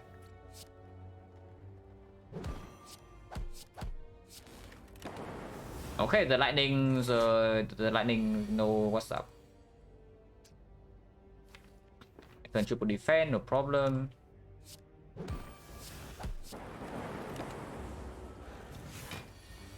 Imagine not getting cell repair, yeah, imagine. Triple defend or we deal 11 here. You go to 25, 22, so dual cast redraw still fine. Reinforced body redraws full block. Triple strike redraw is not killing. But we had 3 fires.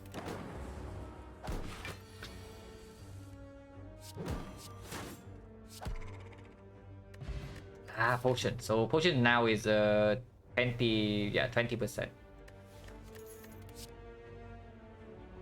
Byron, look away. No, this time for real. Like look away, please.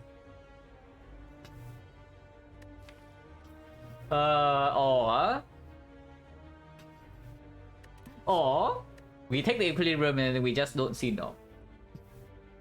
Yeah, unless there's an unless here.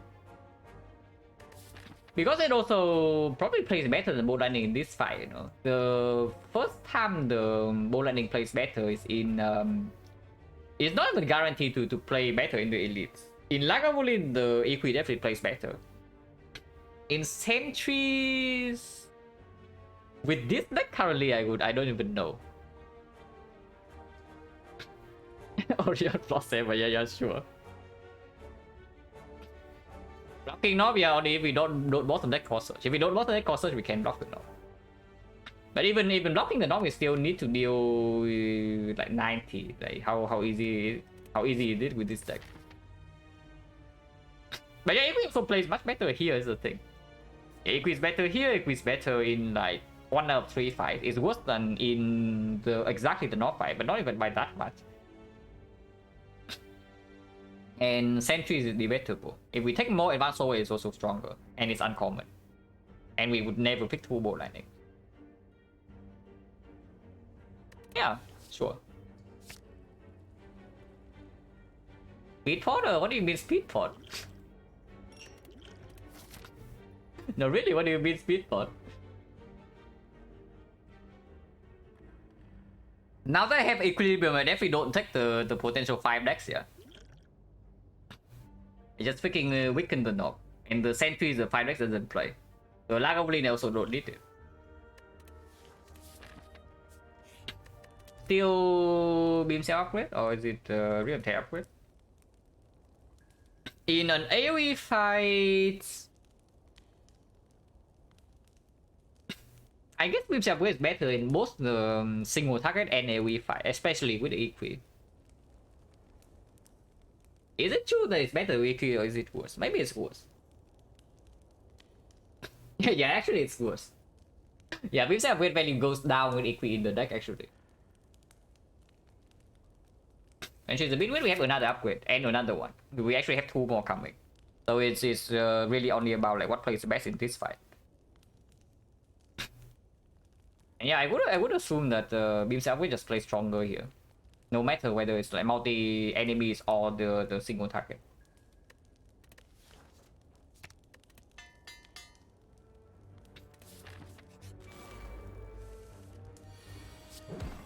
A real damn weight would kill or what? We still kill because the effect is good.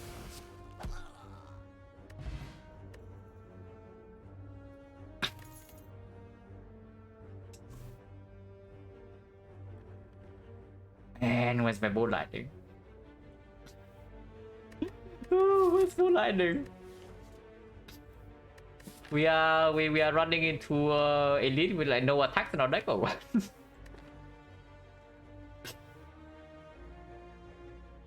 It's pyramid, yeah. There's also the knob.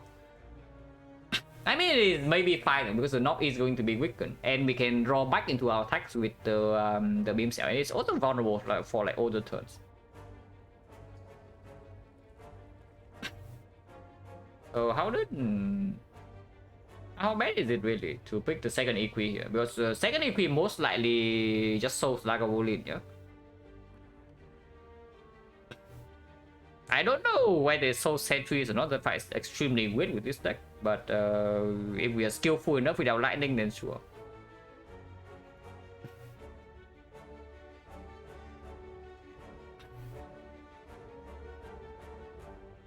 I mean, it's also up against skip, you know. Like I don't think charge battery is the pick here. It's not good against slime boss though. It's what I'm a little bit scared of. But in this fight, like we are okay because I can still upgrade my Realm Tear here.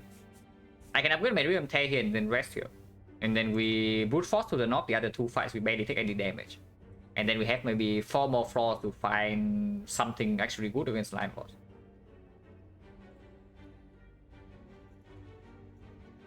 Yeah, it's probably okay. How bad is it really? We have 2 equilibriums. Yeah, and then we see pyramid act 1 over. But with 2 equips now, I'm allowed to pick energy. I would assume.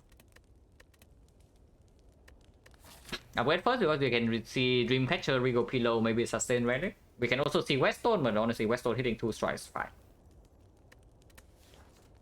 Look at all your runs, yeah, sure, Myron.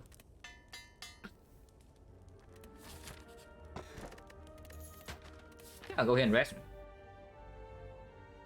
Centennial Puzzle. Apparently should have picked charge battery instead. Because this full blocks the sentries. Cut sucks. But it perfect blocks Lagavulin. We can maybe weaken Lagavulin and then Equi and Tech 2. I don't know though, Equi with the Centennial Puzzle is also a little bit weird, yeah. But we are going in here and resting. Potion chance at the moment is 30. It is the knock, yeah. That'd be very nice. Draw pot definitely does not happen yet because this turn we can use 3 energy. So we do triple strike.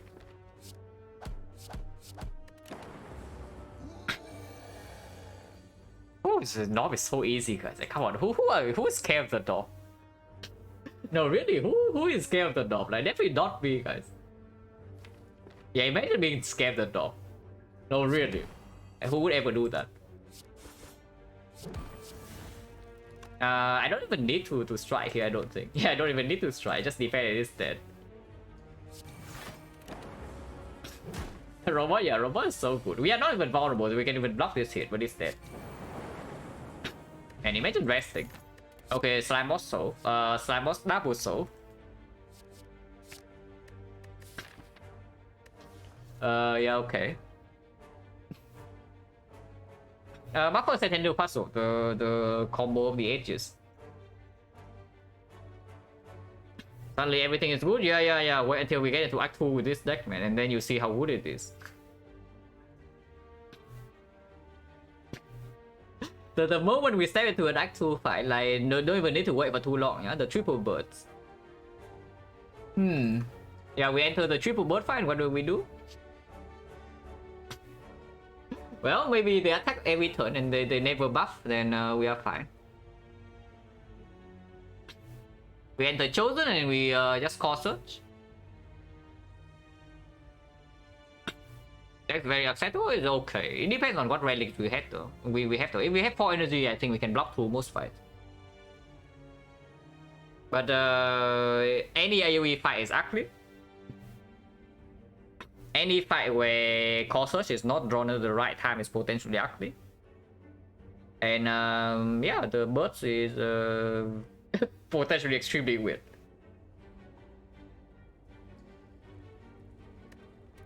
But yeah, we can also just draw call search and Chosen, it's true. Cultist over weakness, right? Lager Bullion, we already have buffer, so I don't think we care too much about Lager. Also, of course, I'm fighting over question mark.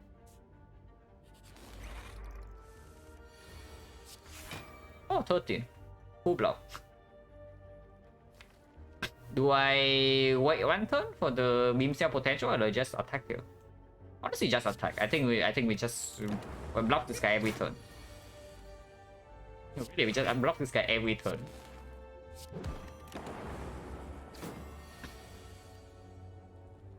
This one runs Chosen against Burn. We are on floor 12, man.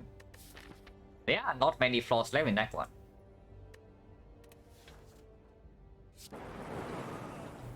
Oh yes, if the question is whether the defect sucks in Act 2 or not, the answer is yes. And this doesn't actually improve our situation like whatsoever, yeah?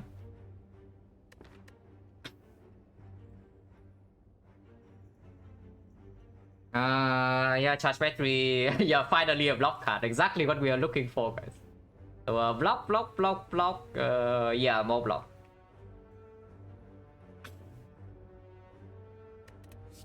And concentration like here.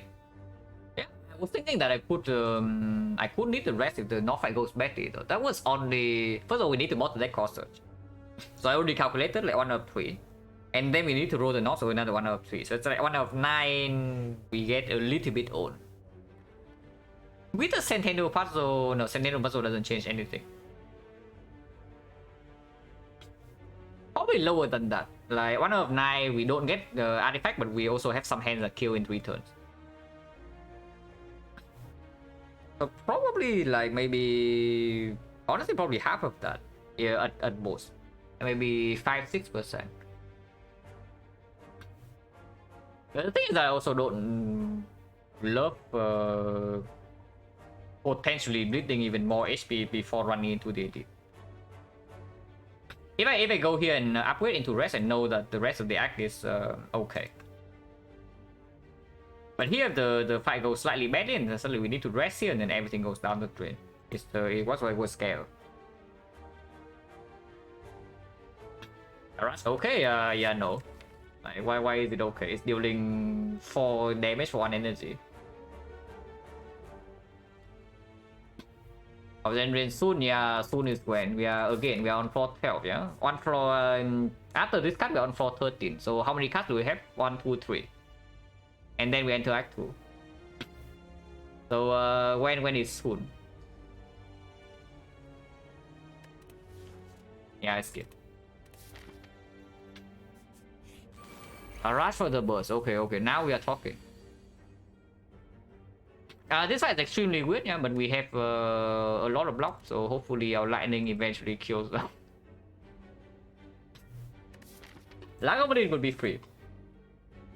Yeah, the Lagolin would, I would assume that Lagolin is like completely free because buffer setup we have double equi, even block 2 cycles, and we just set up our zap and let it kill.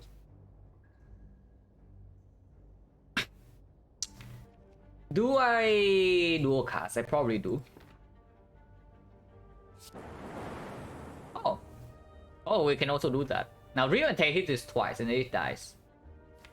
Oh, perfect plan, guys. No, really perfect plan. Cannot go wrong. There's no way I take this damage, or is there? If I take 5 in here, there's an equi reinforced body full block, but I don't even want to full block next turn. Because triple strike is already killing this now.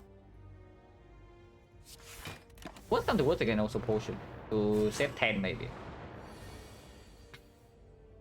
Okay, skill check time. We only need the real intent to hit this once. No, really. Like, what did I say, guys? No, not really. Imagine being better defect. Oh my god, this character is so stupid. Yeah, lightning is bad into sentries, they said. Prevent is terrible into sentries, they said. But maybe just play better. No, really, maybe you should just play better. Imagine resting, no, really. Defect is OP, guys. And now we just block this with pyramid. I probably should have played this. Yeah, I definitely should have played this. Okay, hopefully it doesn't matter. Because we still have full block for like 2 more turns.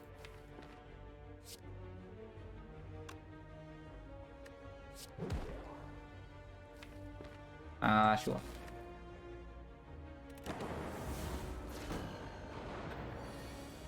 We don't do equi, so we have block for even longer.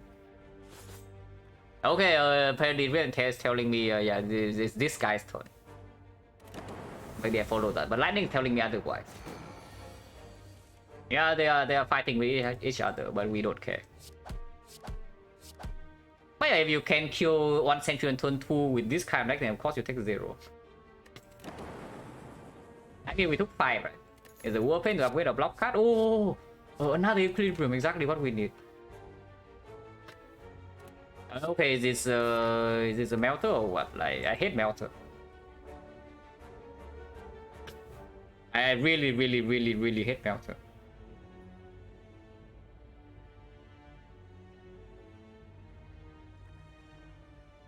But it is slightly stronger than usual with the Beam Self Plus. It's not a super inefficient single target attack card. Already 2 equis. So let's pick 4 against the third one. This recycle is a little bit weird because it buffer upgrade still comes first. And if recycle is not upgraded, I guess if we can find energy to play equi every turn, we can recycle down to like just equi, and then we kill some things with the zap. Blocking like 26 every turn. Recycle and suffer, yeah, recycle and suffer, but not a lot of fights actually deal more than 26 per turn, you know. So like we recycle down, we play double equi, and then eventually it dies to zap. Yeah, sounds terrible. Support is free, depends. Our damage is still pretty low, but with this potion I would say probably it's fine. Because we also do have buffer in that fight. I'm just wondering whether I need this craft for like Act 2 elites or what. 0 pinpointed damage, okay sure, Real and Tear pinpointed 18, it's insane, but we enter slavers and then one of them needs to die turn 2, you know. But when coming up with recycle, yeah, no. Not really. Skill potion, draw potion, what is better? I mean draw potion is way better later, what about now? Probably it's still better just in the slime boss fight. In Act 2, in the elite, maybe slavers, when leader, probably this is also stronger. But yeah, we can click the Warpaint first as well. So maybe tell us more. Okay, this Warpaint is Pretty good at this job. It keeps the P box open for us completely.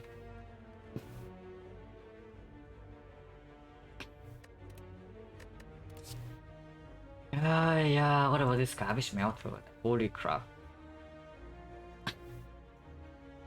No, really, melter. Like, how sad is that card, please? With especially with like the data disk. So with data disk, like bullseye gets stronger, like beam cell bullseye as well. The cold snap, the bolt lightning, all of those like get stronger. Compound driver gets stronger, which also goes with ops.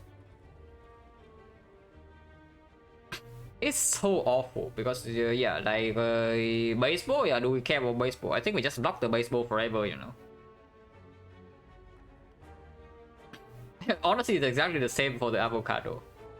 We can block the avocado for both turns, especially with the upgraded block cards. And then just ban to every other fight until the actual boss or what? Yeah, not really, right? Like freaking after absolute garbage. So we skip this, yeah. And I keep my draw point and I go here.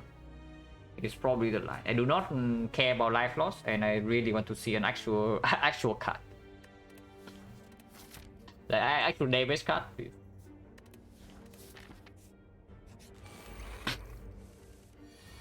Wait, where's my equilibrium? Apparently, should I pick another one? -7 to the Jogworm. Mushroom damage, I literally don't care. But you know, you also know that I don't care about any potential high roll in Act 1.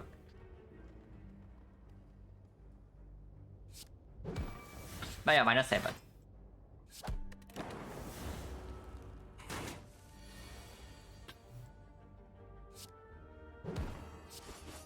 Defect is so strong.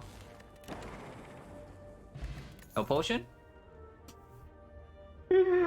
Oh, we are blocking, guys. We are actually just blocking this entire run. It's actually impossible to get damage. We're actually just blocking. And yeah, we have data this, so of course we pick it. But well, I guess the enemies dies to block somehow. Like upgrading it? Why do we do want that? I want to upgrade buffer, please.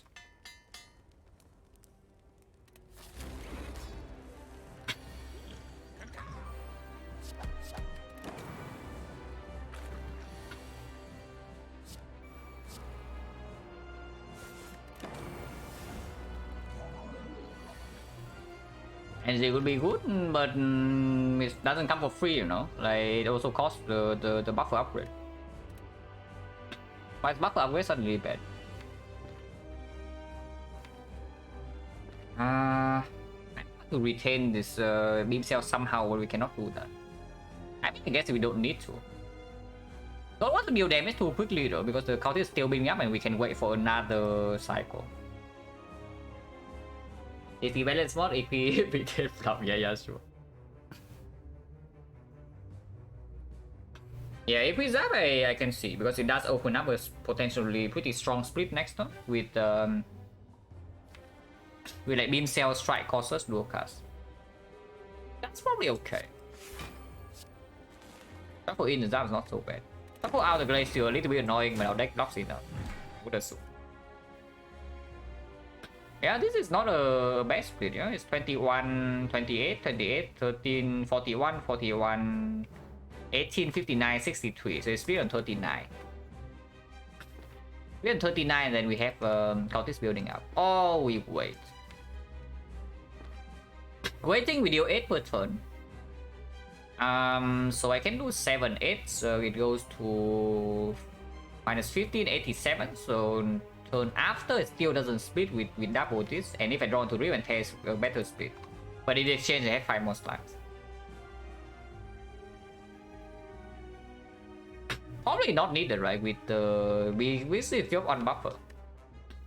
If I do not split now, there is a chance that the split will be worse, and suddenly this on buffer doesn't protect us, even with Countess building up. Yeah, I just did now. 39 is fine. We are not frail, by the way, so blocking is very, very easy.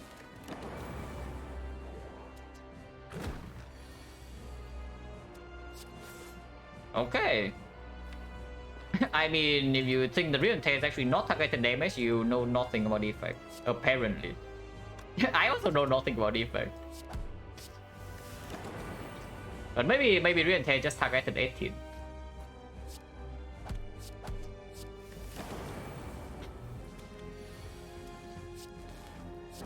Yeah, let's block our way to Act 4, guys. This Oh, Echo 4. Yeah, 0 for 1 not really playing, and the other card I don't even see. Okay, no Snecko, but you see, yeah? The Warpaint like completely dodged all of these cards. So suddenly now we have a P-Box like super mega open. Energy, I mean, it's definitely P-Box over Key, right? Even... Key is not that bad, but with the data this and the Echo Form in the deck, I would assume that the P-Box is just strong. And we also have no reason to keep these strikes. I mean, a little bit of a reason, but not really. And yeah, surely this energy in there somehow. Hey, key is not bad. Key is not bad. It's just that I don't know. I don't know like how good this run is like late game potential wise. Because yeah, sure, we have some good cards. Yeah, these are decent. This is good. This is very good. This is good with data. This is okay. This is good. But there's like no card draw in here. Relic wise is okay, but we don't really have a lot. So taking Curse Key as the front load Act 2 option, like how much does it convert into? How often does it actually convert into a win from this spot when the P-Box value is also so high and the base cards are garbage? Yeah, like 8 basic and also like so many hits. Any off card better than base card for sure with the data this. Okay, I shouldn't say any off card because then it gives you freaking Meteor Strike. But any cell repair, yeah? Any cell repair way better with Echo Form. Bias Cork with Core Search. And honestly, any attack is probably just better than beam the strike into this beam cell.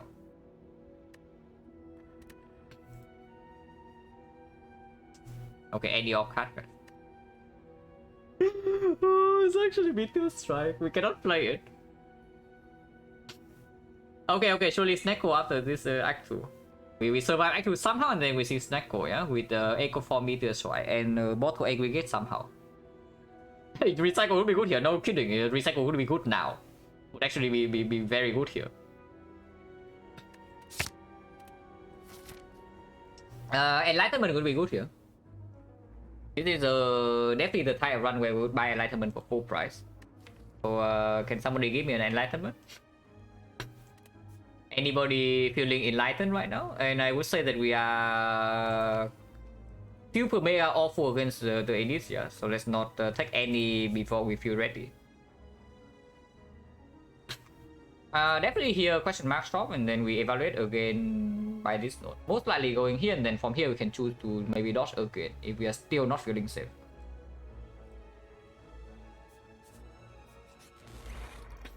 Amplify Echo, yeah, Amplify Echo. Very, very interesting. Without energy. But Amplify Buffer is fine.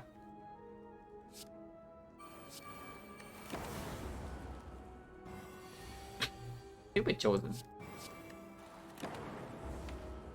Okay, should not say anything yet, but stupid chosen. yeah, we're blocking the chosen here, and I guess that is what we do.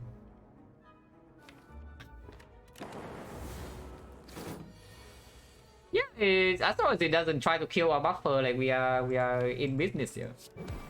And there's no problem like whatsoever. Yeah, exactly what I said, right? We just block with like maybe double equip and zap deals all the damage. Not exactly the nicest way to play a fight like this, but I mean if it works, it works.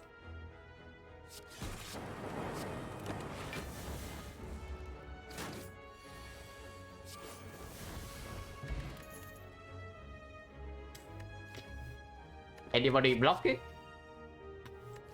Already have two, yeah. So the ChecnaR in the shop is already strong enough. We definitely do not need a third one. Consume absolute trash. Way worse than before because of the amplify already in our deck. There's an echo form as well, and I mean, we also have other upgrades. Like this upgrade is fine, this upgrade is fine, this upgrade is actually kind of okay later, but now it's probably not that good. But even Zap upgrade is not that bad.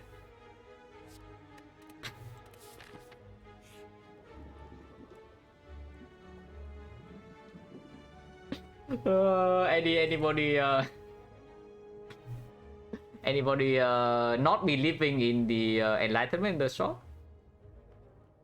Anybody not believing? If you're a believer, you never toss away this meteor strike. I am a believer because there's also potentially a madness. And Snecko is also available, yeah. But Amplify with the double EQ and the echo form is kind of strong.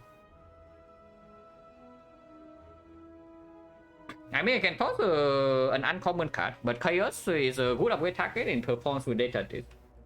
Good with the echo form as well. Chaos Plus is actually very strong with the echo form.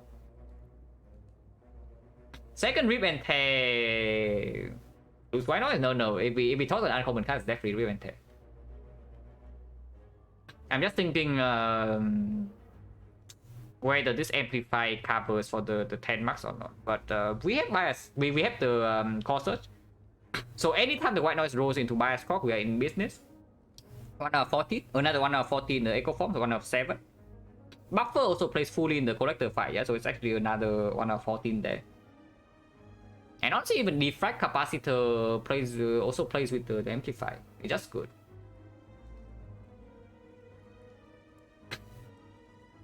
Energy for it, yeah, and we have energy for the rest of our deck over.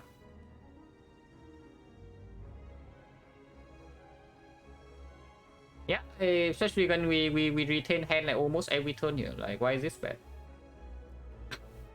It plays very nicely in the collector, I'm pretty sure. You're gonna work white noise 2 random powers, you get 2 different random powers. I mean, not strictly different, but it rolls twice. Yeah, I just lose the Riven Tear, right? Heal 7.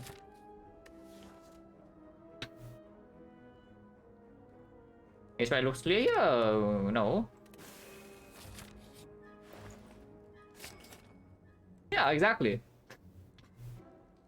Yeah, no. Like, why does it look clear? Yeah, any believers? No, any believers in the chat? Because I believe and now I'm rewarded. Okay, but for real though, like there's always a chance for this, and if we are completely dodging the list, yeah, which I think we are still doing, then of course I want the Meteor Strike in my deck, because with the Echo Form it can break the game like super hard, and if we are playing with no red decks, we better have something that breaks the game. So of course it stays in my deck. But here, Flower is so good. Flower is so good, but Toolbox is also so good.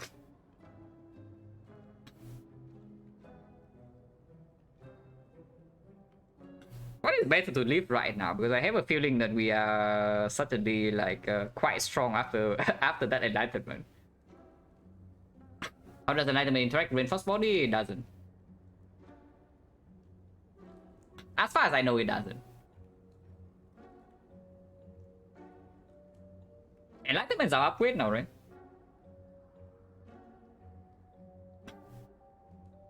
Yeah, I would assume enlightenment is actually the upgrade here. The deck still needs cut draw, yeah, but after we actually see cut draw, we're actually just infinite. Yeah, recycle. Yes, the recycle. Toolbox is probably more useful in early turns, right? And it's true, it can get secret technique, it can get enlightenment in our hand like immediately. It can generate enlightenment, it can generate panacea. Remove chaos. Why? Is there a reason to remove this chaos? Yeah, and exactly. Like I was thinking that this thing helps us preserve life better on turn 1. Yeah, my instinct is box as well because the at the moment right now we just don't have the like on turn 1 realistically. Okay, 1 energy. What do we do with that? We can play a double equi sometimes. We still cannot play meteor strike. Yeah, and we are still waiting most fights for the echo form enlightenment. If we are facing damage immediately on turn 1 and we have echo form in hand, we need to play it. Then does the toolbox save more? Does the flower save more? It's basically comparing the card from toolbox to the 1 energy we get extra 1 out of 3 turns on turn 1, assuming we can even set the flower up. Then what 1 cost do we even have? Like reinforced body? So I guess it's kind of like comparable to a good instinct from the toolbox.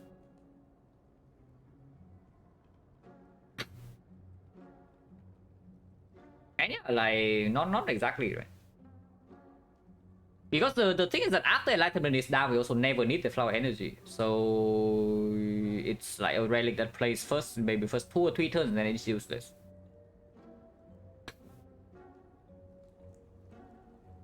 Yeah, I take the box. The next thing I buy in this shop is actually interesting. I do think I spend more gold here, but I don't know on what yet. There is also an option to save gold, yeah? And then we just go, let's say this way, upgrade something here. Can be enlightenment, can be something else. Because enlightenment upgrade is nice, but not super amazing in the elite fight. So, especially with double equi. I would like enlightenment upgrade before the collector, but before the elite is whatever. So let's say we can even upgrade like maybe chaos, maybe white noise. And then go take elite number 1, go fire, go shop in here, elite number 2, for example. If we are going into this shop, then it should save gold. The other part we can go to is actually just here. And we just don't go to the shop, we say collector is fine with our enlightenment meteor strike. So we go this elite into fire here into elite super late, or we can still go to the shop.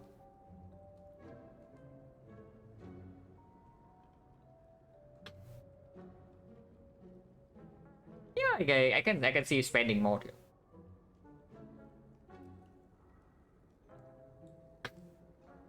Yeah, I definitely can see spending more here. 20% of the time we also see an event here, yeah. So yeah, can be cleric. Actually cannot be cleric if we spend more gold.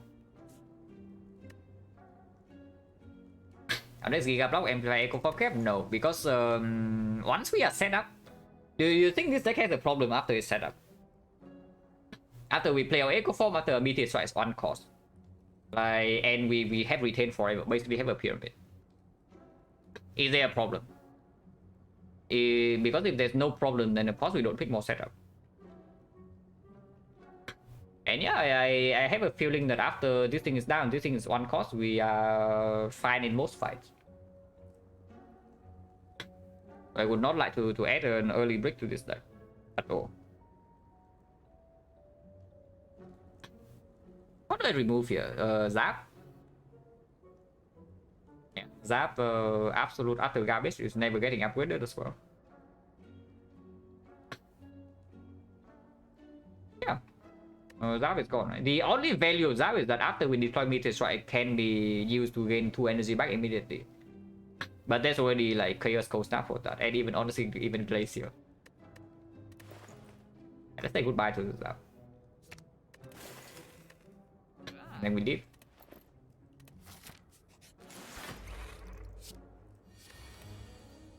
Wait, for Tosh. Okay, any believers? If you believe that we can block this turn 1 and I should take the hand of greed. Honestly, even if you don't believe, I should still take this hand of greed. Of course I believe. Like, why would I not believe? Doesn't make sense. Reinforced body is so bad, guys. It full blocks this hit and I cannot take my puzzle. Oh yeah, puzzle enlightenment. Oh, puzzle enlightenment is so sick. But yeah, if I full block this hit, I'm scared that I just get old next turn.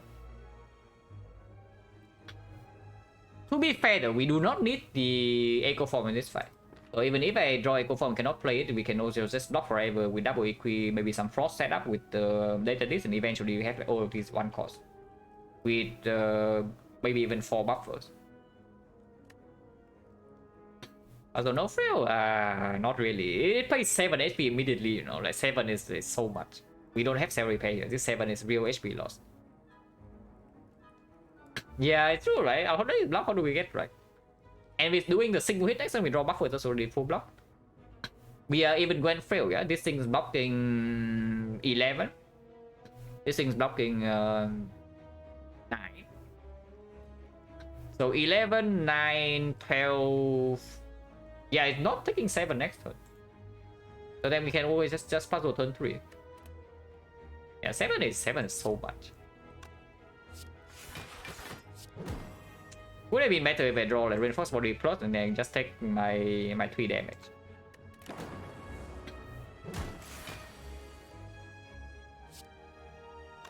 Holy crap, it's so good, guys. Oh, look at this. Oh, it's so good. How much energy is that? That's not even meteor strike, yeah? That is not even meteor strike at our hand. And it's 1, 2, 3, 4, 5 energy. Actually 4 energy because you can only play 3 of them. So 0 energy gain 4. It's probably just enlightenment, echo form equi. Then glacier, and then we double buff for next turn. Is what I would assume.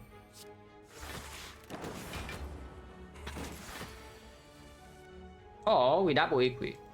And doubling equi does allow me to get enlightenment on meteor strike easier, because otherwise I'm shuffling it out.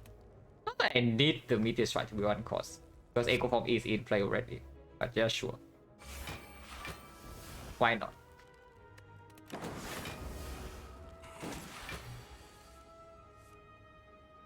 Pyramid.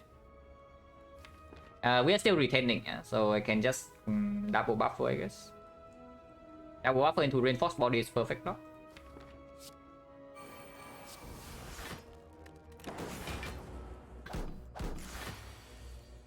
We don't need it. It's just we do need to see it in action, and I definitely can agree with that.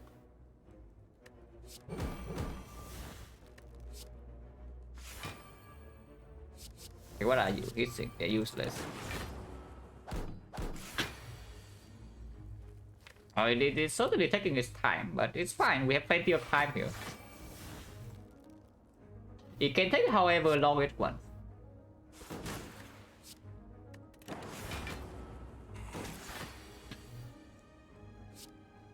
And yeah, double causes into meteor strike. Does it kill? Wait, that's too much damage. Okay, that's too much damage. Let's just do this. 36 plus another 9, 45. Yeah, and then hand and wheel is perfect kill.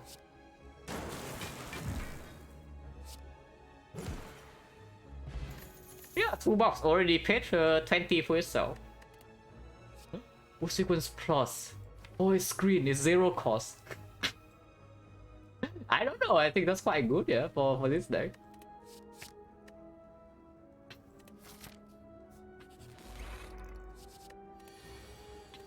Oh, 13 you say. We block 13, this guy hits for 14. Interesting. The bomb... What? This try is also fine, the bomb's probably better. Best enlightenment I've ever seen is definitely up there. Don't know whether I can say it's the absolute best though, because the previous times I pick up enlightenment it also wins my run like almost instantly. This one's not even won yet, yeah, so I cannot even say it's the best. But it's definitely extremely high value.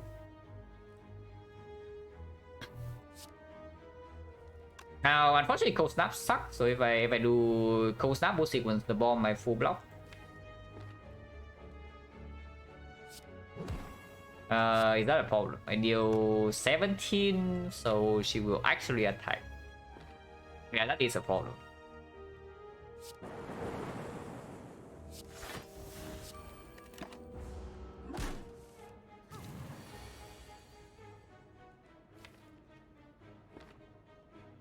Just amplify buffer, I guess.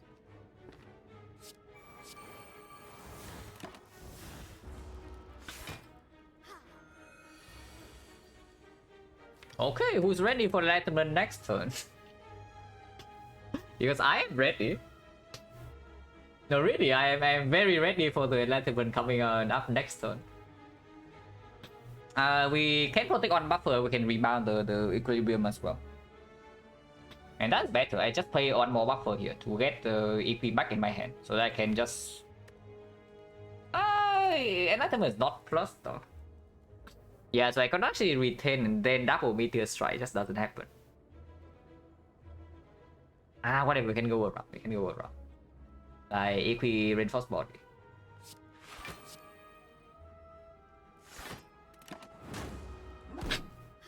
Got the ball.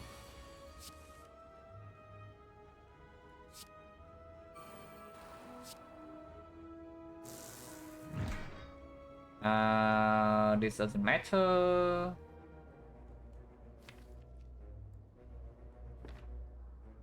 But we have energy.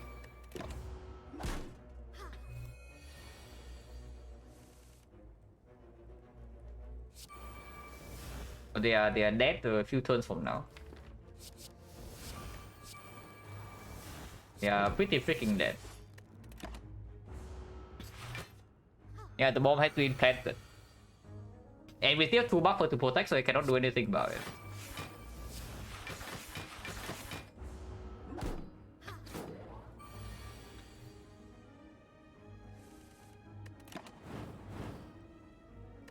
No potion. So potion change right now is 60? 70? Yeah, 70. Okay, I almost instant click, but is it an instant click? Yeah, of course it is. And now I kind of want to fight Elise, but we have no potion, yeah? So, am I getting better or what? Now I kind of want to fight Elite. Surely nothing can go wrong, right? Fighting Elite. Honestly, I was thinking that the Enlightenment upgrade doesn't actually play that well in the Elites, but looking at the last few fights, maybe it plays immediately. Because it does allow me to retain the 1-cost Meteor Strike to Echo Form the turn after.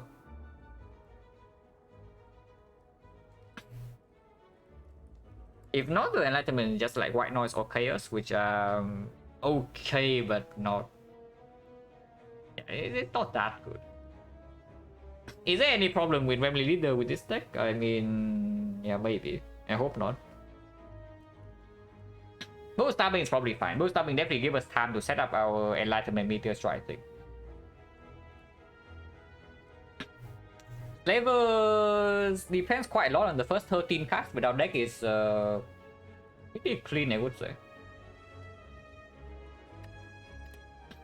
That's fine. Maybe we can take the AD.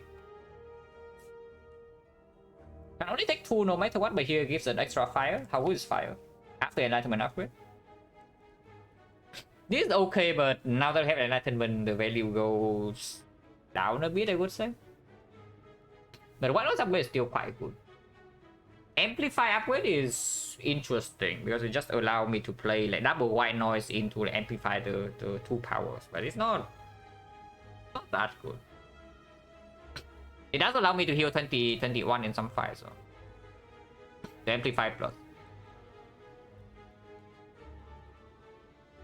Probably just upgrade Enlightenment first and then see what happens after this. But I do think I take the Elite first. Instead of just going here and committing to this Elite.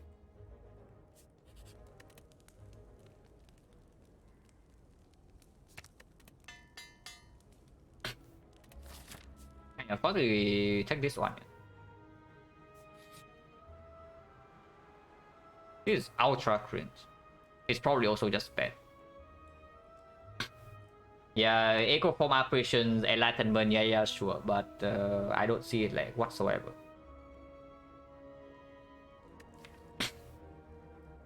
Yeah, I don't think this helps us in any fight we can die.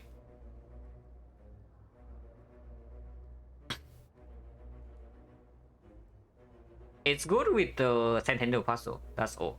But with Echo Form Cell Repair in this deck, we are most likely entering any important fight at full HP. So we are effectively trading exactly half our HP for this apparition. Yeah, can be 6 apparitions, but only after Echo Form setup. Turn 1 we boost sequence plus, we don't need the apparition, so the draw test wasted.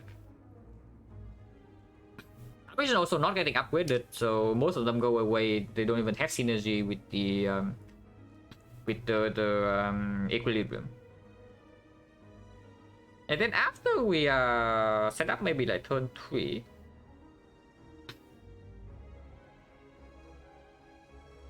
It's just weird because this goes back to the question, like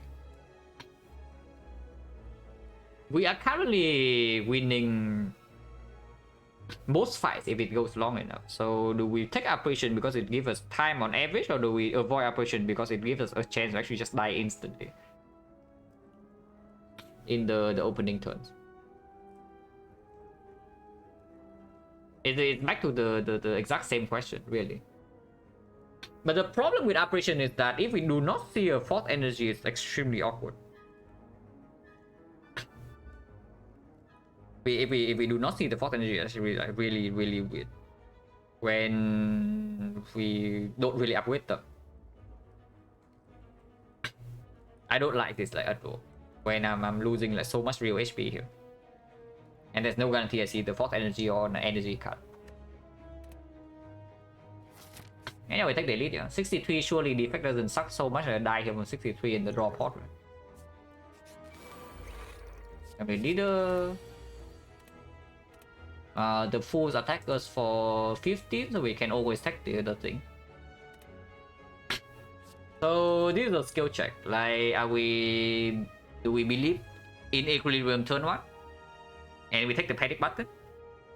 Or do we believe in popping off soon so that we take the panache?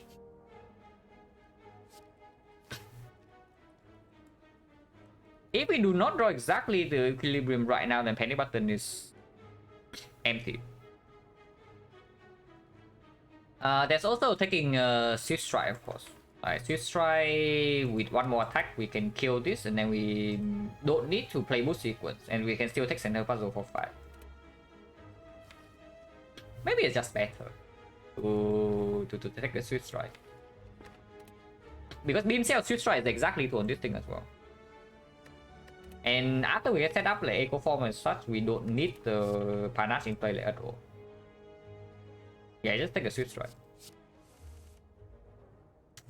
I should not be leaving. No, really, who would do that? Buffer turn 1 is also a little bit annoying here.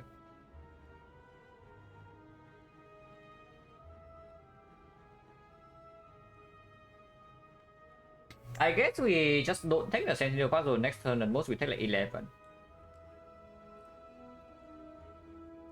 With like maybe dual cast for direction, or maybe chaos. Dual cast, if it hits this once we can kill it, and yeah, next turn maximum damage is 11, which is basically nothing. We heal 14.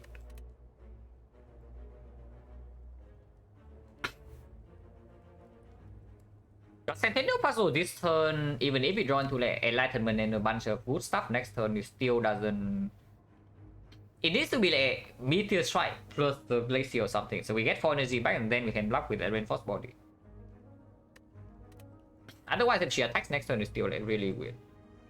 If we let his hand go by, I mean. Yeah, I don't need to let his hand go. And also dual cast for, yeah, dual cast hit this twice, we can also strike here. And retaining boost sequence to block 13. Not bad. Okay, so boost sequence, so that was not very good. And if we being plus actually screw us over a little bit here because we cannot take the puzzle. That was the worst outcome, right? The dual cast hitting the leader twice, so we lose the 1 out of 9 then. Because if we cannot kill this next turn, then suddenly damage becomes like 22. Faris, thank you very much for the Prata and the 3 months. Appreciate it a lot.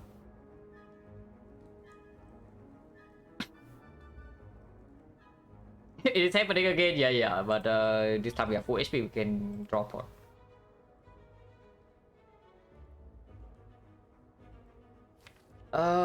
I just honestly, I still do equi, right? If we take 22 next turn, then we take 22 next turn.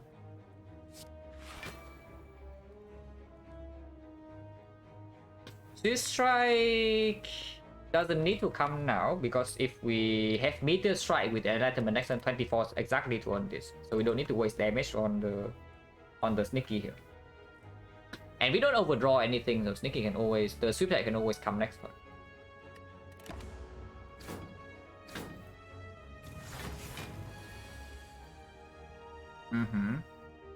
Yeah, amplify buffer is like fine. We take 0.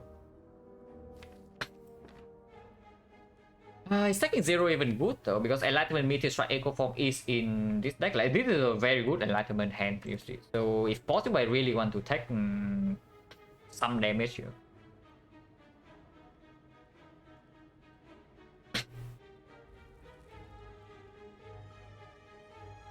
I really don't want to part with the Sea Potion. It's the main thing. Oh yeah, there's gonna be no clean line because of 24 here. We just don't have enough. Unless you play Rip and Tear here over the courses, then you are like kind of a lunatic. Probably not, right?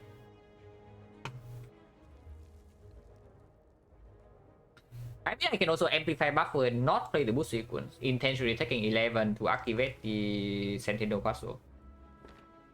That is possible. If that is the case, I can even sneak in one more card, for example, Chaos or Corsus.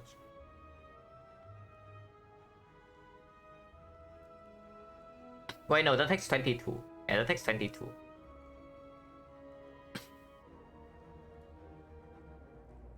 Yeah, actually doesn't take 11, it takes 22. If it takes 11, then I would do it. But 22, a little bit much.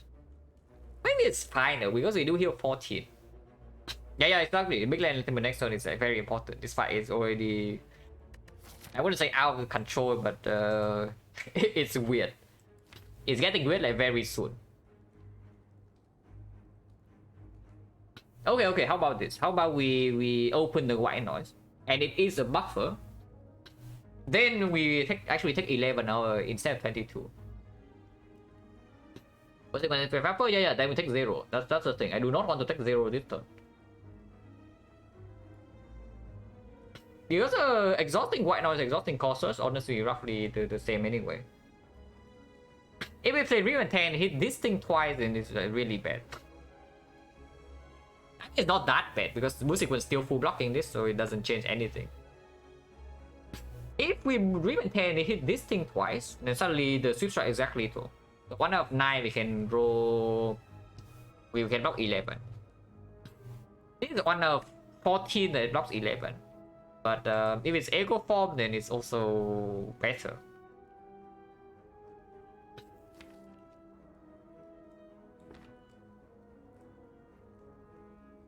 So 1 out of 7, the white noise is probably stronger than Real and Tear.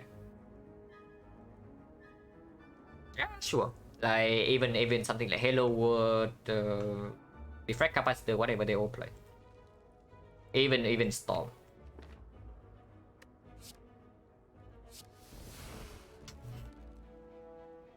Did not want the Storm, but if Storm is here, I play it.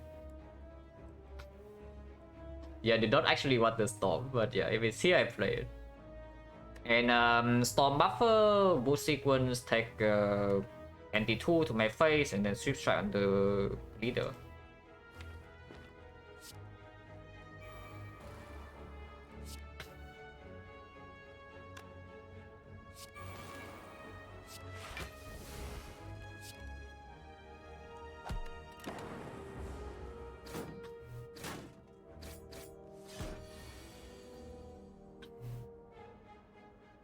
Okay, so yeah, Enlightenment goes absolutely nuts, and of course we do that.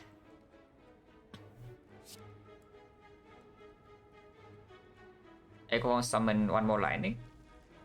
I would like to keep all plasma, right?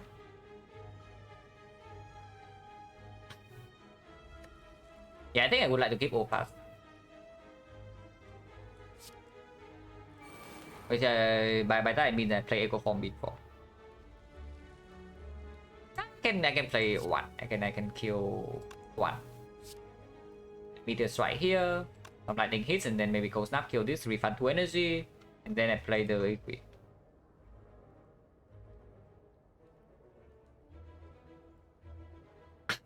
Put it attention amplify buffer without sequence? No. I take the 11 and retain boost sequence. Maybe that was better. Probably it was, yeah. But yeah, I actually didn't consider that. Oh.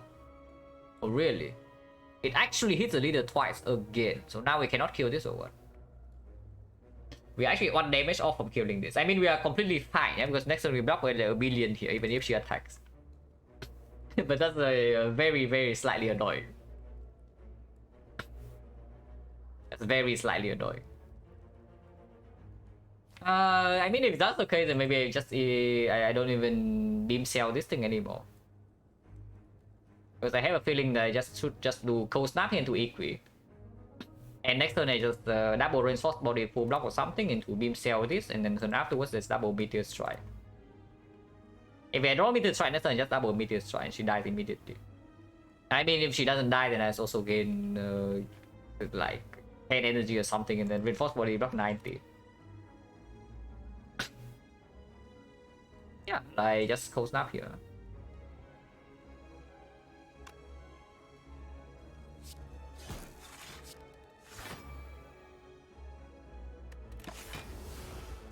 Simsas? What do you mean Simsas? We are blocking an insane amount here. Oh wait, I see what you're talking about. Because we need to freaking amplify this. We need to echo form this self repair, man. Okay, so that was a little bit weird. Yeah. Now I see it. Yeah, if we just want to get out of this fight, then that line was like fine. But here is maybe a little bit weird. It's fine though, it's fine.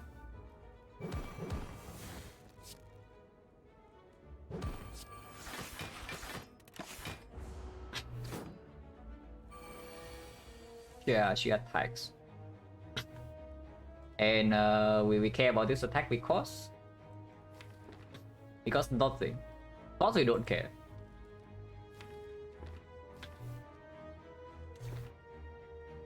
This doesn't kill her, right? It's only 72. Yeah? Only 72. We have no lightning damage. And next time we double cell repair, she still doesn't die to the lightning, and then we get the hell out.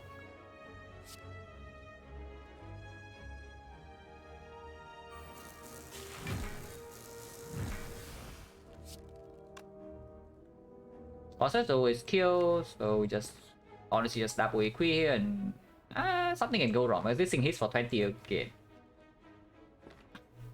I would assume it's actually the smaller equi, then we reinforce body full block. Any calipers?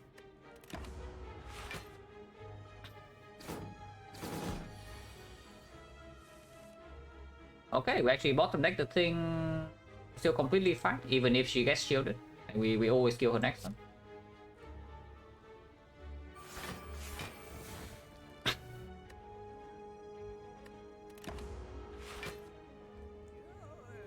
I would say defect is bad, you know?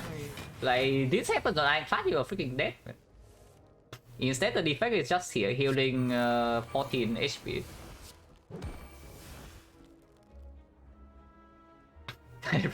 Yeah, sure. Oh, Lantern. That's pretty good. Yeah, no. Now that we have Meteor Strike and Lantern, there's no need to carry this crap around. It's actually not that bad damage-wise. Because we have Echo Form and Equilibrium. So we shuffle back into it like real fast and it costs 0. And we also have Vulnerable. But again, Meteor Strike is 1 cost.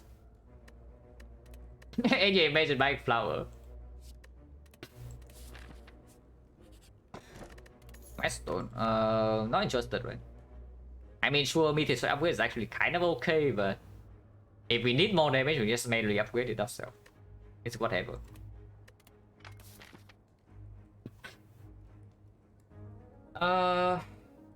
shop? Is there a reason to go to this shop? I don't think so. Highest priority removes honestly every single kind of deck except like a few. Like Equi I keep, Buffer I keep, Reinforced Body Plus I keep. I don't even care about this. Power Surge I keep, Meteor Strike I keep, Echo Form, Enlightenment, Cell Repair. Everything else can go. I wouldn't assume the worst card in this deck right now is probably Ribbon Hair Plus. It's sad to say because we pick it and upgrade it ourselves, and we also have the Beam Cell Plus, but it's probably the worst card in this deck. You have everything else, you know, like dual cast, cold snap, chaos, or can give energy after Meteor Strike. This thing is just doing nothing. But chaos, yeah, chaos can generate on energy after playing Meteor Strike.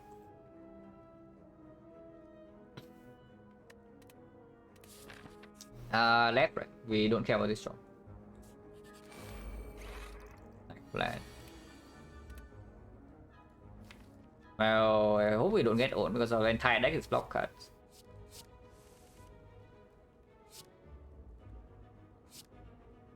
That's pretty good, right? The the enlightenment form this toolbox.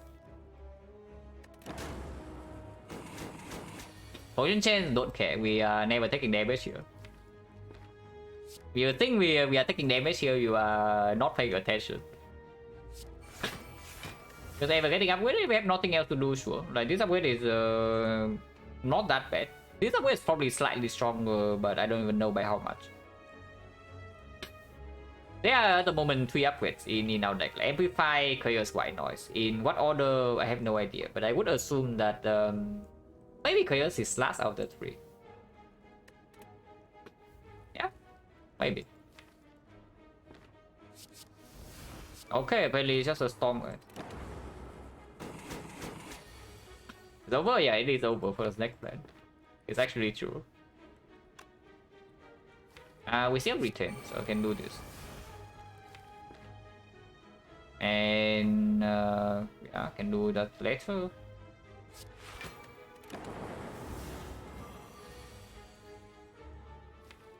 We still have retain one more turn, so that's fine.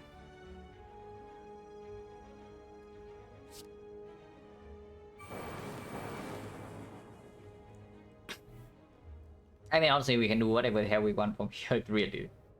But I want to play Meteor Strike. And you know where I'm coming from, guys. Definitely have to play Meteor Strike in this spot.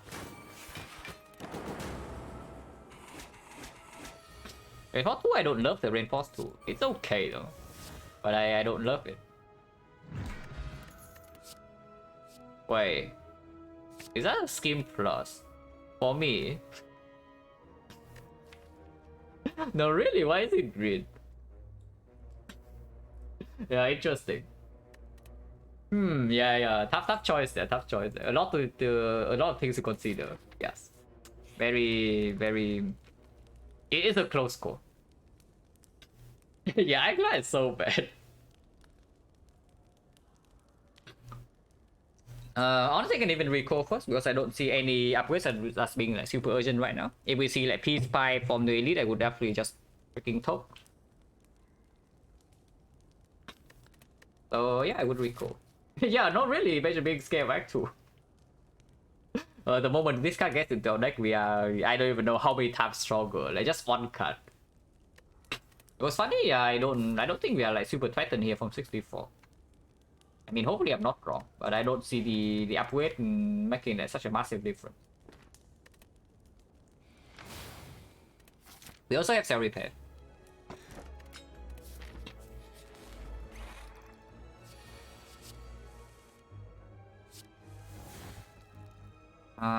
Yeah.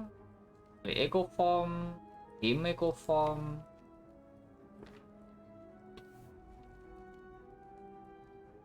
What's the worst thing that can happen if I scheme now? Because if I get into Enlightenment, it's positive energy. Do I care about this boost sequence? I can also just do Echo Form, Cold Snap, and end turn. That's a little bit weird though. Yeah, let's scheme. Okay, this is why we don't skim, I guess. We draw into Meteor Strike and not Enlightenment. It's still okay, but it's a little bit annoying. Oh, I can also just retain this hand without playing the Echo Form.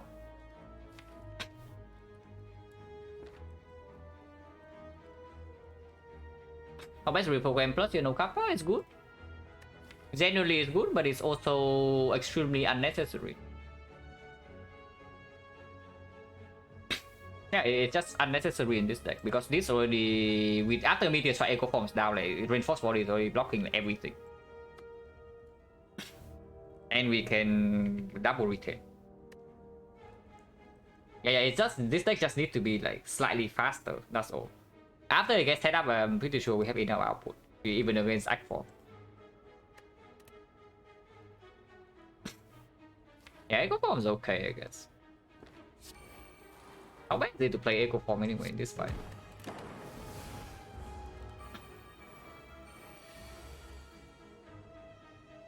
Double buffer is not very good. I kind of want to take Sentinel Puzzle here. But maybe I just do that.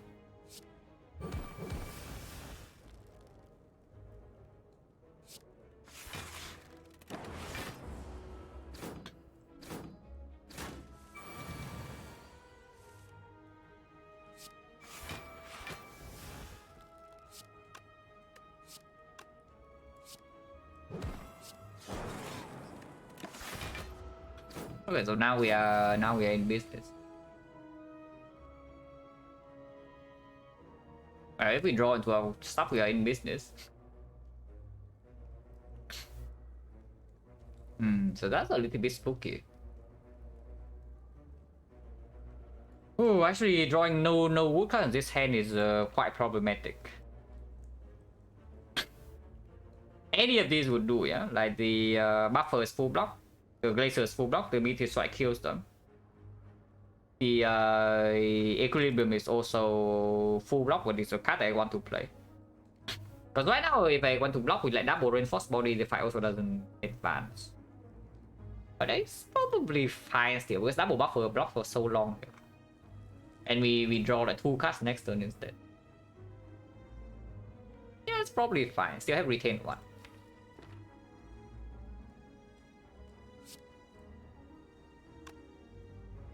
Is there a reason to keep this the other Reinforced Body in hand?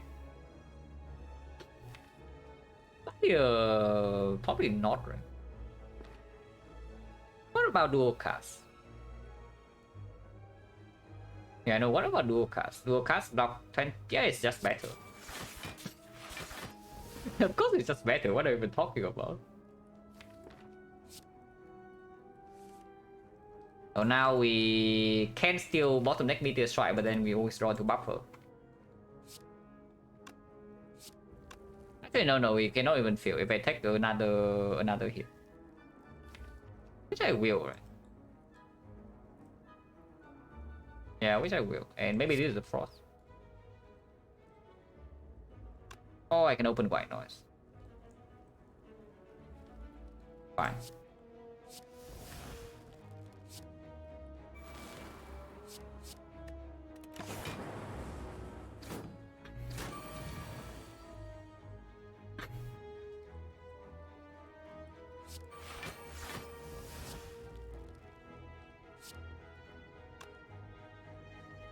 How much is this? Blocks 6 and 6 is 12, 12 plus 7, 1945. Yeah, sure.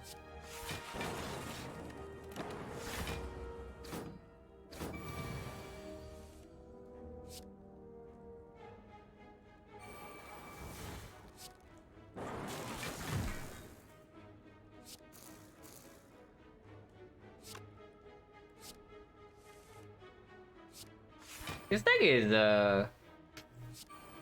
very decent. And that is with 3 energy, yeah? Like when we get our 4th energy on actual pyramid, like it's I don't even know whether pyramid is good or not. Maybe it's still fine. Because it just mitigates the bad draw on the first cycle. But if we see 4 energy, we are probably like way faster.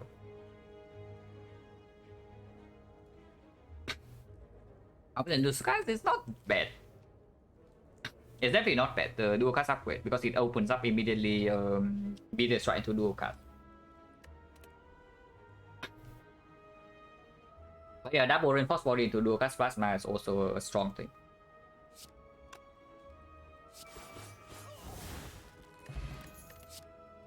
Storm plus, oh yes. FPL, how is it?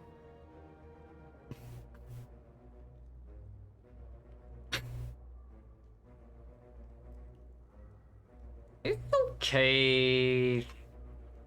With Enlightenment Plus, I don't think we are interested in Snecko. So the FTL doesn't really break anything. FTL is also a pretty easy way to activate the Sentinel Puzzle in the heart, for example. If we draw a turn 1. Really don't want to advocate stuff, but it's not negative though. Like the only fight where it's potentially negative is like Time Meter. It's not negative. It is not like it's another boost sequence or anything, you know. It actually does cycle so. And I would imagine that we are probably fine in Time Meter with this. In the heart, I don't think it's even bad because we have the puzzle that sometimes we want to intentionally trigger without committing anything. And FTL is a good card to do that. It's fine. It's still chaos. With the Enlightenment, it's actually not overdraw pot. Funny. And we have Echo Form for the Duke, so I think we keep our potions. And then we get all my slavers here because I don't have the Steel Curse or what? Surely not, right? I have 64. And I can rest here. Okay, better not get all my slavers. Secret Technique? Panacea to block weakness is okay, but Technique for the Steam Plus seems pretty good. Or the Enlightenment. Okay, Enlightenment is already in our hands. So actually get the Scheme Plus and they are dead. Yeah, these guys have no idea what's coming, guys. But something is coming. Technique for Scheme Plus. Yeah, FTL. What is it?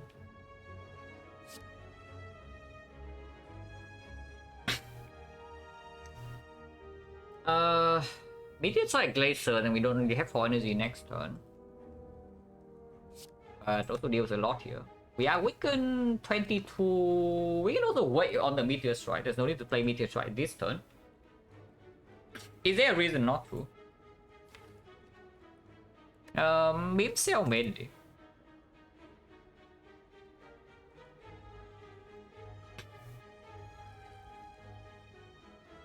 Are we ever actually bad enough that even with this 0-1 cost Meteor Strike we are having problems here? I mean, I hope not.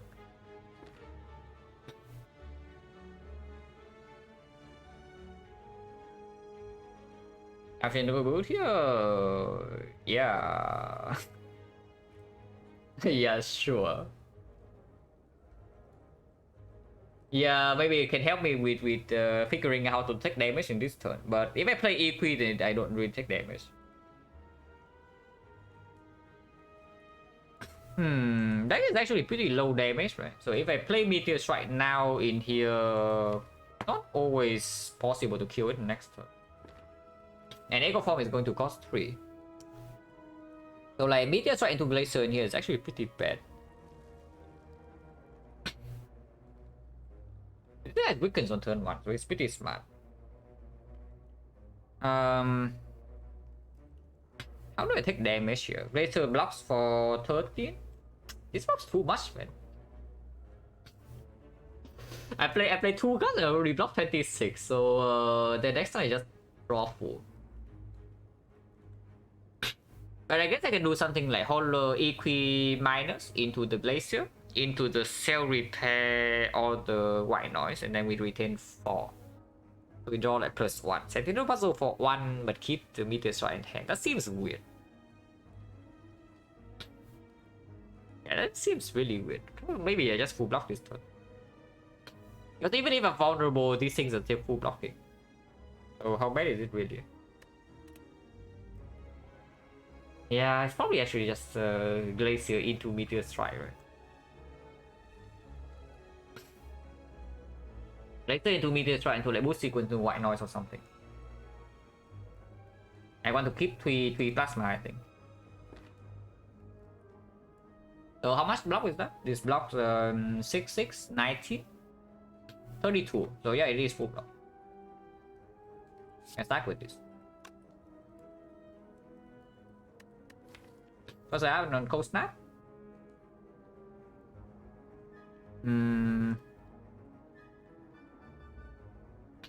Yeah, what is it?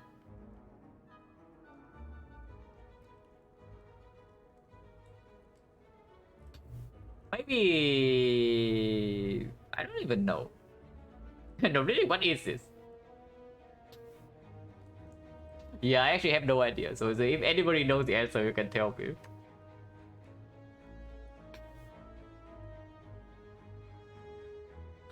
Stop flying eyes. Yeah, that would make the most sense at least. I don't currently see something else here.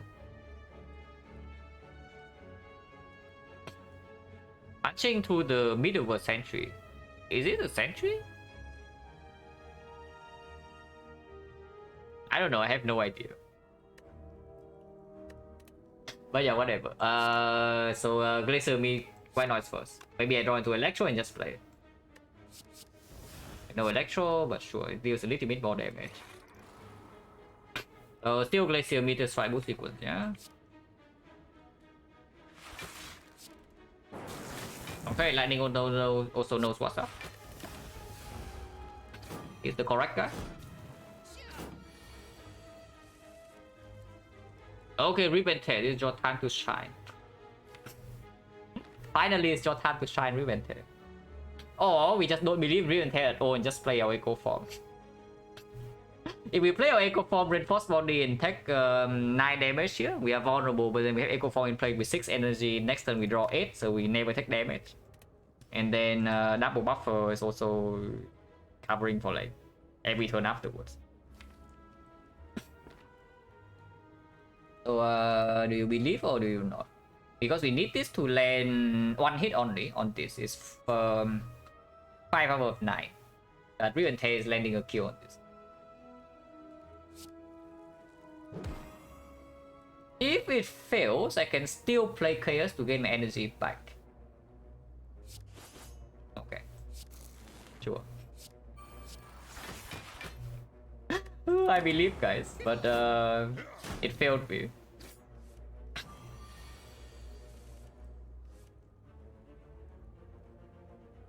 Yeah, I mean it's uncost, so now I actually don't need this energy. Which means I can always start the turn with double Glacier full block while gaining energy to the heavens, and then I amplify my buffer.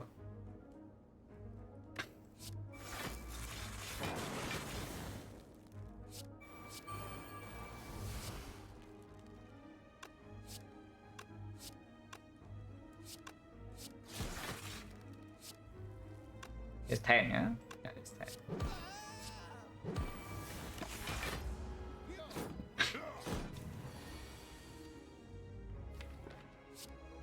Oh, I see. I see now why you say FTL is not good.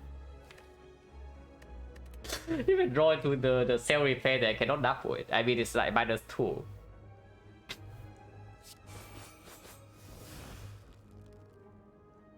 Yeah, I don't accept -2, right?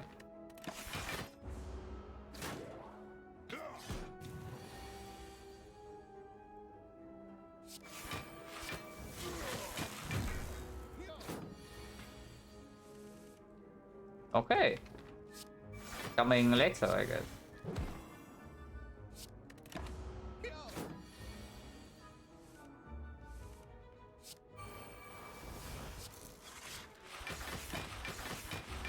Oh, pyramid slavers. We got to the wounds part.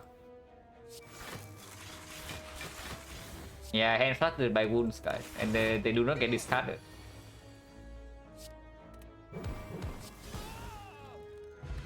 The boot. Yeah, skip.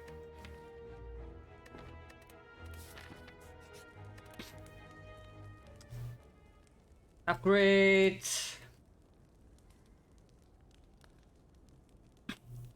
How insane is it to upgrade Echo Form?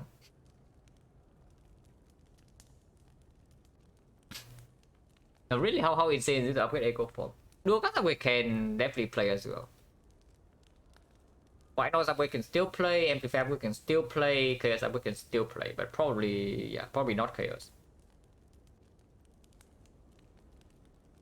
Because I have a feeling that Echo Form upgrade is quite nice with double EQ and Enlightenment, you know. Sometimes, because sometimes we actually just don't have enough energy in the setup phase. Yeah, I don't hate it at all, like the Echo Form upgrade. Like we skim into it on turn 1 or maybe something similar, and then we want to play some EQ, maybe some Meteor Strike, Enlightenment, but then cannot play Echo Form. Yeah, honestly, I don't hate it at all, because it also allows us to maybe do some Amplify Echo Form sometimes with Enlightenment. Okay, better than copy reinforce into dual cast fast. Wow, that is like for way later if we even need it. When do we actually need to do that is the thing. I mean, sure, it's strong. It gives us an option, but in what fight does that actually really matter? That needs to be a fight where, first of all, we are already set up. That's the thing. The fight where nothing actually matters, yeah, is a fight where we are already set up and somehow we still do not block enough. I don't see that. No, at least not before seeing the boss rewards. Yeah, no, it's really like amplifying the Echo Form is probably just winning the fight. And we can also make the dual cast upgrade later if we really need to. Act 4, yeah, exactly. Act 4. Act 4 is maybe when it matters. Ending button without core search. Honestly, pretty cringe. Dark Shackles or 20 gold. 20 gold. 25 gold. Honestly, Shackles like whatever. Pending button is also whatever. Probably bad. Black portraits just to roll for hand of greed is what we are doing, guys. Of course, we are doing that.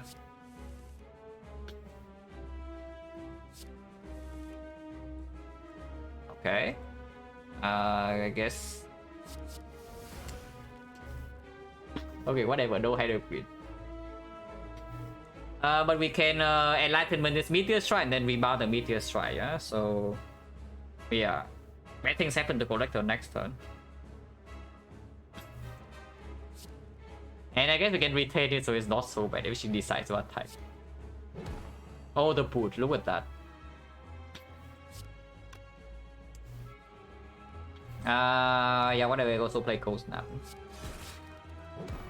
Wait. Okay, whatever. I guess we don't have Equilibrium. Yeah, doesn't matter. Okay, maybe I play a little bit of damage for my Insolence here. But looking at this hand, I don't think so. We block for how much? This gains 5 energy, so we have 11, we have 8, so this block 72. Yeah, no problem here whatsoever. We need to kill minions. I mean, not really, right? Oh, next one can be a little bit annoying, but it's still fine.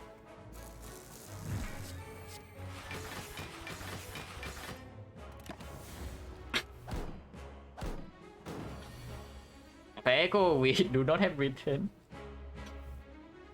I guess we couldn't retain 2 turns anyway, but we did not have the EQ play. We don't have a real pyramid. Unfortunately, not yet at least. Can take 2 damage. Now that's cringe. Because my score.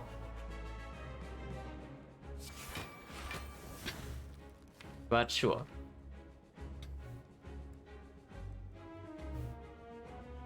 Yeah, not my score. But yeah, I should just take this damage, right? Or maybe I do kill one minion. But I do lock weakness, so she should die fairly soon. Like 3. Yeah.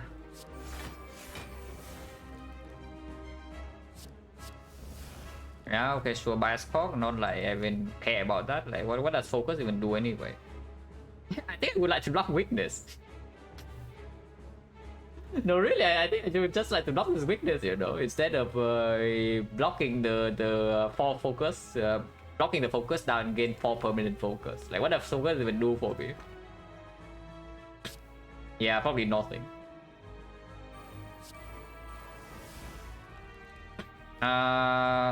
Oh, but now I kind of want to get this out of my head.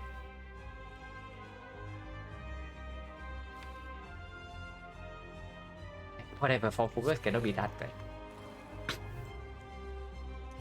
bad. Keep everything here in hand, maybe double beam cell next turn. Yeah, sure.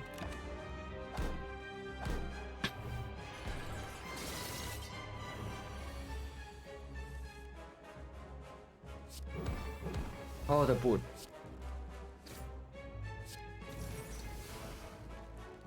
Yeah, sure, equip. This blocks for how much? 25, 34 is enough. We have 4 buffer stacks.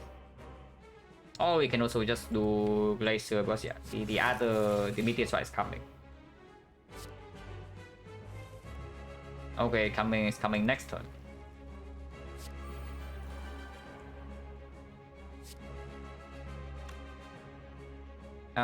Six times 4, 24, 24, 38, 38, yeah, it's already enough.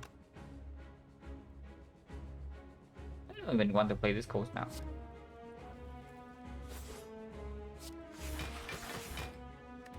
It's 52 as well.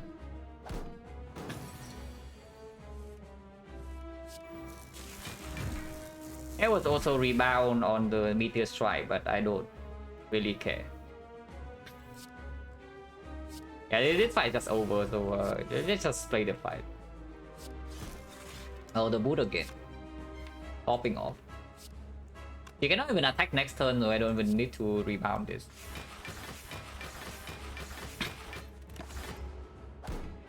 Should play this actually. Oh my god, look at this boot value.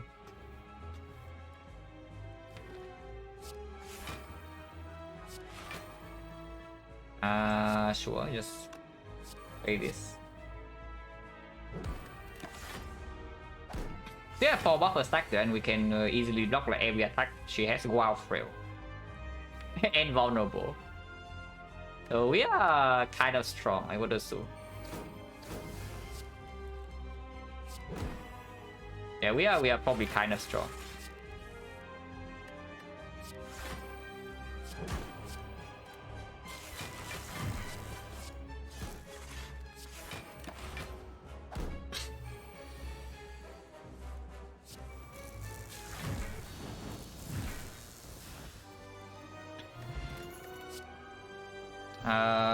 Super cringe.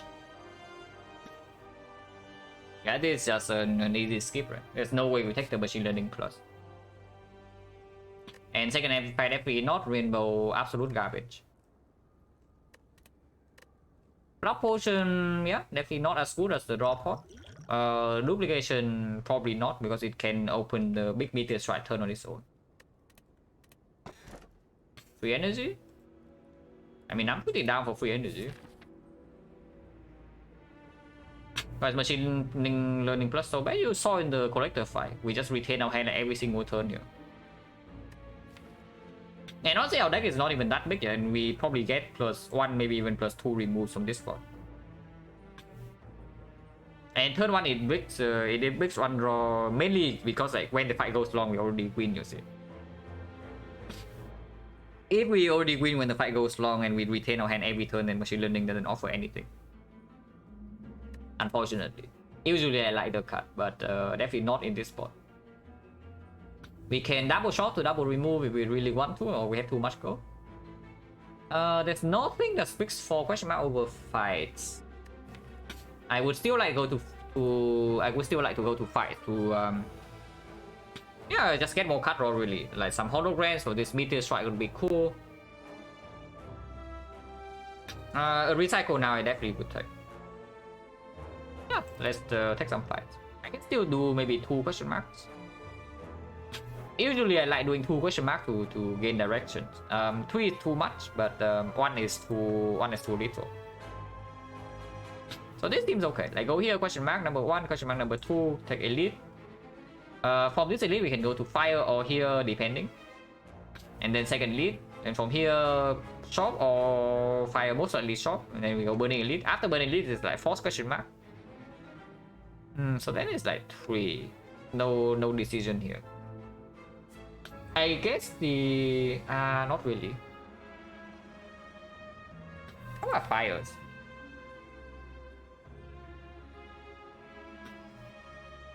Why not is I think an okay upgrade with the amplifier. It's not that bad. Also, I have a feeling I don't really want to think too much in this run. Until the fights actually matter, you know. Like I turn my brain off for the entire run, and then in Act 4 I keep my brain off and suddenly I die. Let's not do that if possible. Take 2. This doesn't take 2 though.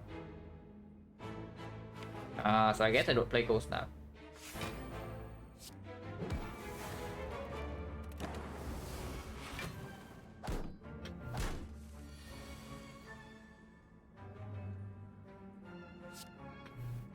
Yeah, this time no meteor strike. Definitely need a hologram. Yeah, they definitely need a hologram. I mean, need is strong word, but I really want a hologram.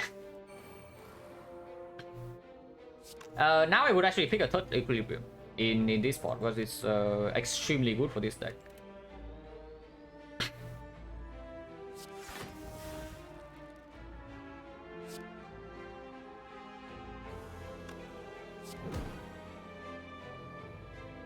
One upper blocks full, but then yeah, we are naked next turn. Probably fine.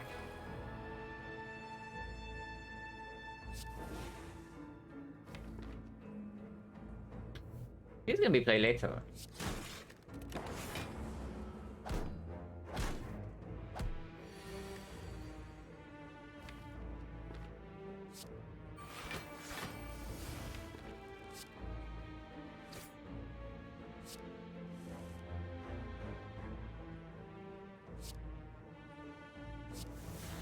Okay, Storm. Yeah, whatever, just exhausted. And I want to draw full hand.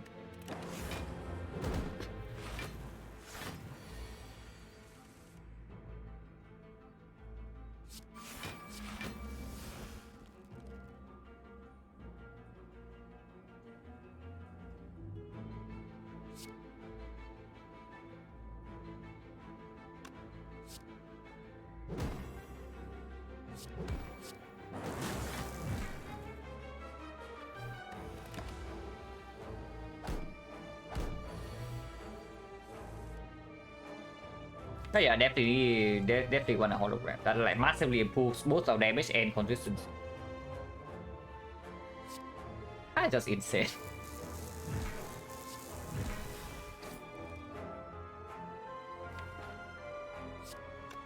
Don't need to amplify this. Yeah, but the lethal is even better. So now I can amplify for the storm.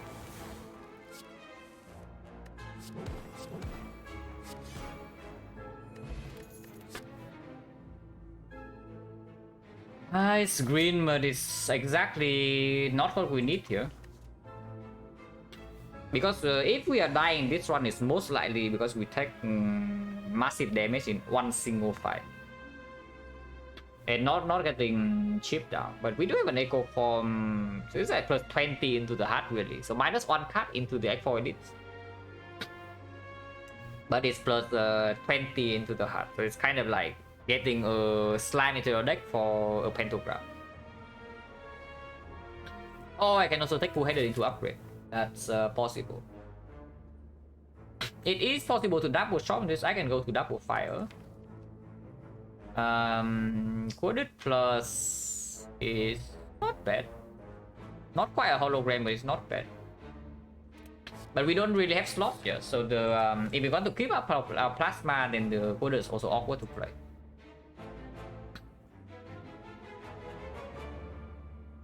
Actually have dealing damage. Maybe our damage is actually not that high without the hologram with this, because we double meteor one turn with the beam cell, and then afterwards we maybe have a turn with rebound, and then we block an insane amount with like reinforced body. Yeah, but where does our damage actually come from? Even with Echo 4. Yeah, one turn 72, and then what?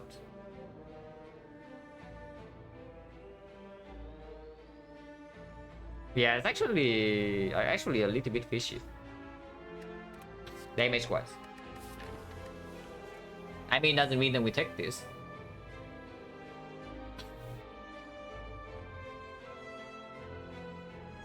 Whether it's green, I would definitely take, but unupgraded,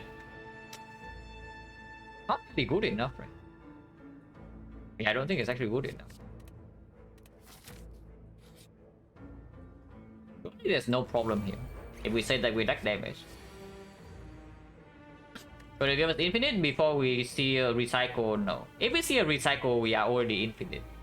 I think no, we are not. We need one more card draw. So yeah, any kind of card draw would do. So that we do some loop with scheme, meteor strike into like another card draw into scheme into meteor strike, and then draw back into the scheme, and then we continue. Yeah, surely there's nothing that can go wrong here. We say that we are lacking damage. Trip of apotheosis, yeah. I don't care about apotheosis like at all.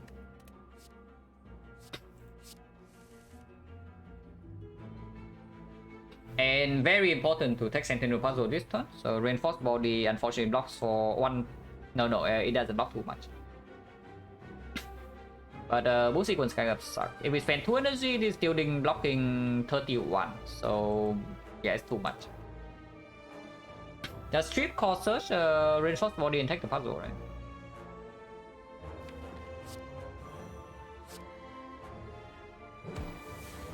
right? Chaos reinforced body. Even if we give frost, I still take a little bit. That is good. Like 6. Oh, if I don't see enlightenment here, it's like it's dangerous. Yeah, if I don't see enlightenment here, it's actually really dangerous. Because EQ is also not in my hand right now. And scheme is overdrawn by 1. Okay, maybe now the dual card upgrade is actually important, because I have a feeling that we are running out of energy this turn. Because if I do Cold Snap, Scheme, and I don't draw into the Enlightenment, and I draw into the EQ instead, I play the EQ, and then the turn afterwards I have 9 cards in hand, so I draw 1. Which is fishy. Formation dying to Orcus, that would be very sad. Let's try to not do that.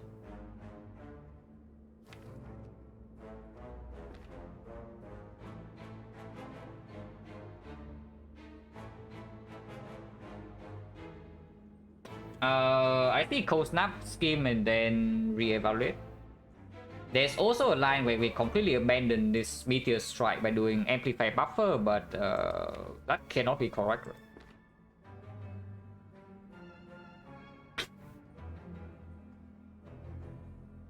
Yeah, if I don't draw exactly into the Enlightenment now, it's like really dangerous. You just don't have enough energy to make hand space here. Even with the puzzle taken. But yeah, just Cold Snap, Scheme, and observe. Maybe potions can be used afterwards. And play buffer? No. No energy. And we need to play 1 card before, unless you tell me I commit energy on the Amplify instead. That's extremely weird.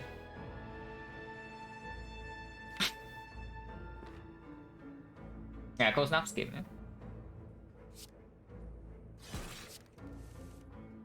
Okay, so we don't need to actually think about potions because enlightenment is in hand, so that's good.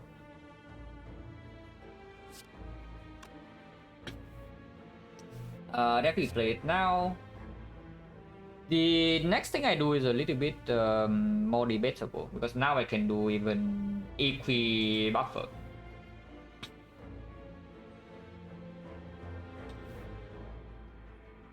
Or like meteor strike right now to do a cast, but I kind of want to rebound the meteor strike. Maybe I don't need to because it's already deals 36. 36 plus this is 49, 49, and then I still have Riven Tear rebound. And the beam cell is coming up with FTL as well. Yeah, I probably actually don't need that. So meteor strike, do a cast, I guess. And triple absolutely going in.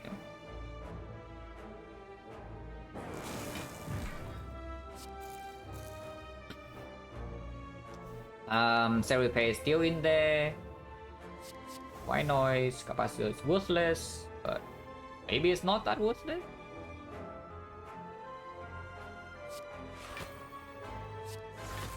Probably is worthless.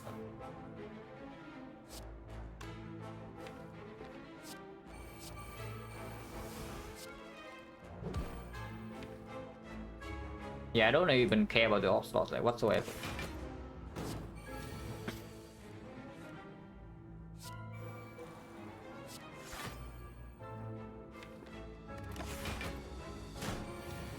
Buffers, no problem, plenty of time.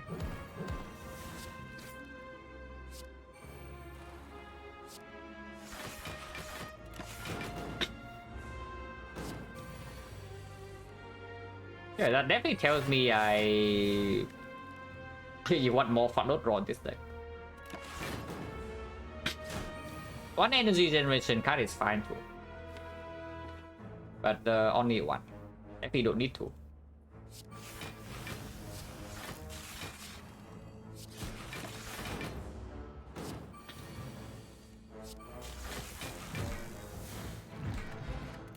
Was fine.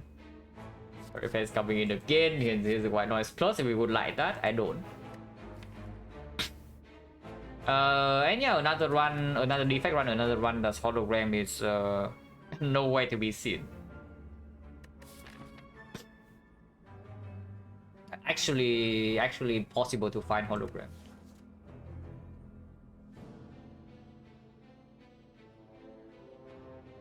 Don't want any of these, right? Yeah, once again, don't want any of these. So we just skip, yeah. Go for the eye miners without hologram in the deck. With the equilibrium, it gets slightly better, but once again, it breaks our... It prevents us from getting this meteor strike in play. Because right now, without enlightenment, we still cannot play the meteor strike. So it's very important that this is like that first cycle. And they're just stopping it from happening. And yeah, question mark here is good, so I do not go triple question mark like ever. So we go left. Just kill 2 of you.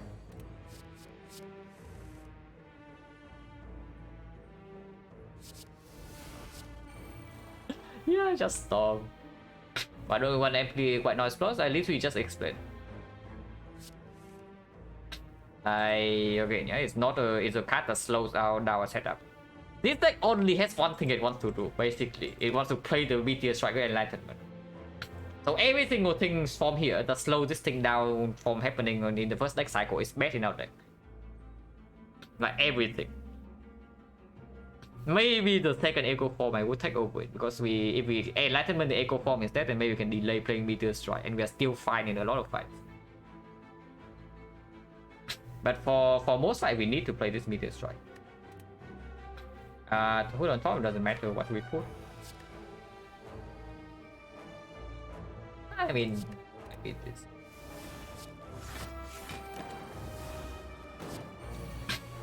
Yeah, just a hologram, exactly. We need a freaking hologram. What is it? Oh, storm going in, guys.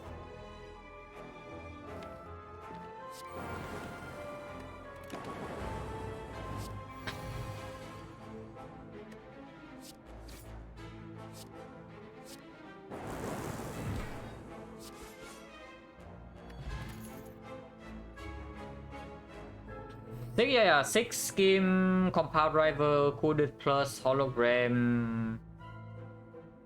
I did say that I would not mind one energy card. So is this the one I want? Because it does come up with it. I don't even know, is Aggregate better than it? Or is Turbo Plus the best can hope for you? Because if we add a Turbo to your deck, now there are 2 ways to play this Meteor Strike.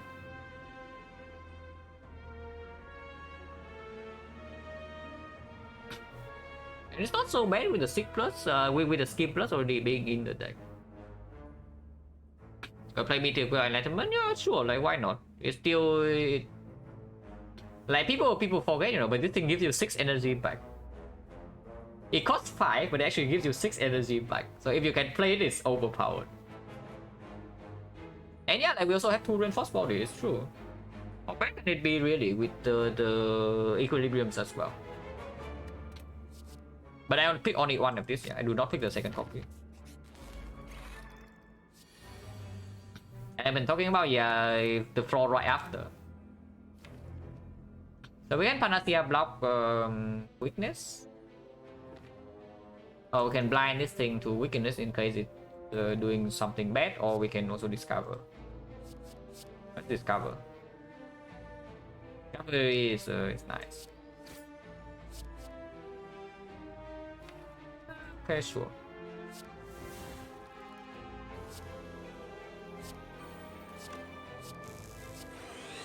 Need to try at home. Oh, it is going in, guys. Not that we care.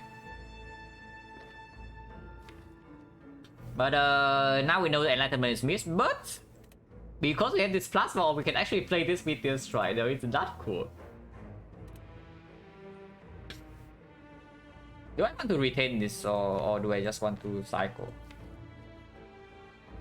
If I retain this, I do get to play some other cards, which might be okay.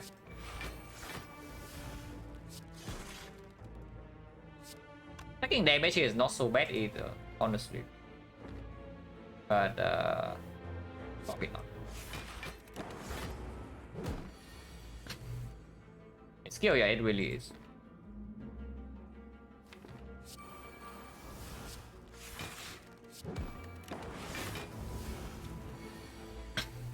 No problem, yeah. Would I like to play the Meteor Strike?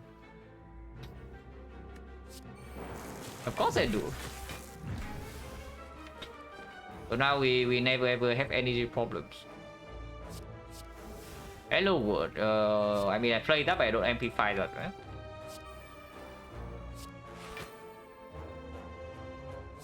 Taking damage for Sentinel Puzzle. Cringe.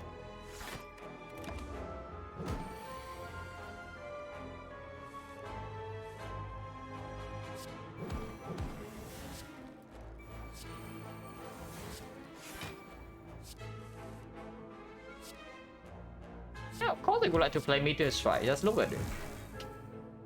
Suddenly I just get back full energy and I dealt free damage. Oh.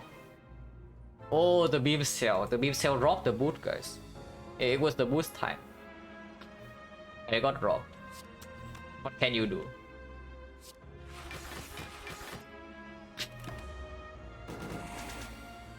Oh, really, what can you do?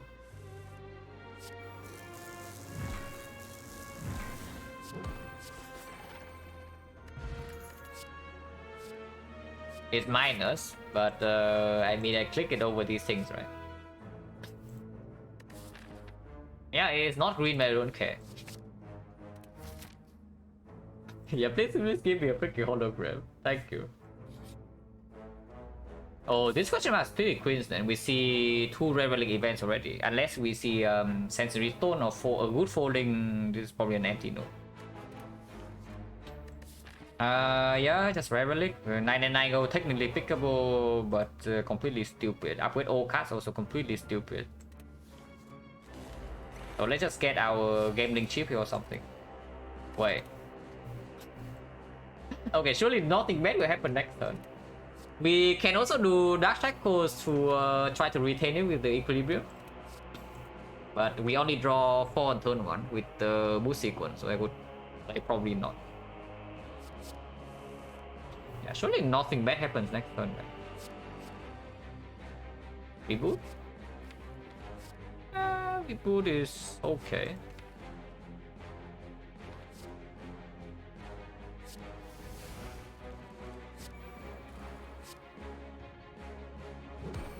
It shuffles in the reinforced body was 1 point, but it shuffles in the boost sequence as well, which is probably.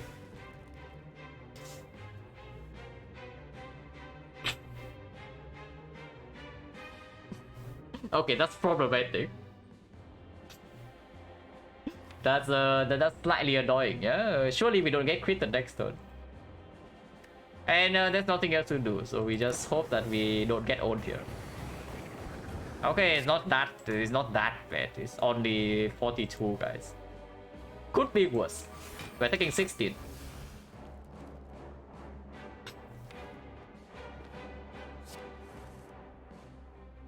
It's in hand.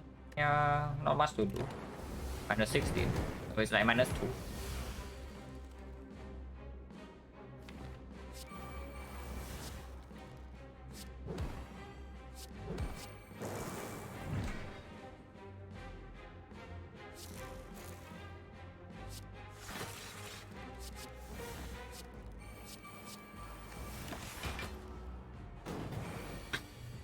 Yeah, now of course we don't take damage, but I suppose it has taken this tax.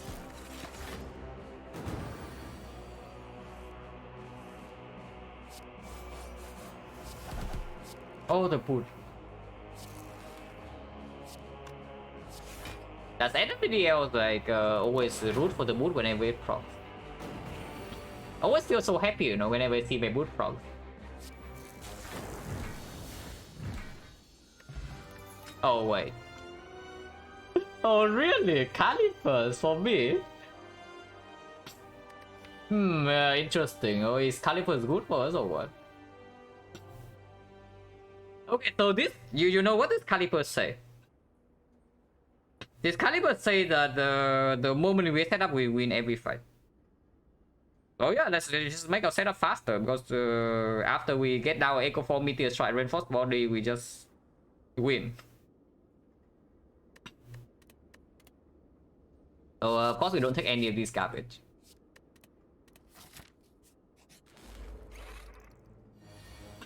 Oh, is Buchastor burning max HP Nemesis? Yeah. Magnet, right? Yeah, Magnet.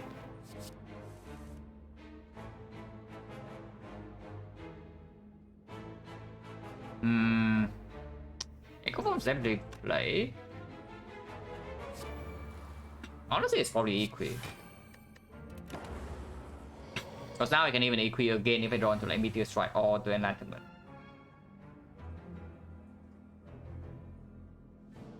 We have like 20 gold here, yeah, if we want to. 25. I would want to, yes.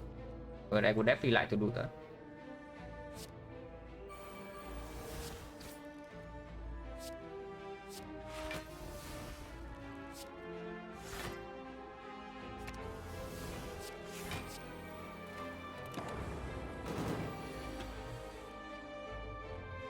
Okay, I cannot play this. Unless...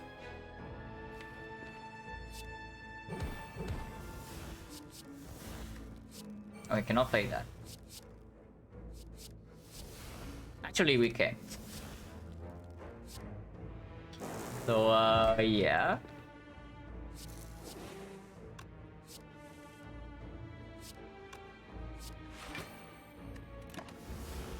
Okay, I'm ready for next turn. And yeah, okay, now the dual cast upgrade will be good, so I can definitely see that. And now the dual cast upgrade is actually super sick. But we can also do this.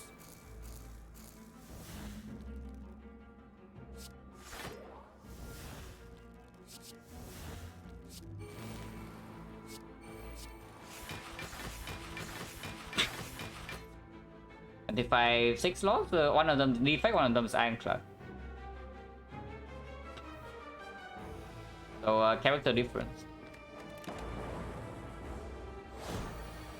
People get the chill character, not necessarily, because this thing means that as long as it can secure the early turns with some potions, I will win the fight. And we can always bring our like this potion is already super good, like how do I say, consistency potion, and we already have it in our belt. So the caliper just it eliminates a lot of problems that we might have in long fights. Also, by the way, hand of green, yeah. How do I do this? Not really possible now, right?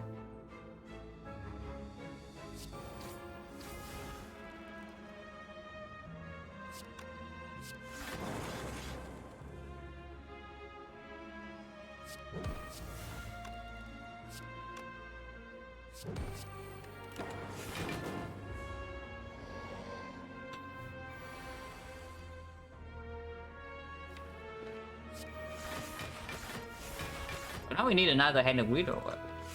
I mean, I don't think we have problems in this fight, but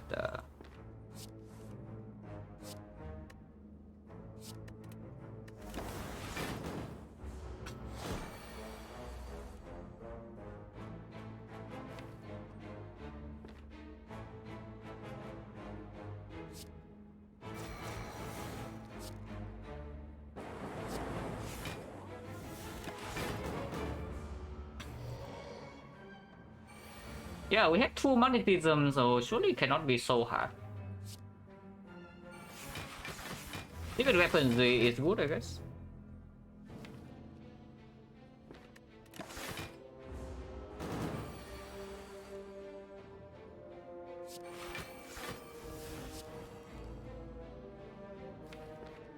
What?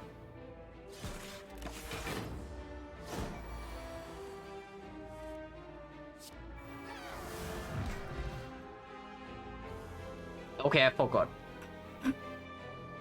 Okay, I actually completely forgot about the food.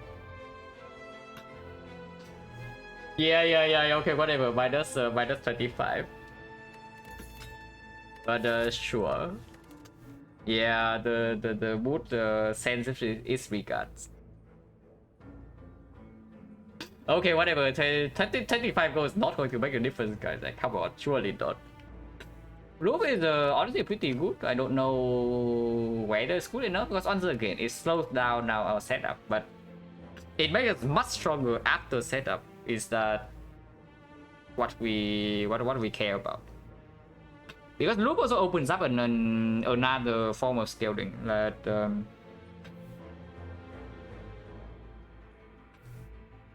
so we even if we miss the meteor strike first cycle, we're still okay.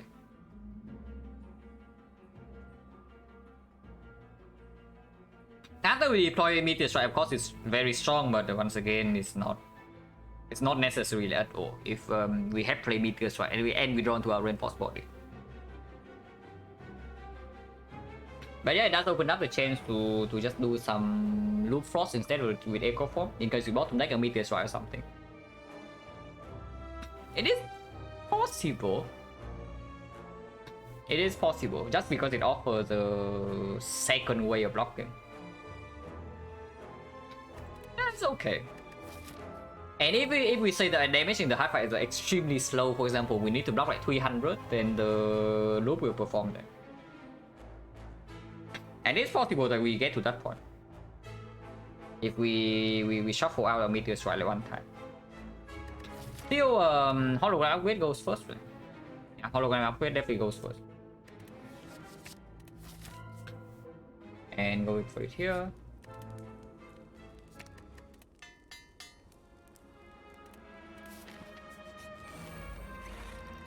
Okay, let's not die in this fight.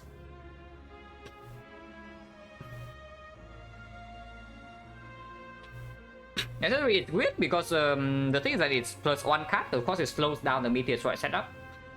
But if we miss the Meteor Strike setup completely for whatever reason, then it's potentially saving our life. But yeah, before that, let's not die to Retromancer.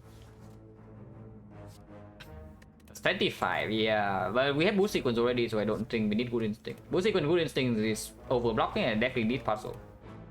And yeah, also do not forget we have no AoE damage whatsoever in this fight, so it's very dangerous.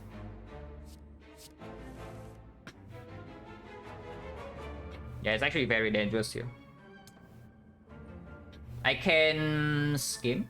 If I don't want to enlightenment right now, I will just play that, I guess.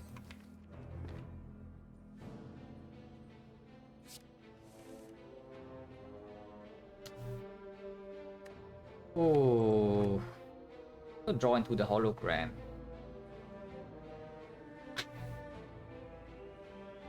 Oh, that's an annoying draw. That's really an annoying draw. Don't even land on the turbo, yeah?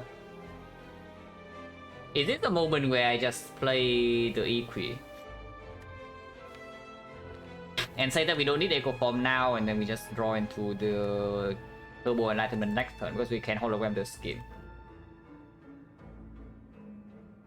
Because I have a feeling that if I just play this Echo Form, for the what pot and then for what? No, what pot and for what, and why this turn? Because I don't see the answer to any of these questions.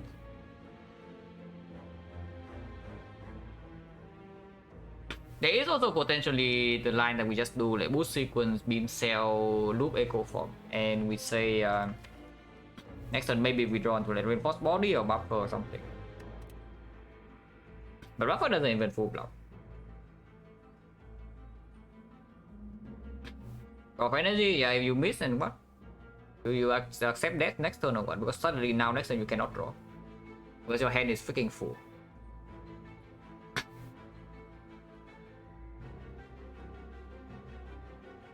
Think of the bad case, do not think of the good case, because if the fight goes well, we already win this fight.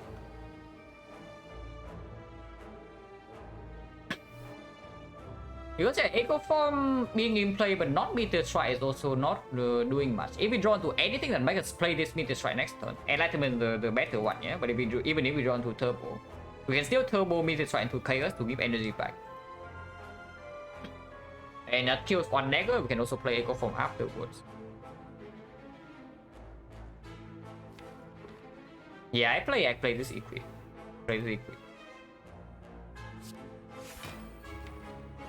And this is where the Echo Form upgrade might be okay.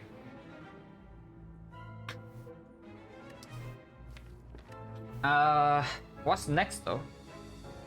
I kind of don't want to play this magnet. Because I want to draw into real cards next turn. If I do Beam Cell in here, it opens up causes little potential. Holding Beam Cell is of course better, but I need to play some cards to make hand space here. I can see Hollow for Scheme now. Yeah, exactly. Hollow for Scheme now. And then maybe I can even play Scheme immediately. It is possible.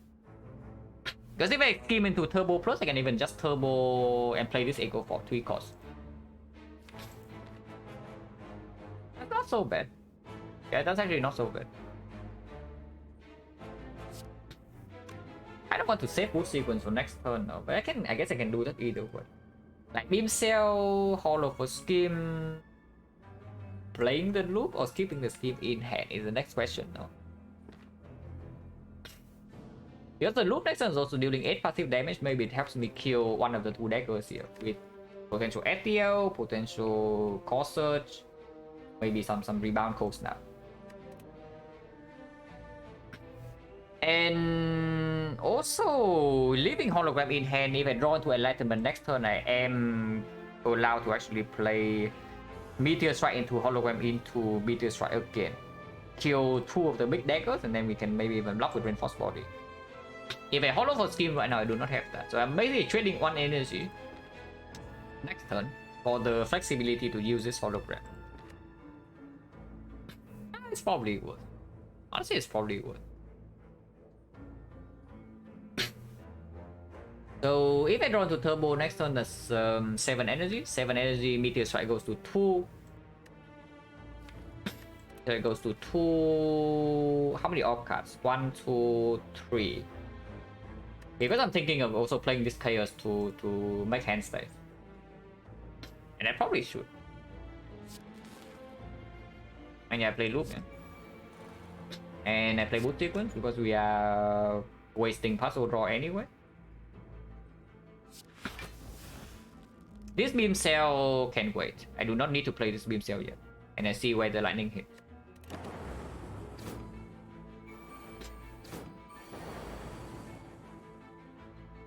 Okay. This is 1 damage off.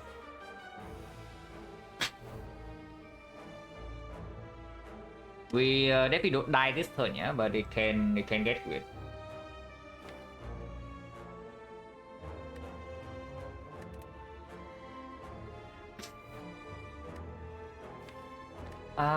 Beam cell FTL into hologram FTL and FTL again is not drawing, but it's dealing 90 damage. Oh yeah, the boot. The boot actually killed this perfectly, right?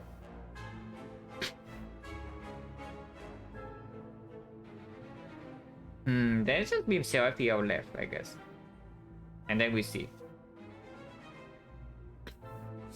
This is also beam cell, why beam cell was retained last one. Oh, the boot.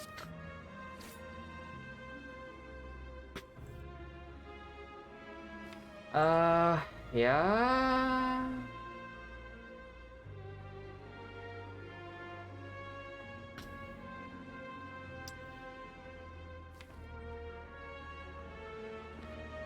That's not quite kill. And I really want to save my draw pot, but is it possible here? Because duplication potion after the Calipers is also not bad at all, you know.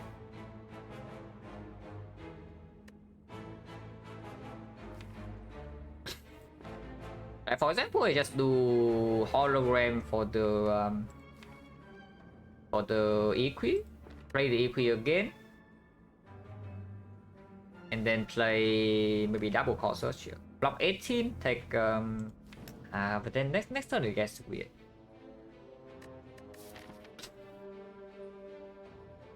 Okay, what this fight is telling me though is that I do not want to go here.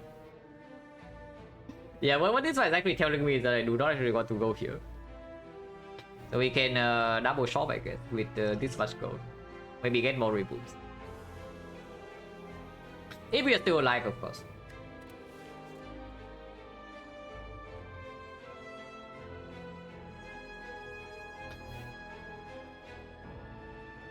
But yeah, again, you see hologram on Steam doesn't actually do anything here.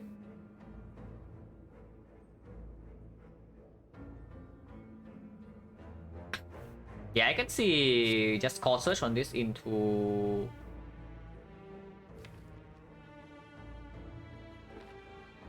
If I draw into enlightenment, 2 energy is enough.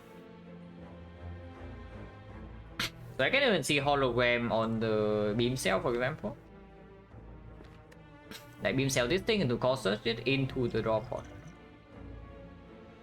If I draw into the turbo, I can still play maybe turbo glacier. Double meteor strike is possible, but then I cannot evoke the plasma. Ideally I draw into the enlightenment, but if I miss, it still may be possible to draw into some Equi. But next turn is really dangerous if I do that. If it just let this hand go right now, next turn we do have option for a lot of energy and a lot of draw with the puzzle as well.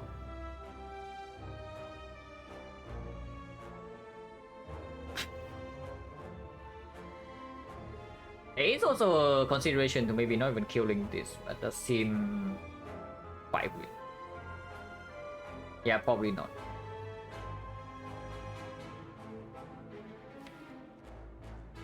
Yeah, I would probably spend the drop pot. and preserve like 2 energy. If we break completely, I can end the turn with laser blocking a bit.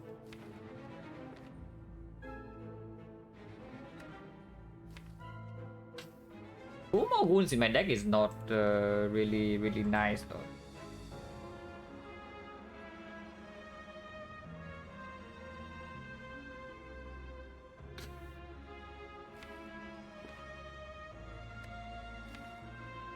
But yeah, what about killing this? If I kill this right now, I take 16 extra, but I prevent 1 wound, and next turn I don't need to kill this. In total, I take 57, 64, 59. A little bit less than that. Honestly, it's just better to kill this one. Yeah, it's actually just better to kill this thing. Let's do that.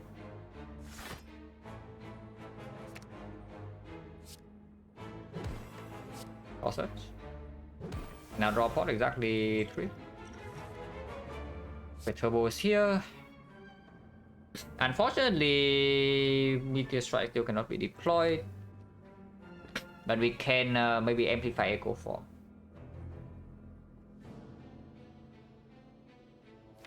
Next time we draw 8. And we can double E Queen, and afterwards we get to play the game. Unless I do, no, I don't spend another potion here. I think we are already out of the woods.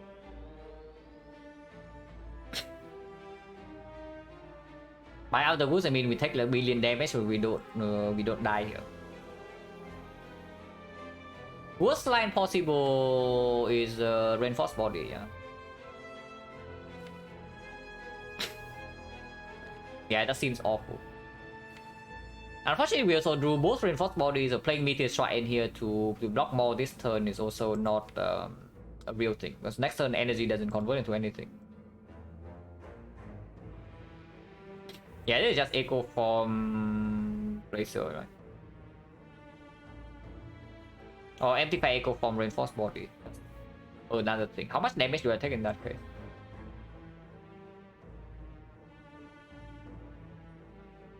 Wristband or good order, yeah.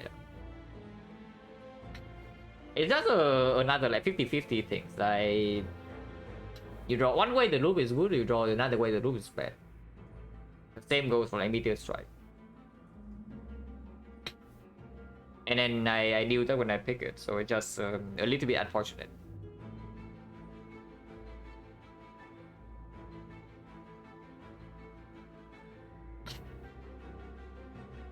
What I will say about the loop though is that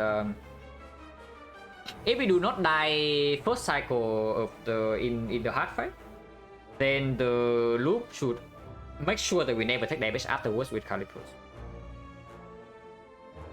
And that is somewhat valuable, I guess. So we have a full HP bar to spend.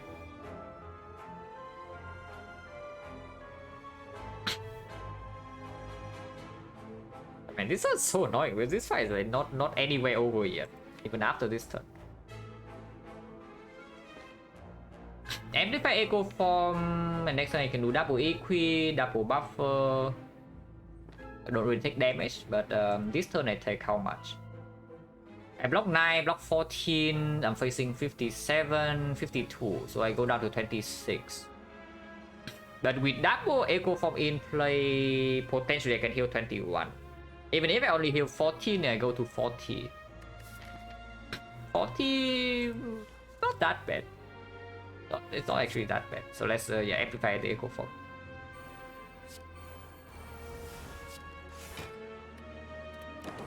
Ow.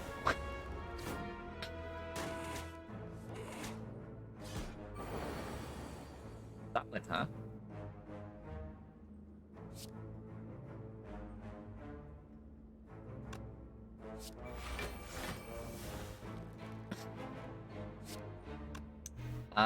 Yeah, do buffer.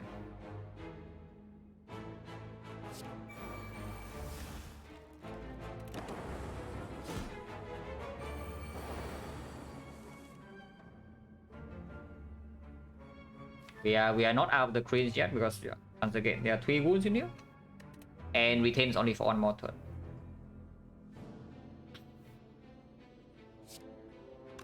but probably okay. This is how much? This is 11 plus another 11 plus another 19, 18. So it kills any dagger. We just kill the one in front.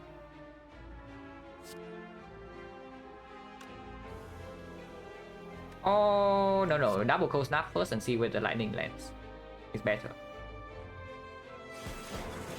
Okay, it beats. It still kills though.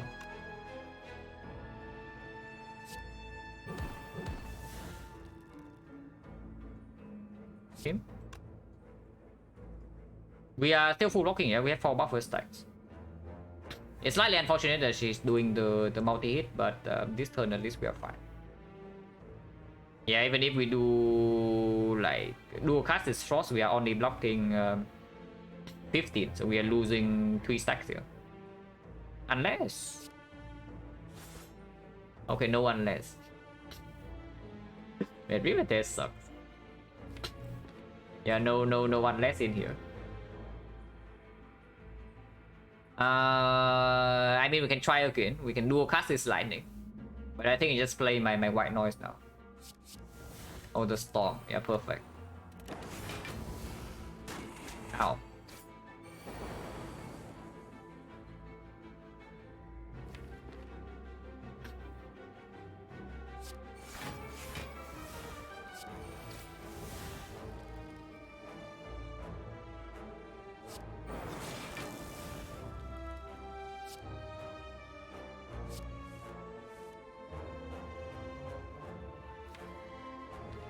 Meteor strike bottom deck, but we are probably fine regardless.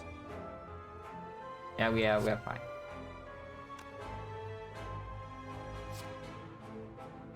I would assume.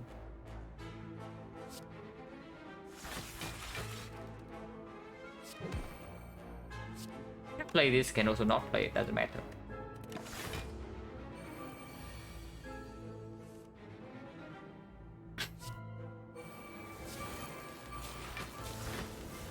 Yeah, the storm going in. 25 go or what?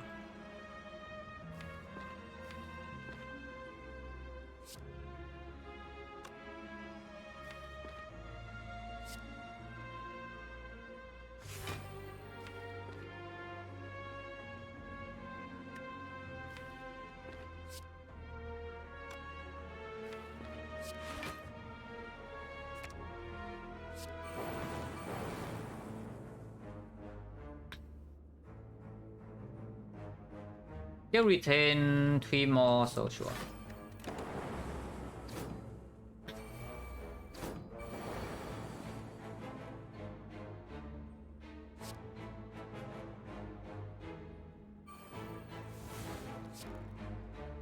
Need to hit Retromancer though, but it's fine.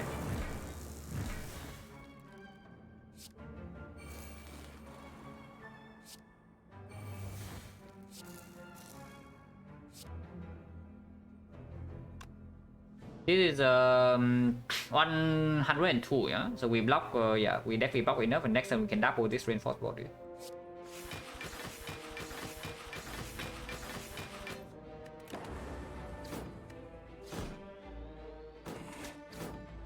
And we still have Calipers block left over.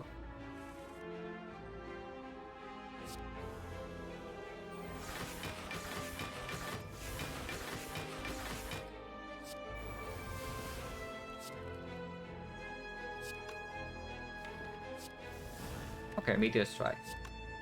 And gain 25 more block, I would like that.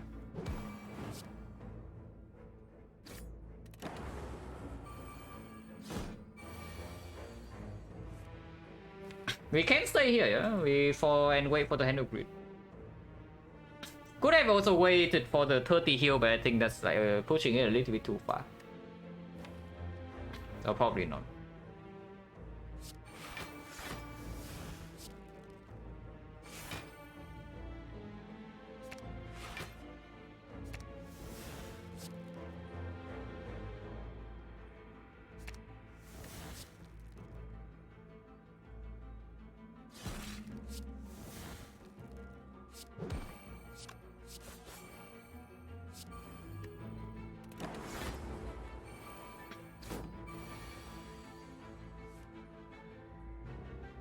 I mean we gain 2 random cards every turn, so surely that's not a problem.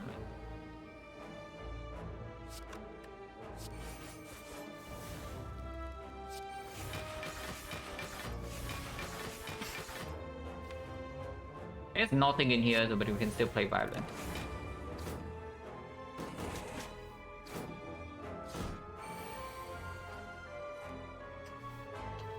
Yeah, I had to read the... Not happening or what? Discovery recycle? Okay. Secret weapon cannot be played, so I'm actually getting 2 curse in my hand here, so maybe I just get the hell out. You can try for like 1 turn maybe. But this hand is no longer retain. When you play, there's no attacks in my draw pile. This is not like violence. If there's no card in the draw pile, it doesn't let me. And this hand with you, then you can get hand with. You cannot get bandage up. That's correct. But hand with is fine. Okay, whatever. Just get out. Ordered plus. I mean, this I would like. Yeah, more front load card draw. Frost is not so bad if we have loop now. And if we see 1 recycle, this is also infinite.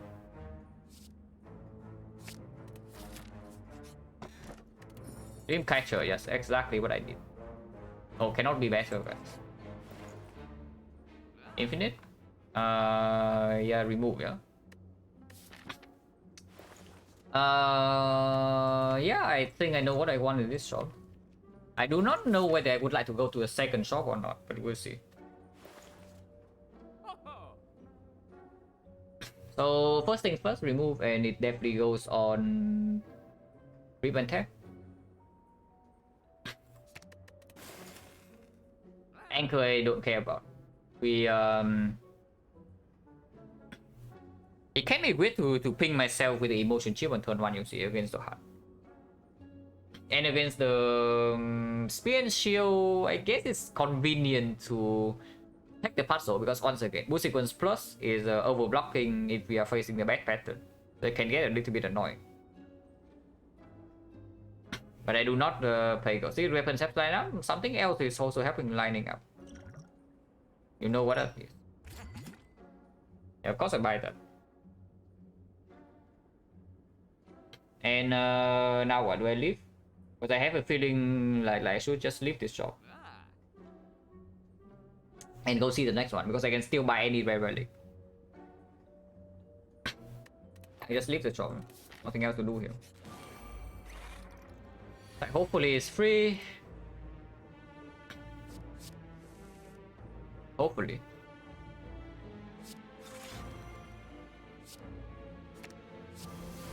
Yeah, seems to be fine.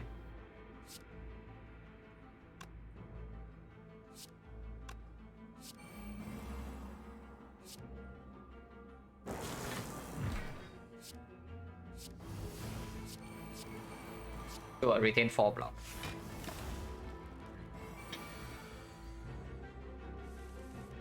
And yeah, of course now we are in business. Unfortunately, Echo Form is not amplified, so we can only get 14 here, but sure. 14 I still take. 14 is good. Do this first though. And honestly, whatever can be found.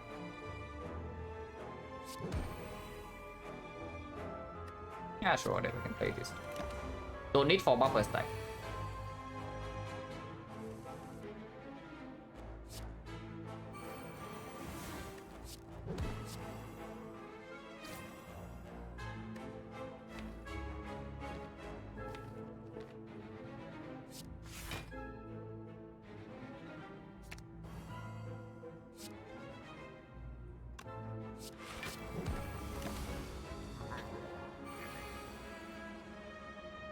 Allowed to weigh on Echo. There was no EQ in turn 1 though, so probably not.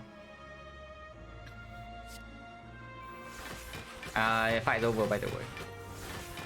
I mean, at least I would hope fight's over. Creative AI, no, absolutely not. I would hope that the fight is over at this point.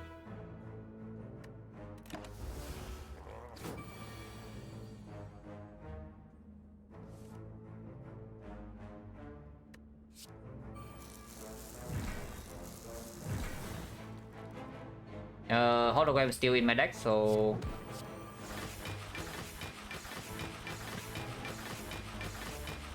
okay, this takes a little bit long though, so you have to wait for the animations.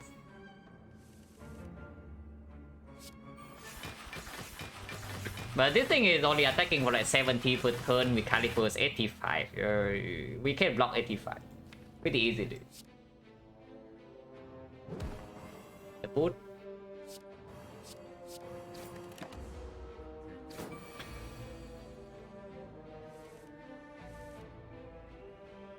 Those energy buffer. So you say that we don't even play the Echo Form first cycle, and just do it with the Meteor Strike. Maybe that's possible with potential buffer amplify. Without buffer amplify, I'm a little bit scared to do that though.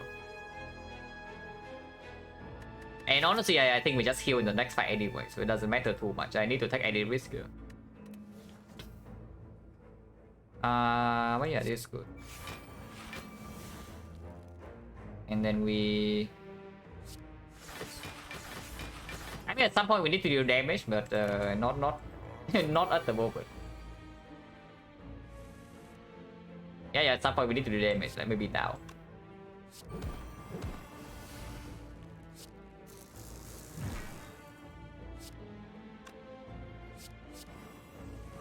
Okay, rebound's good.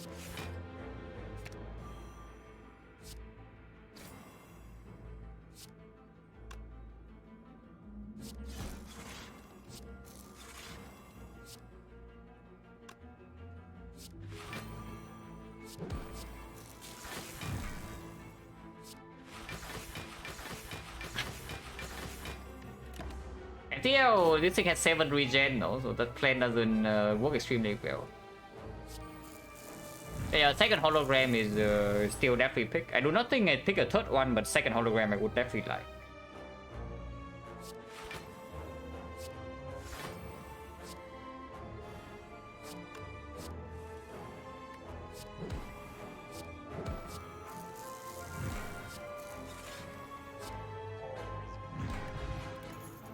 Auto Echo Form.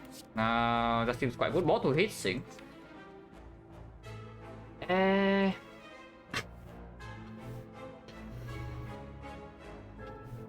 Cannot be so bad to Auto Echo Form, right? With the mood sequence plus.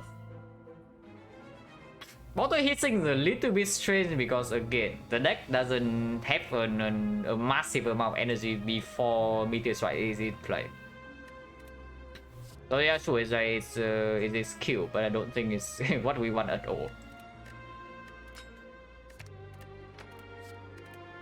Force Field, honestly not bad at all. It's just that is it good enough? Like Reinforce Field with Echo Form bottle becomes 0 cost really fast, yeah. But is 0 cost block 16 what we want to draw into in this deck? Cannot be that bad, right? Because you can also see in the giant head fight, like if we are spending all our turns to just Echo Form the reinforced body, then our damage output is like really slow. So I think it's just like one reinforced body per attack is what we are allowed to do. And it's also like a decent complementary block for the spear and shield. Upgrade wise, now you can see dual cast upgrade for sure, yeah, in this spot. Second reinforced body also becomes way better upgraded with the calipers. Oh yeah, calipers force field as well, so block is not wasted, so of course it's fine. But my point is that do we need 2 upgrades? If we don't, then let's go to question mark. Holding now cannot even ask for Echo Form, so we can give us... I don't want to give Self Repair yet though. Some attacks can be given, Chaos can be given, FTL, yeah, FTL can go, Cold Snap can go, Rebound is kind of okay, the others I don't want to give. It's not that bad. Madness I definitely don't take. So the if I do not care about going to the elite at all, I should probably just take the file. And yeah, I don't know. I don't really know about the elite with the potential for Rectomancer rematch in here, and fight can go very ugly. And now I actually need to keep my potions. If I'm forced to spend, let's say, liquid memories in this fight, then it gets really weird. Also, Dupont with Echo from Motto is kind of sick. Yeah, honestly, I just go fire shop. And now I can definitely see the dual cast upgrade. For sure. Oh, prismatic shot, exactly what I need. So yeah, we just improved the Act 4 shocks. By going here, we just massively improve the quality of the Act 4 shots, so good for us. Remove now turns off rare relics, but we can still remove an Act 4 shop. If we remove here, we go to 59 to 74. To 74 can still buy uncommon relics, so Mummified Hand is on the table. Otherwise we can still remove and have on 20, so there's like remove plus a potion. Probably not a potion though. If we preserve most of the potions in Black 4, I don't know what potion we would buy over what we have. Maybe a Gambler's Brew. And it's really strange.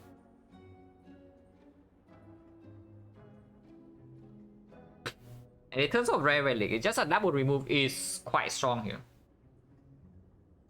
If I upgraded for sake of Equi Enlightenment, yes. I manually upgraded the Echo form. It didn't come from the Frozen Egg. If we are double removing, what would be the removes? Like, now that we do a cast first, I can see removing Chaos. Especially when we also want to like do Plasma to get like maximum Plasma output. But the next remove, I don't even know. Like, oh snap. Everything else is kind of okay, you know? But maybe I just save my gold. Yeah, if I don't care about the remove, then I should just save my gold. Probably fine to save my gold, because I can still maybe afford like two relics in Act 4 as well. And maybe, yeah, Mega Pet Frozen Eye. Surely it's Mega Pet Frozen Eye, right? In the Act 4 show. Oh yeah, I leave, yeah.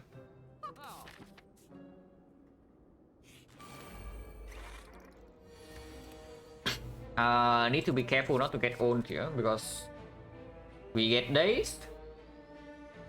And suddenly we cannot kill this thing and we get exploded for 30. So let's try to not make that happen. Deep breath, Swift Strike. With Bottle Echo from any attack we draw into his Dapo. So Core Search is doing 22. With Swift Strike 29 is still not enough. Deep breath just draws one more card. Yeah, one card cannot be so bad. It cannot be so bad. Okay, maybe one card is a little bit bad, but it's still fine. This time we can absolutely go with the cell repair. So taking full 11 Yabu sequence minus could be good here. Sequence minus definitely good here. Is there a reason to do a cast? And I don't think I take this damage. But next turn, if I'm not drawing into anything good, I will take the damage. Or the plus 1 to 3. That's now... doesn't honestly mean anything, right? Because I only want the damage on this guy. Oh yeah, not really.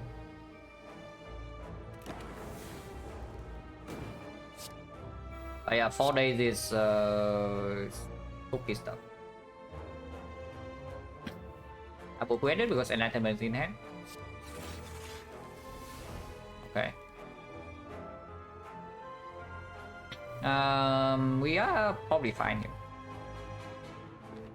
And I don't need to Enlightenment the Meteor Strike.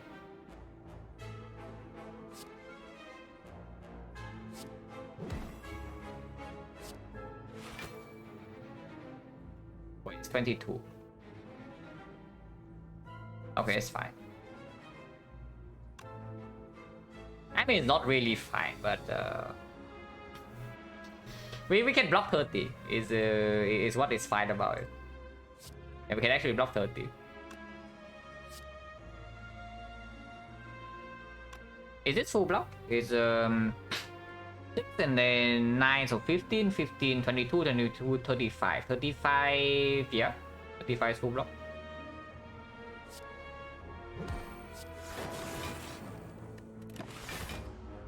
And I mean, you can also just double cold snap next turn. So, no problem here.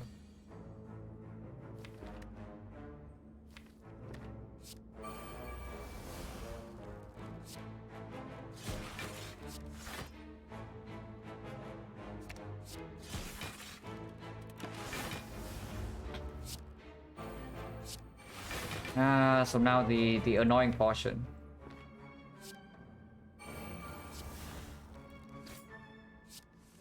Of drawing in 2 days. But we also never take damage. And this guy is at least set up so that double causes kills.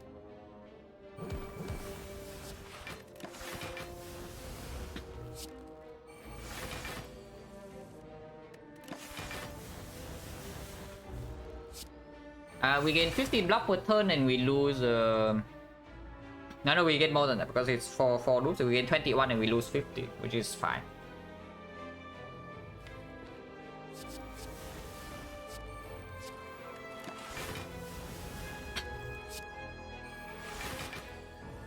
So we are staying in here until 21 heal, yeah.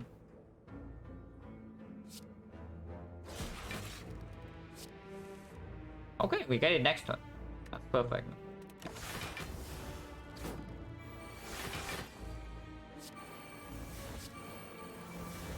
And we have 4 HP.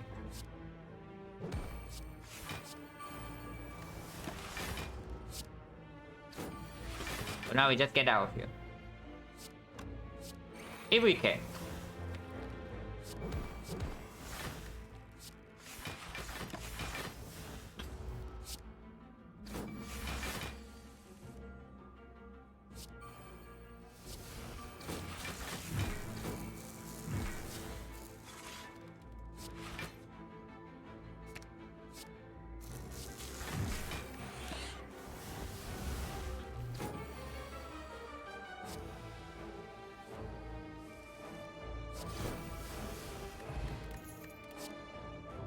Stack plus with the Kuipers is pretty cute, but again, exactly not what we need, so we skip. Yeah, second loop pot is definitely not better than liquid memories, so we keep on one. So we never saw the second hologram, yeah? Here I can see reinforced body upgrade. Yeah, let's do that. They can also upgrade Meteor Strike to improve our damage output, because apparently that's the only way we deal damage. That we are echo forming this Meteor Strike or rebounding it or something. It improves the damage by 6, so with vulnerable it's by 9, with echo form it's by 18. Probably not as strong as the reinforced body. And we of course we can get Meteor Strike in Act 4. We are actually upgrading Meteor Strike in Act 4 over the amplifier here.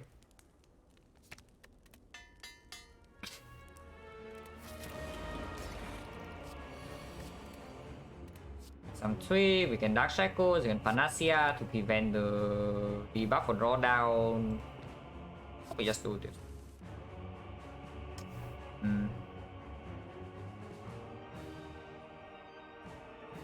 Item on turn 1, yeah? I don't want to take damage here, but maybe it's not super important. I can also just do this.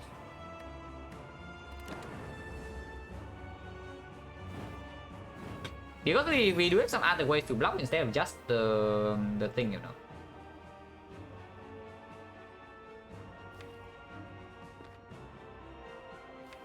Here I think I want to take damage. Like double core search into reinforced body, take 5.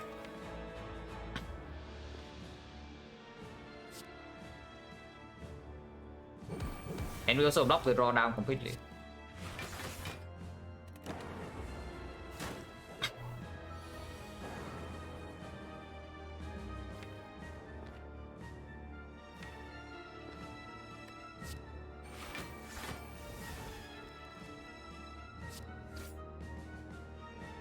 And double loop next turn.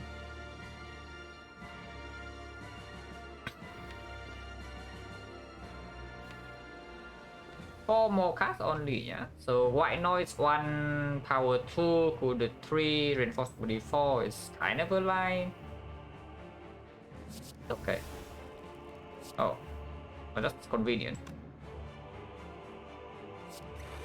Sure. And yeah, reinforced body with holograms is in here, so I'm potentially pulling back the thing. And now that we have bias core courses, we don't even need the meteor strike to be in play to have calipers. We can also do frost. Yeah, boring, I know, but that's also what we can do.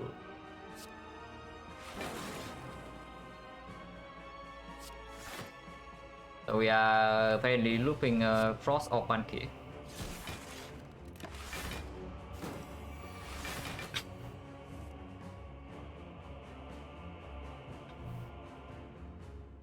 How much block do we gain? We are gaining it's 49 per turn. It's hitting us for 30.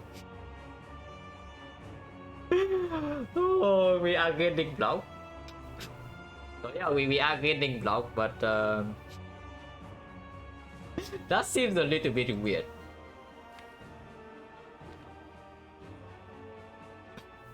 Of course, yeah, but at some point we also need to deal damage, so we need to outpace him eventually, but not super necessary. No zap to kill, yeah, no zap to kill. Unlucky.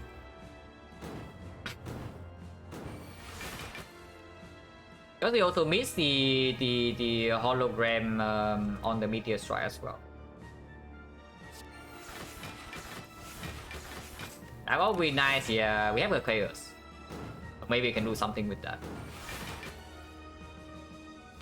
Like here, for example. Even double chaos and then we gain 35 block per turn.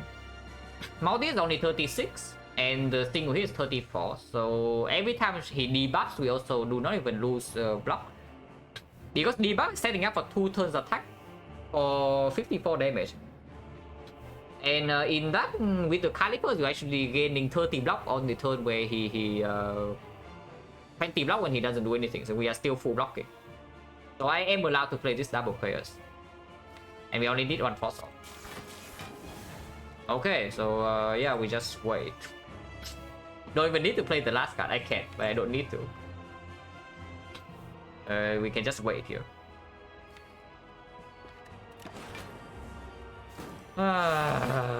The defect. Yeah, the defect. And I can spend 1 card on the cell repair or something. And when this thing is ready to kill.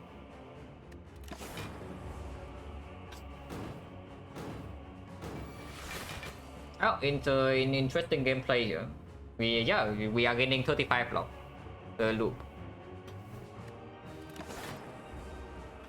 Actually, no, we are slowly losing block here, but it doesn't matter because yeah, we can never take damage.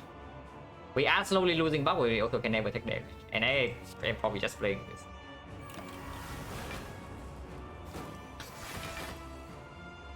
And now I can actually play more cards. Hooray! To build up my block reserve.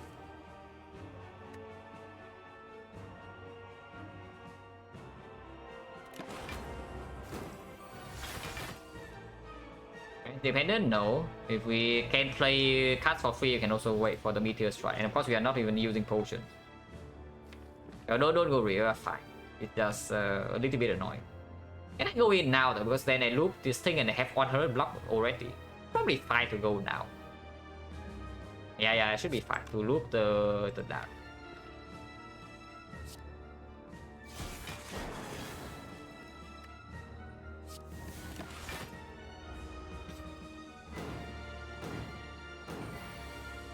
Seven, double equi.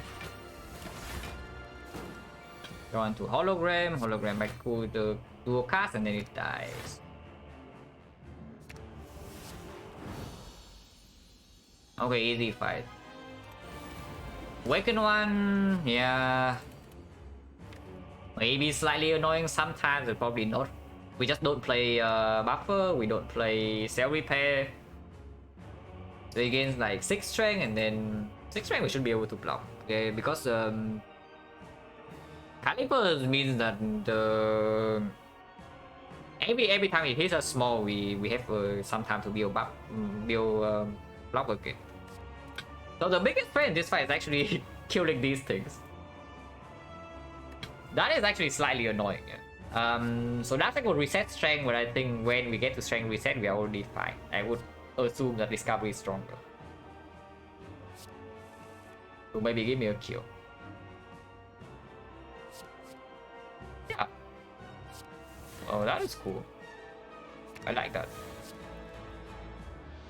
White noise definitely don't play. This is played. Play. 18 takes 6, and then we proc reinforce. Yeah, it's probably better to do. So I get a proc emotion chip, take 6 damage, and proc sentinel puzzle emotion chip. If I draw into a reinforced body, I block for a ridiculous amount. If I draw into hologram, I can hologram back the thing.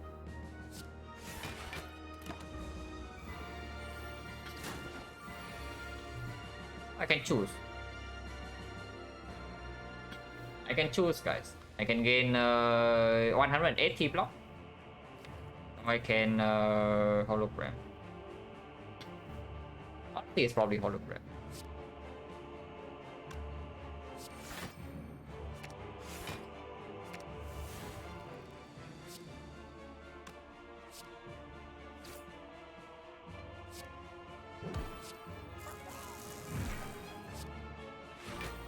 And yes, I will play this.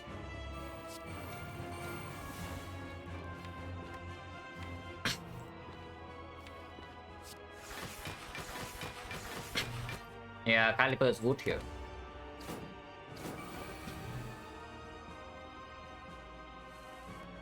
Now, honestly, we can do whatever we want, really.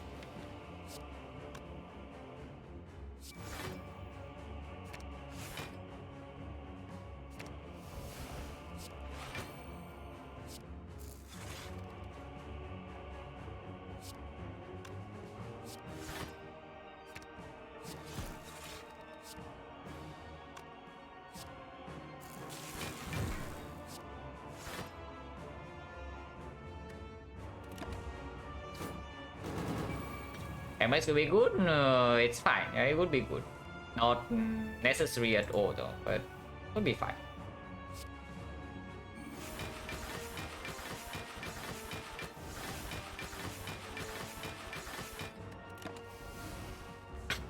Yeah, imagine this fight is already like over. And we get a full heal here as well.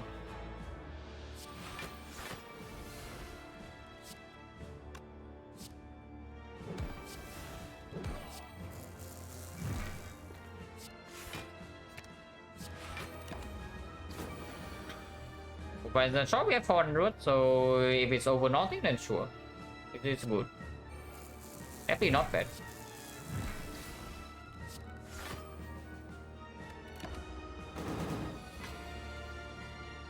Also, our damage is pretty slow when we are still building up our block. I mean, we also don't need to duplicate this reinforced body. Single reinforced body is fine too. But I will do it. Because why not? Now, in the hard fight, we would be a lot stronger, yeah, because we had 2 echo form stacks. So the pretty crucial part of this run is to preserve our potions in actual elite fights, which might or might not be trivial. Because Caliber's block doesn't... With outplacing that fight is very difficult. So we'll see what happens in the show.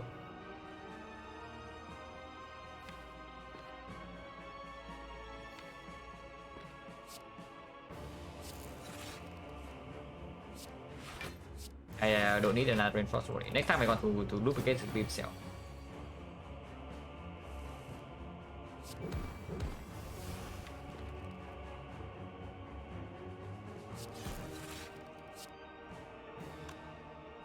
Yeah, sure, I can play it.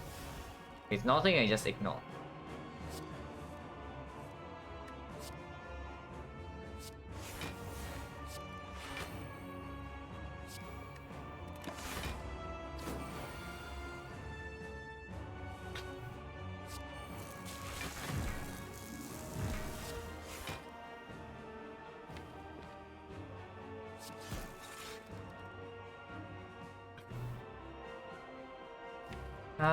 More up reinforced body coming, so sure. We can never take damage here, just take the wow.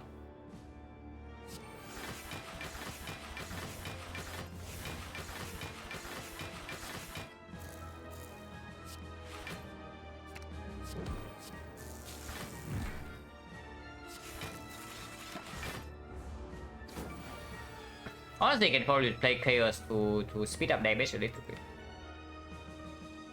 Maybe that tells me that Chaos upgrade is what I want to do in Act 4.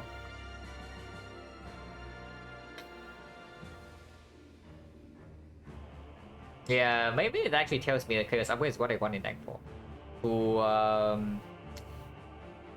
To potentially improve the damage output. Is that kill on time? Does the hard kill was on time? That's probably the actual question, not the other way around.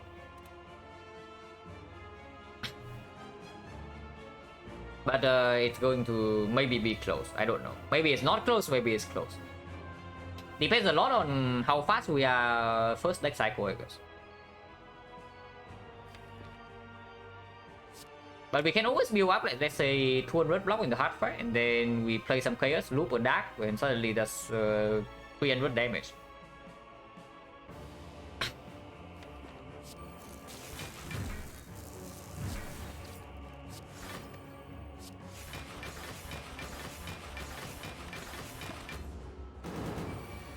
Also, I wonder if I see recycle an Act 4 shop, would I buy it? Because that would actually make me infinite.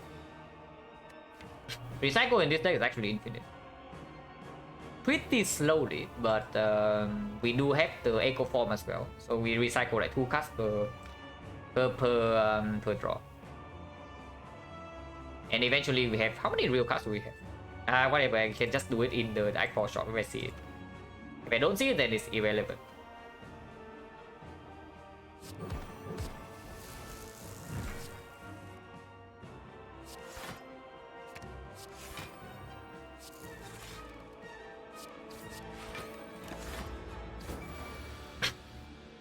It is trying to draw, yeah. I already have Scheme Encoded Plus in my deck.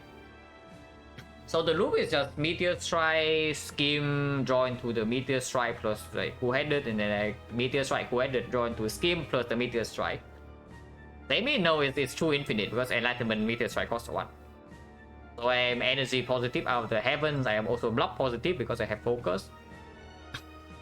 And it's also infinite damage.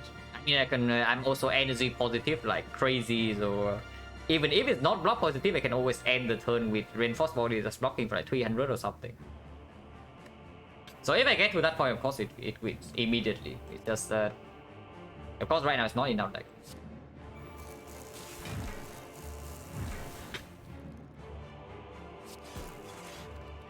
And yeah, sure. So repair, don't care about the storm. Yeah, sure. Okay, dark off. Then run 2 card shots, 500 damage, 200 from deal raise, yeah. Sometimes you just have all of those. I've definitely had my fair share of silent runs that go for way too long. In the hard fight. But yeah, it's also a perk of being able to block forever.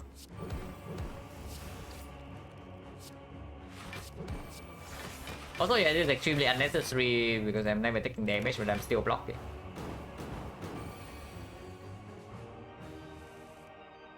Don't know why I'm still blocking, but I'm apparently blocking. Okay, now we can loop this dark and it dies pretty fast here.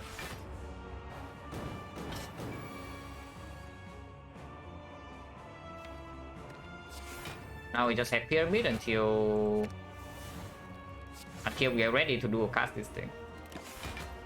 69, nice.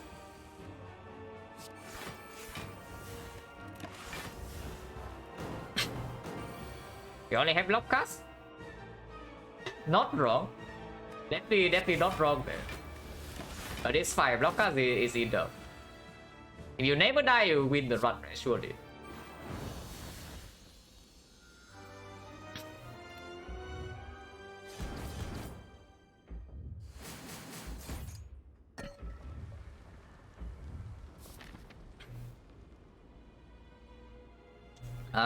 But yeah, Chaos upgrade I can definitely see. The reason to not upgrade Chaos is to... I mean, Chaos upgrade with Echo Form Bottle is just that we gain 3 random rolls instead of 2. And one random evoke. But the chance that we see a Dark Orb we can build up is increased by 50%. Just try with Echo Form Bottle. Yeah, like 12 damage, 18 damage, maybe with some rebound, some hologram, it can be 27 per deck cycle. It's probably stronger. Yeah, okay, it's probably stronger because honestly, even calling lightning into evoking lightning immediately is not so bad, you know. It's already 9 damage. And emotion chip, sometimes if we cannot build up block in the heart, then it's also playing. Yeah, turn 1 drawing into chaos into emotion chip is definitely a potential thing we can do.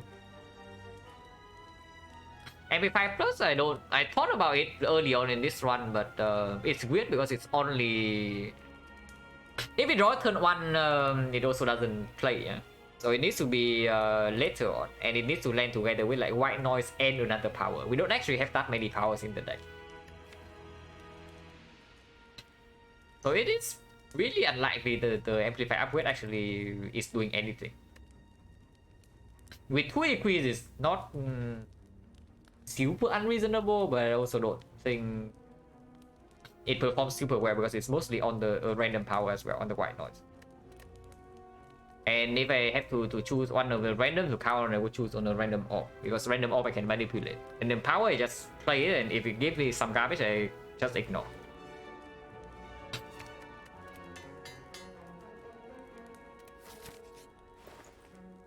Oh, runic capacitor. Convenient.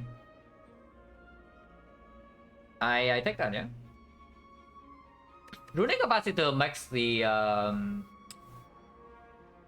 makes the thing a lot less awkward, especially when we gain block with like Calipers. There is also some lines with like exchanging potions, but I think these potions are very good. Yeah, but yeah, don't recycle it here.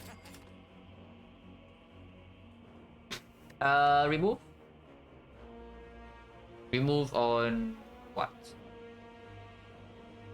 We don't need capacitor now. I don't even want to remove cold stuff that much. But I guess we bought to Echo Form Glacier is already feeling decently fast.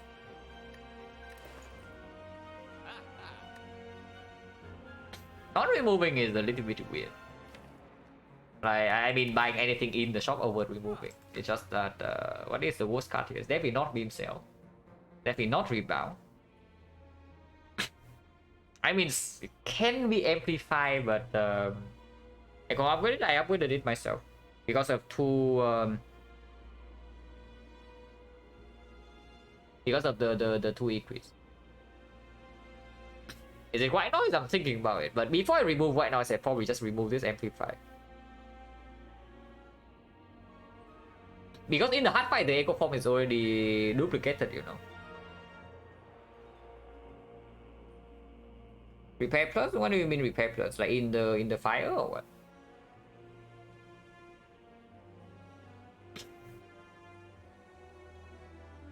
I think it was definitely a better draw than White Noise in Nightfall Elite. That much I can tell you. And even in the heart, it's not even so much worse because it's free emotion chip activator. But yeah, Cold Snap I can see. It's between Cold Snap and like White Noise Amplify. And with the Chaos Plus, I can assume I can see that Cold Snap is no longer what we want, because this deck actually does not have focus. Yeah, it has one data list and that's it. So most of our block is still coming from Plasma Reinforced Body here.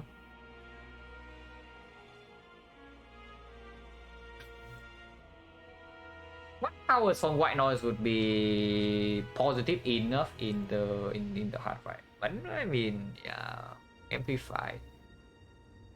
Amplify with White Noise does have a combo that I can Echo Form the White Noise and then I can Echo Form this Amplify, because Echo Form is duplicated in the heart.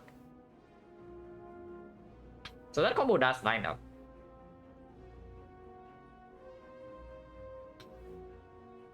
Yeah, what does Ghost not do anything? It's just for some fast off kills into emotion chip, maybe. Even then we already have like laser that maybe can even be liquid memories. Yeah, I can see Cold Snap. Like I can see Cold Snap being the worst kind of deck. Oh, you can buy chill. That seems stupid. You can still buy chill, by the way. That turns around, yeah. Like, do we need to? Do we need to turn around?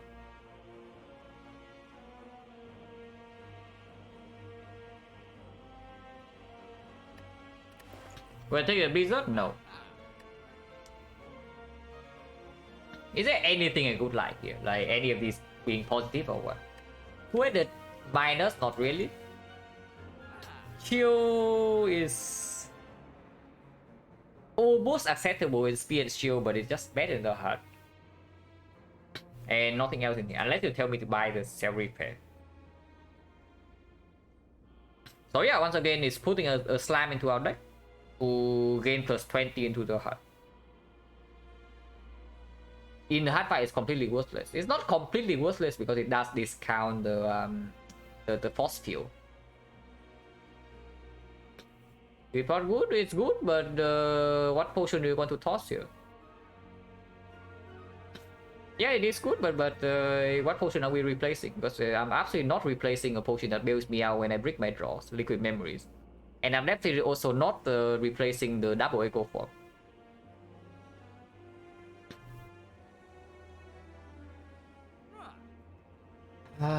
Yeah, is it Cell Repair Plus? Okay, it's really weird, right? I turned down Cell Repair Plus to the entire run and now I buy it in Act 4. Let's just not spend the gold. No, really, let's just not spend the gold.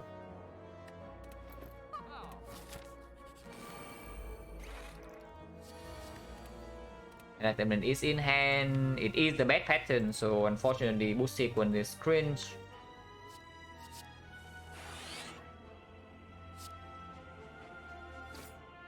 Sequence is cringe. Because we need to take Sentinel Puzzle here.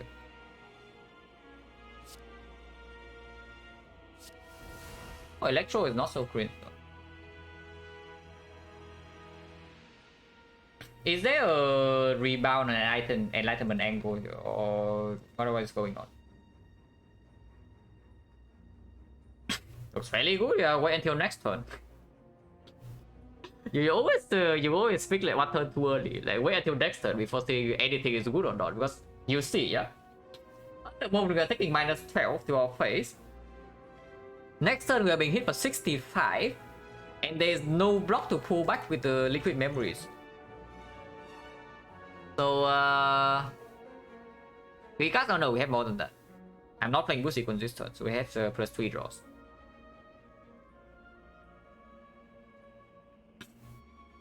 But yeah, like there is nothing to pull back with the liquid memories here. We can memorize the boost sequence and then block 26 or what, and take a billion. But with the turbo in the deck, with the hologram in the deck, and with the second enlightenment in the deck, I don't think we do that. Oh yeah, it's probably not. Yes. Random odds before lightning. Yeah, cannot be bad no matter what. We don't have Orichalcum. If we have Orichalcum, I actually would have I actually would need to think about that case. Now that would be tragic. Like if we actually have Orichalcum here, and then it gives me 2 frost, and then it perfectly blocks and no Sentinel Puzzle. Now that would be very sad. So at least it doesn't happen. Yeah, we bounce free to be played, so I just play that.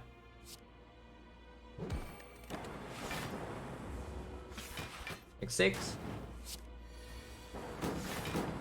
Okay. That seems fine. Yeah, this seems fine. How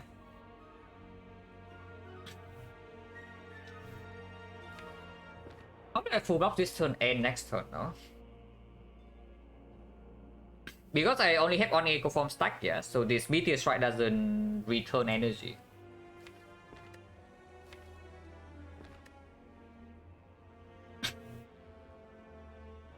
If I Echo Form Buffer into hologram the enlightenment and play Meteor Strike, how much do I have? I'm gaining 15 block, 20 block. 20 is full block, but then I lose all buffers. Yeah, that like deploy Meteor Strike and I take 0 damage, but next turn I'm facing a big hit, no more buffers, and I'm not having anything. So is that okay or not? Because any reinforced body draw next turn is easily full block, and afterwards we are probably fine. Double check, yeah. Double buffer 4 stacks into hologram the enlightenment. Play the enlightenment, play Meteor Strike on the shield to turn around. Then we gain 15 block. Plus 5 block here is 20. So we are facing 14 plus 4, 80. And we are facing 4 hits from behind, but we have 4 buffers. So we take 0.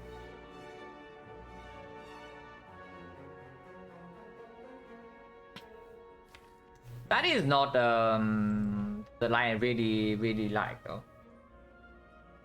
Because the line I would prefer to play is double equis somehow. Is there any way I can double equilibrium?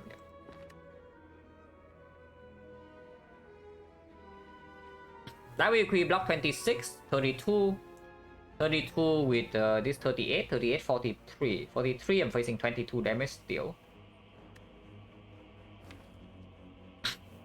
And I can hologram like boost sequence for example. I'm facing 9.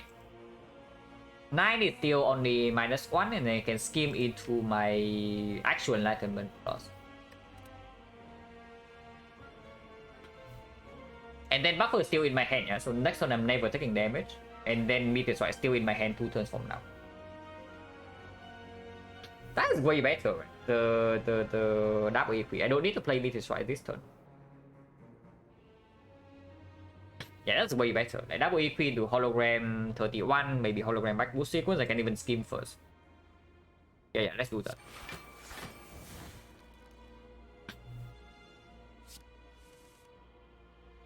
So yeah, skim into boost sequence. We take 9 damage. 9 is only still 1.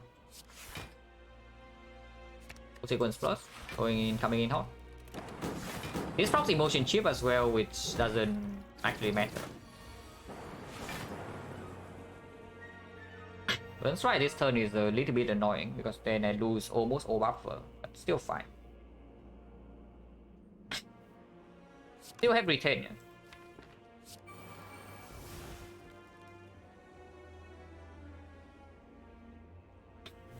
Can quit it.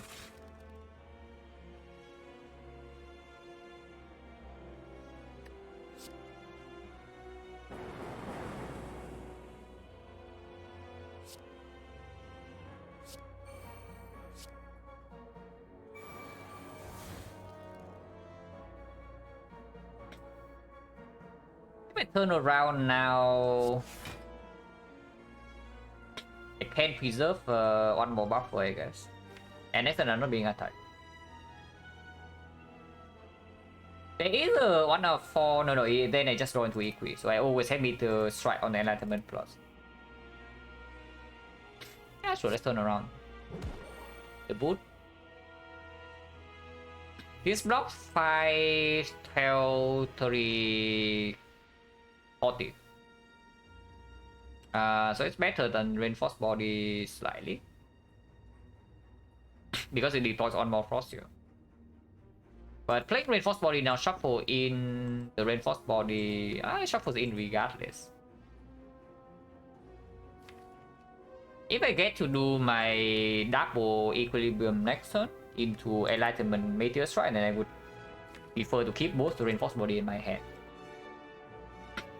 It's probably okay to just play Glacier.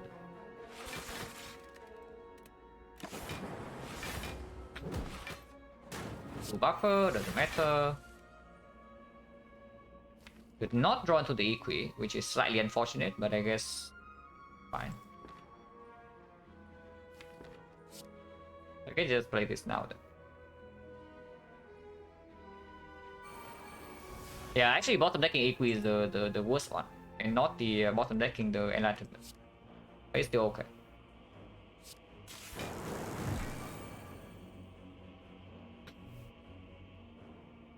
19, 15, so if I block with the Reinforced Body, I'm retaining 18 block for next turn.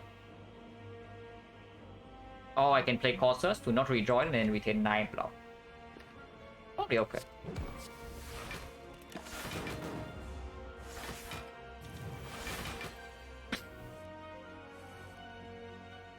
Fine here.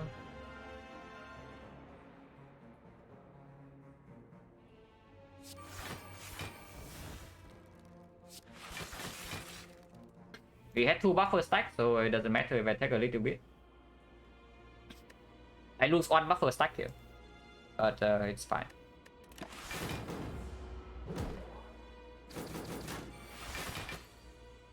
I have 1 more buffer for this. Now we are in Caliber's range.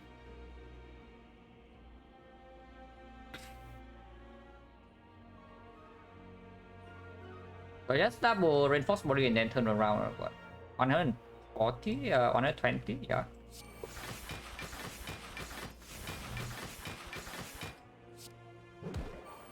The boot. His Frost in front is actually a little bit cringe. I want Plasma in front.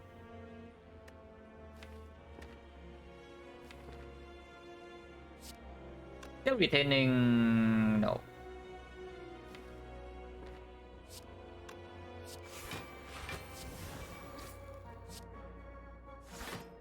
Rebounded the thing as well, but also don't need to.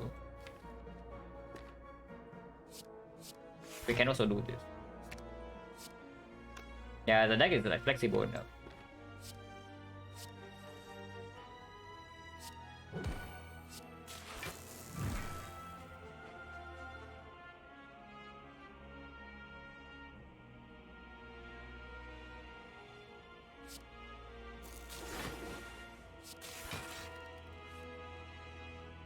I am retaining, yeah. Retaining 2 in fact, so yeah, I just don't do anything here. Next turn, I just play this.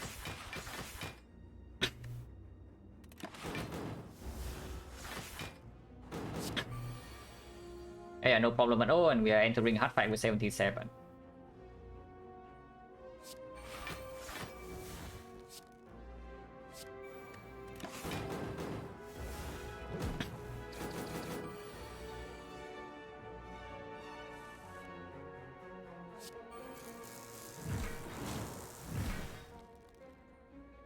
Still retaining for 2 more turns, so no problem. Don't need to do this, but I will do it anyway.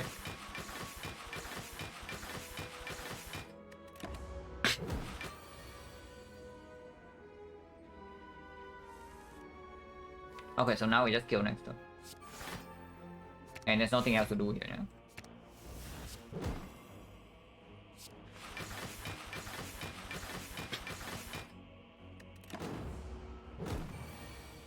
Oh, not bad at all, yeah. Minus 1 HP, but we preserve both potions. And you can help damage a little bit. Fission. Fission minus extremely crit, right? Or is it not crit?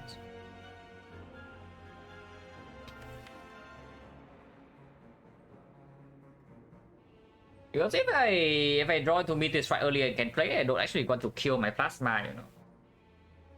It's good with the chaos for the setup phase, good with the Quender, good with the glacier. Very bad with emotion chip. But it's probably not negative. Yeah, it's probably not negative.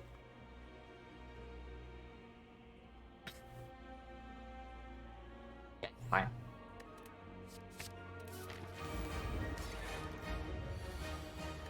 Infinite.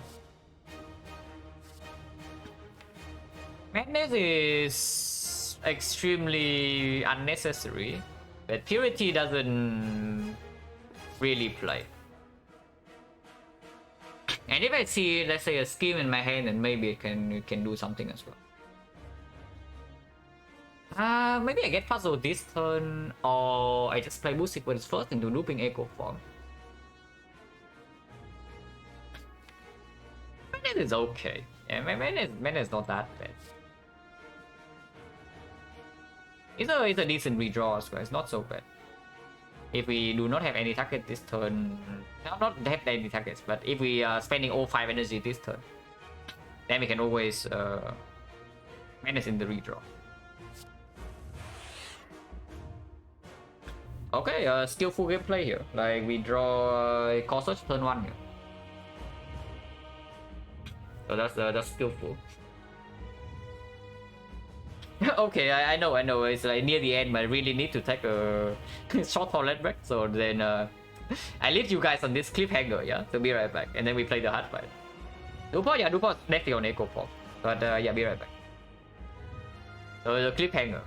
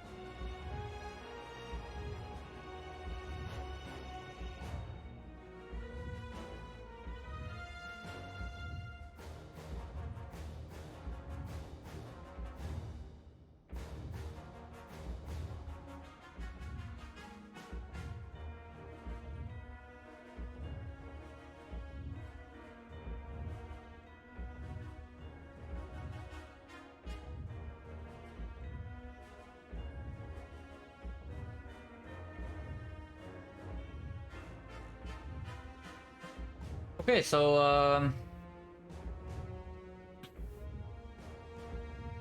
Echo Form is definitely being noobed this turn. The question we should actually ask, and Corsair's that we play, yeah, so that's already 4 energy.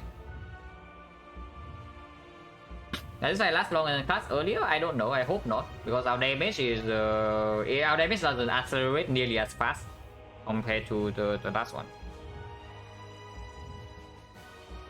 What does the liquid memory goes on? So the question number 1 is whether we want to take Sentinel Puzzle this turn or not. And question number 2 is there any argument to, let's say, not play the loop, and we liquid memories back the loop next turn to duplicate it?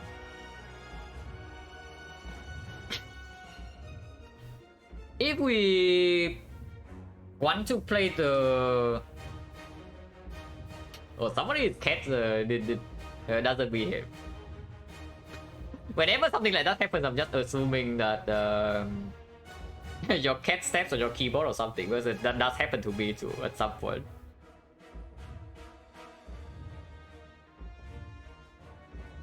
But yeah, there's no way to force madness on Echo Form or Equi here, right? We just have 1 energy shot. I mean, we can force it on the Echo Form, I don't know what for. To retain the Equi, I guess? Like we do Equi, Loop, Core Search, and we retain boost sequence, I mean. So we do the Equi, Loop, Core Search, Madness. It hits Echo Form always, and then we double the Echo Form. And we retain the boost sequence for next turn, which is not so bad.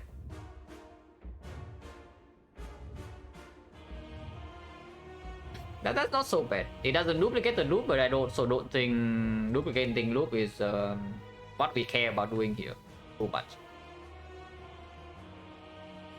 And I can always pull back something like a meteor strike for later.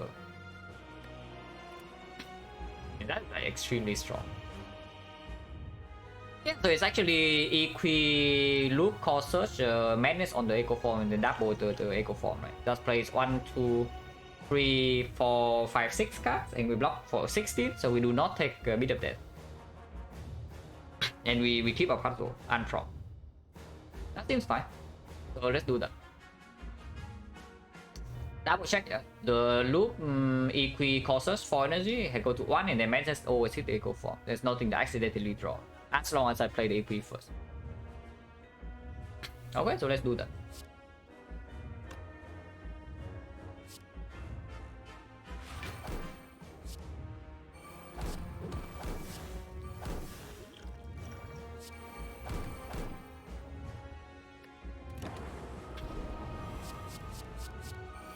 Put on 15.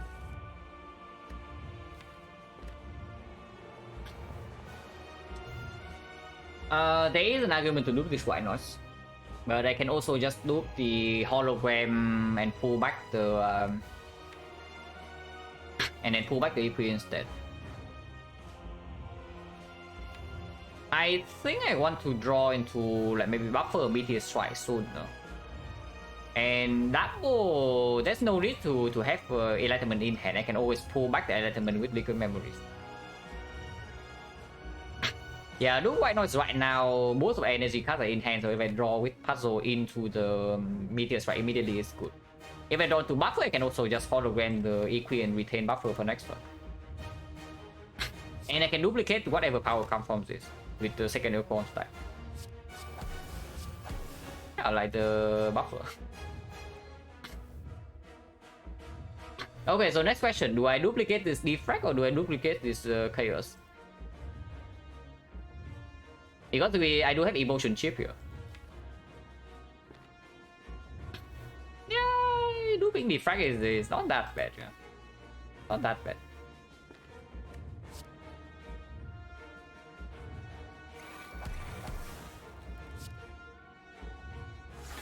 I think I need to retain this so that I have buffer next turn, guaranteed.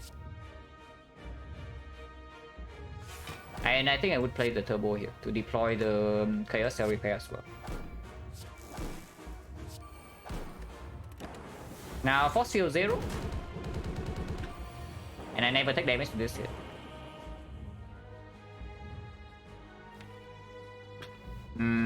That's a little bit annoying, but once again, we can always pull back the enlightenment with the memories later.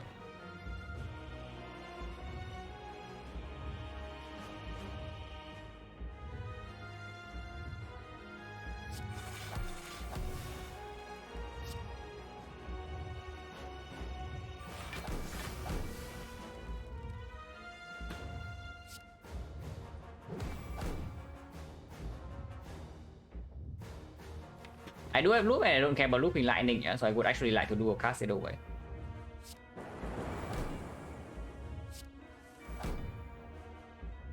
Oh no, reinforce. Oh, next time I can brick on the meteor strike though. Probably okay. It's probably fine. It doesn't need to be one costed super early on.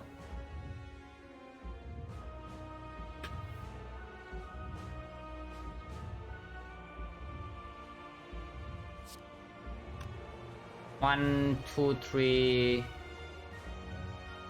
four, go to 0, and then this block. So again, I have 3 buffer stacks, and next turn I have emotion chip, so I retain 3 buffer stacks. Probably okay.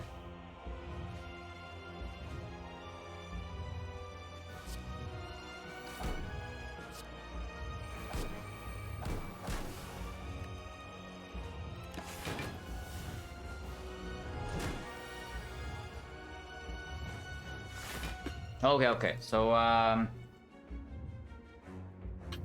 but no, we have limited card plays there, and there's no need to enlighten the buffer anyway.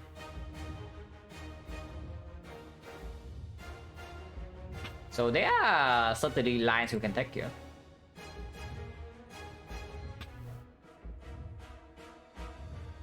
Is it time to? Because now I see this and I don't even know whether I would like to do the enlightenment now, you know. Because it's wasting like a lot of block here. But I guess that does loop the dark in front, so it's not so bad.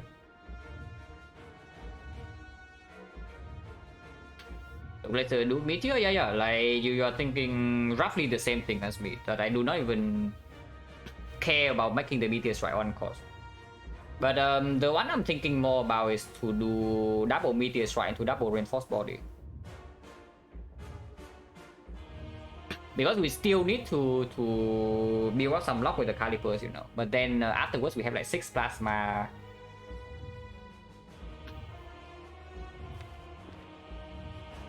I mean, I can also just do double enlightenment, double meteor strike, maybe glacier into reinforced body at the end is still possible. This decision is going to be extremely cringe, by the way, because it's bottom deck. So now I don't even play it.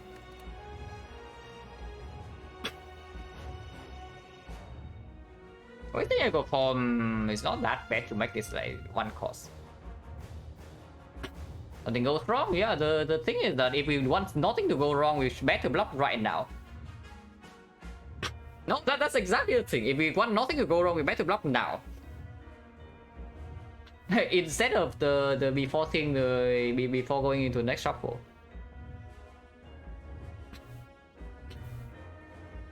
Do meteor, yeah, exactly. Which is why I'm saying that is the line in should think about. That I just do loop meteor into the loop reinforced body. That's pretty strong, man.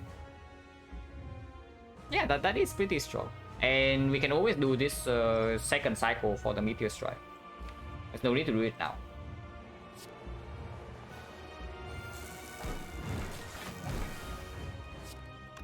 Honestly, I even can see like looping glacier here because the loop is already playing.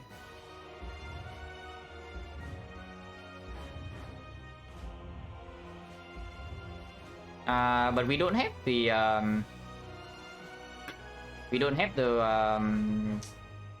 compound driver, so a different off type doesn't actually matter. It's just that we gain a little bit more block from the frost here. Losing a lot of energy though, but energy doesn't actually matter that much, at least for now. Honestly, yeah, it's probably glacier. Because it actually gains more block this turn and next turn as well, and then I can even exhaust line. Which is lovely.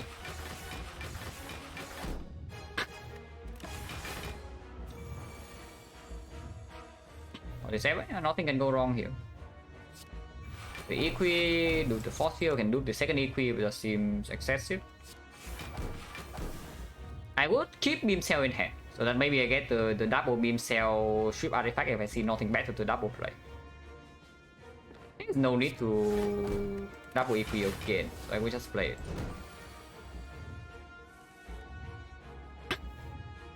We are never getting the enlightenment on the meteor strike over. Actually, no, I should probably just do it this turn instead of double playing the meteor strike. Yeah, double scheme instead. We are still retaining, huh?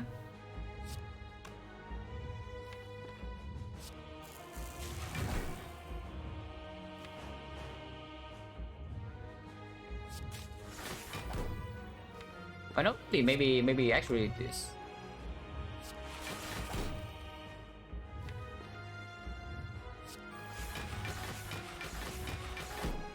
Yeah, last time I checked, Vision says it's draw 6 and gain 6 energy by another top player, so surely it's true.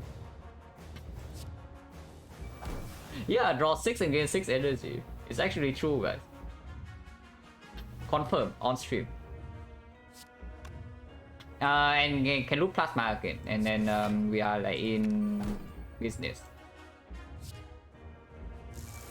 Yeah, now we should be like completely fine. Even gain some dark. But for right now, so I redraw into the thing faster. I can even do this, don't need to, but sure.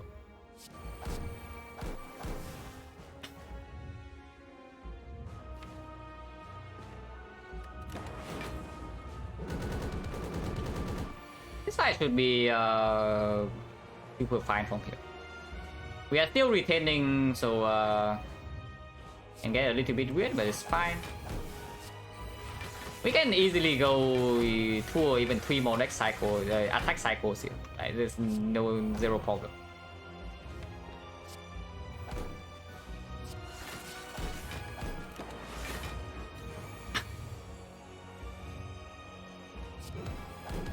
Yeah, Pandit, I don't really care. But yeah, damage is not that slow, right? Damage is actually not that slow.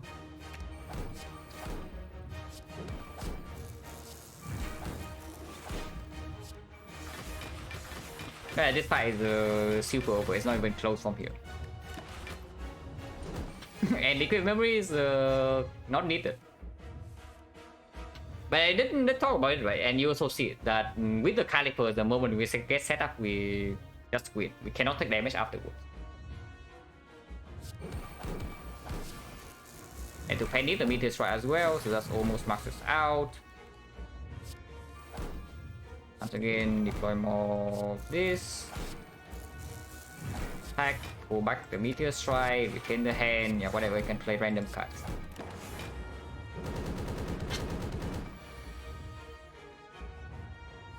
It still is only attacking for 90 next turn, it's not even the big cycle yet. And even 300 we can block. 300, zero problem.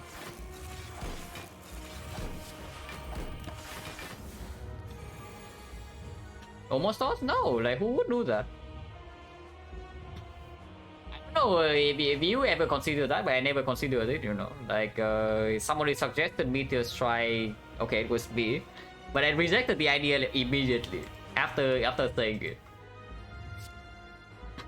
Also, yeah, also 5 buffer.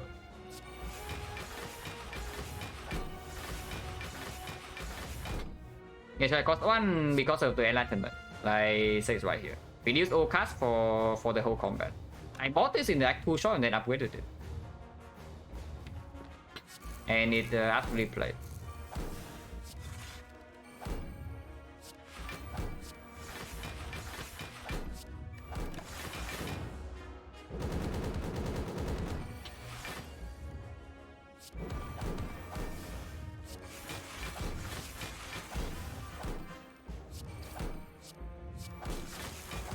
I mean, honestly, just play random card.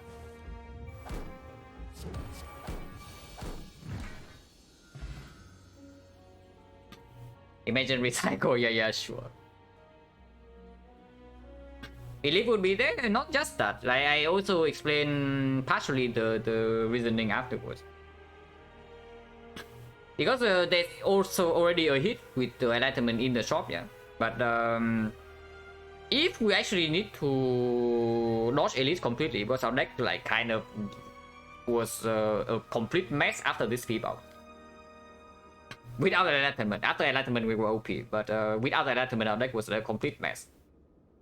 So I was saying that at the time that yeah, if we don't see the super buster stuff in the shop, we have to dodge it. And if you have to play the run without taking any elites in early game, then you better have a deck that is functional without relic support. And Meteor Strike is definitely a good gateway for that, because again, enlightenment in the shop, enlightenment from sensory stone, maybe you can even do madness, maybe you can even see snack go. Like plenty of things that can break the game with the Meteor Strike. Rip and Tear was already like massively falling off, and again, like Act 2, if we are not even farming elites, then why do we want the Rip and Tear ever in our deck? It's basically the same as Meteor Strike, if it's not played. Basically a curse in late game. So there was like zero reason to keep the... Okay, a little bit of a reason, because it is first 10. But it's not quite enough for me to toss away like one of the super big win cons. It's kind of like you toss away probably like 20% chance of the time the Meteor Strike works out, you know? So you toss that away in order to gain 10 max HP. And you still keep the curse in your deck. That's extremely weird.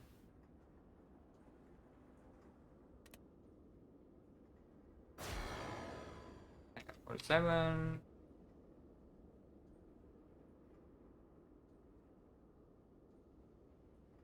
And we release the liquid memories to the world.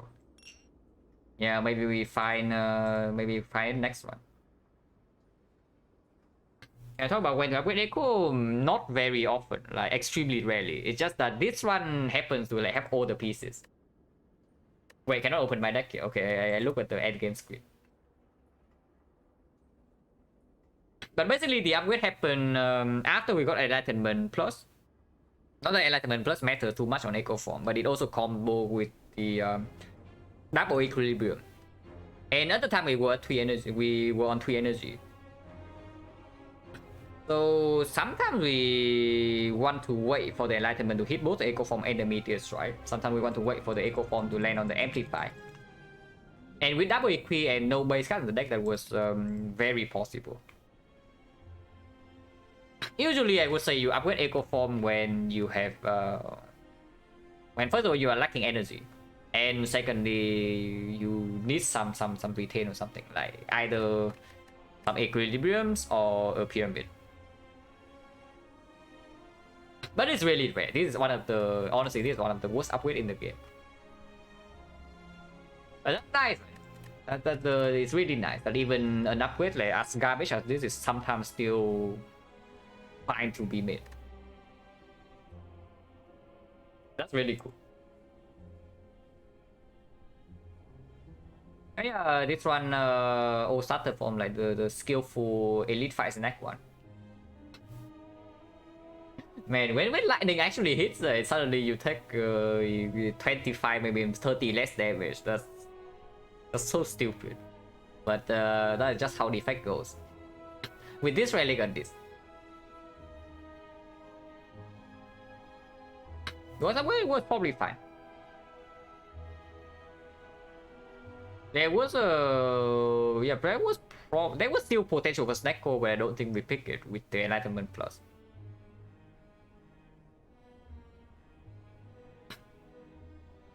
If I see Fusion Hammer... What would I prefer? Because honestly, dual cast upgrade was like convenient here, but it's not... It wasn't necessary. I guess it was strong enough for it to not actually matter what we do.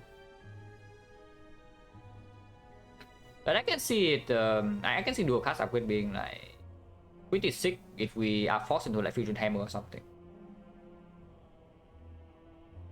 But mainly the dual cast upgrade is only mattering if we say that we are lacking output. which is simply just not true for most of the fights, especially after the calipers. But before calipers, potentially yes. Oh, because yeah, honestly, after calipers, the okay, after the Retromancer fight, after calipers we were apparently not out of the goods, but after this fight we are fine. But what the hell is this? And that was even with one potion used. Yeah, Retromancer once again being the absolute final boss because we have a very cringe draw order in this fight. A good thing that the cringe draw order did not happen afterwards.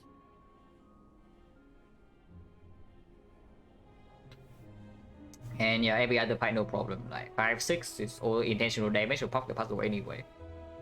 This fight 15 was also intentional to keep the buffer to full block on turn 3.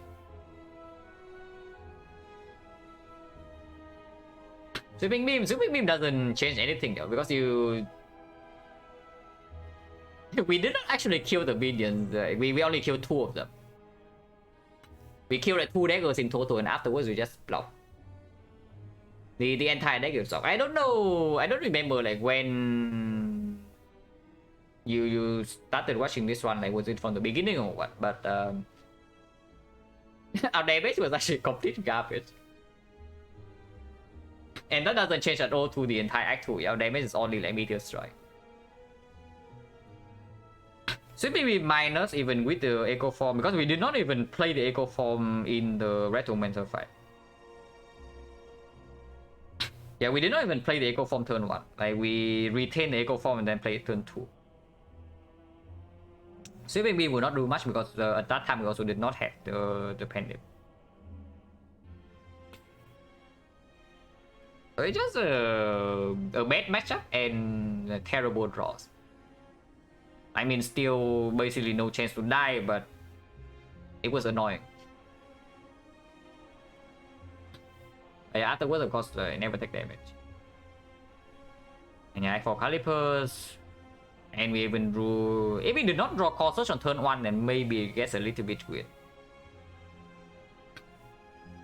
Then I would go to like single digit HP, but it's probably still fine afterwards. Because after calipers is down, we never take any point of damage. Ever. But yeah, pretty fun run. Like, always nice to do some calipers, reinforced body, meteor strike.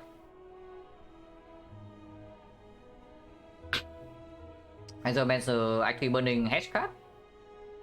Yeah, but sweeping beam minus is also not the absolute nuts, and I also don't think we saw one. I think our card rewards in Act 2 was pretty bad, except a few very good things. Yeah, we see cell repair is extremely good, and Scheme Plus in here is exceptional. But afterwards, there's like nothing. Such a ton of my boss, cool to be here live. Yeah, very nice to have you. This one is just weird because I think the card choices are fairly straightforward. By straightforward, I mean that it doesn't make the run like drastically different, unless we intentionally pick some awful card or something. But we just never found like amazing front load damage really to the entire run.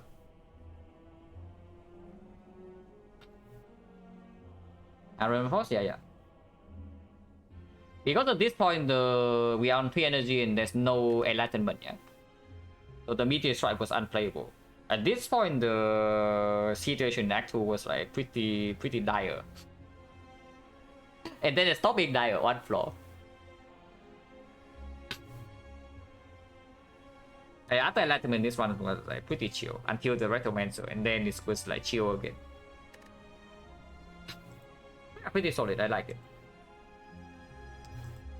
Just it. Early morning.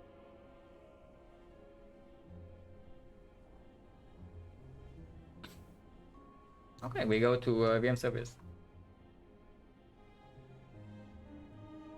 Yes, I'm seeing. No, I woke up like. When did I wake up?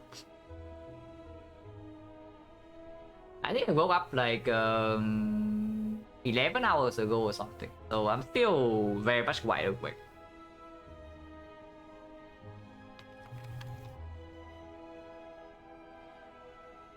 Good night. No, it's like 7 a.m. here, but and I have not slept yet. But I am probably not sleeping for like another 5 or whatever hours.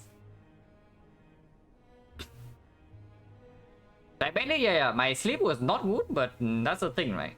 If I can go to sleep whenever I want to, then it stops being bad like pretty easily. It's just that I know some people can do that, but it's impossible for me to just decide to like go to sleep and suddenly like fall asleep. I wish I can do that. That's a really nice. It's really convenient.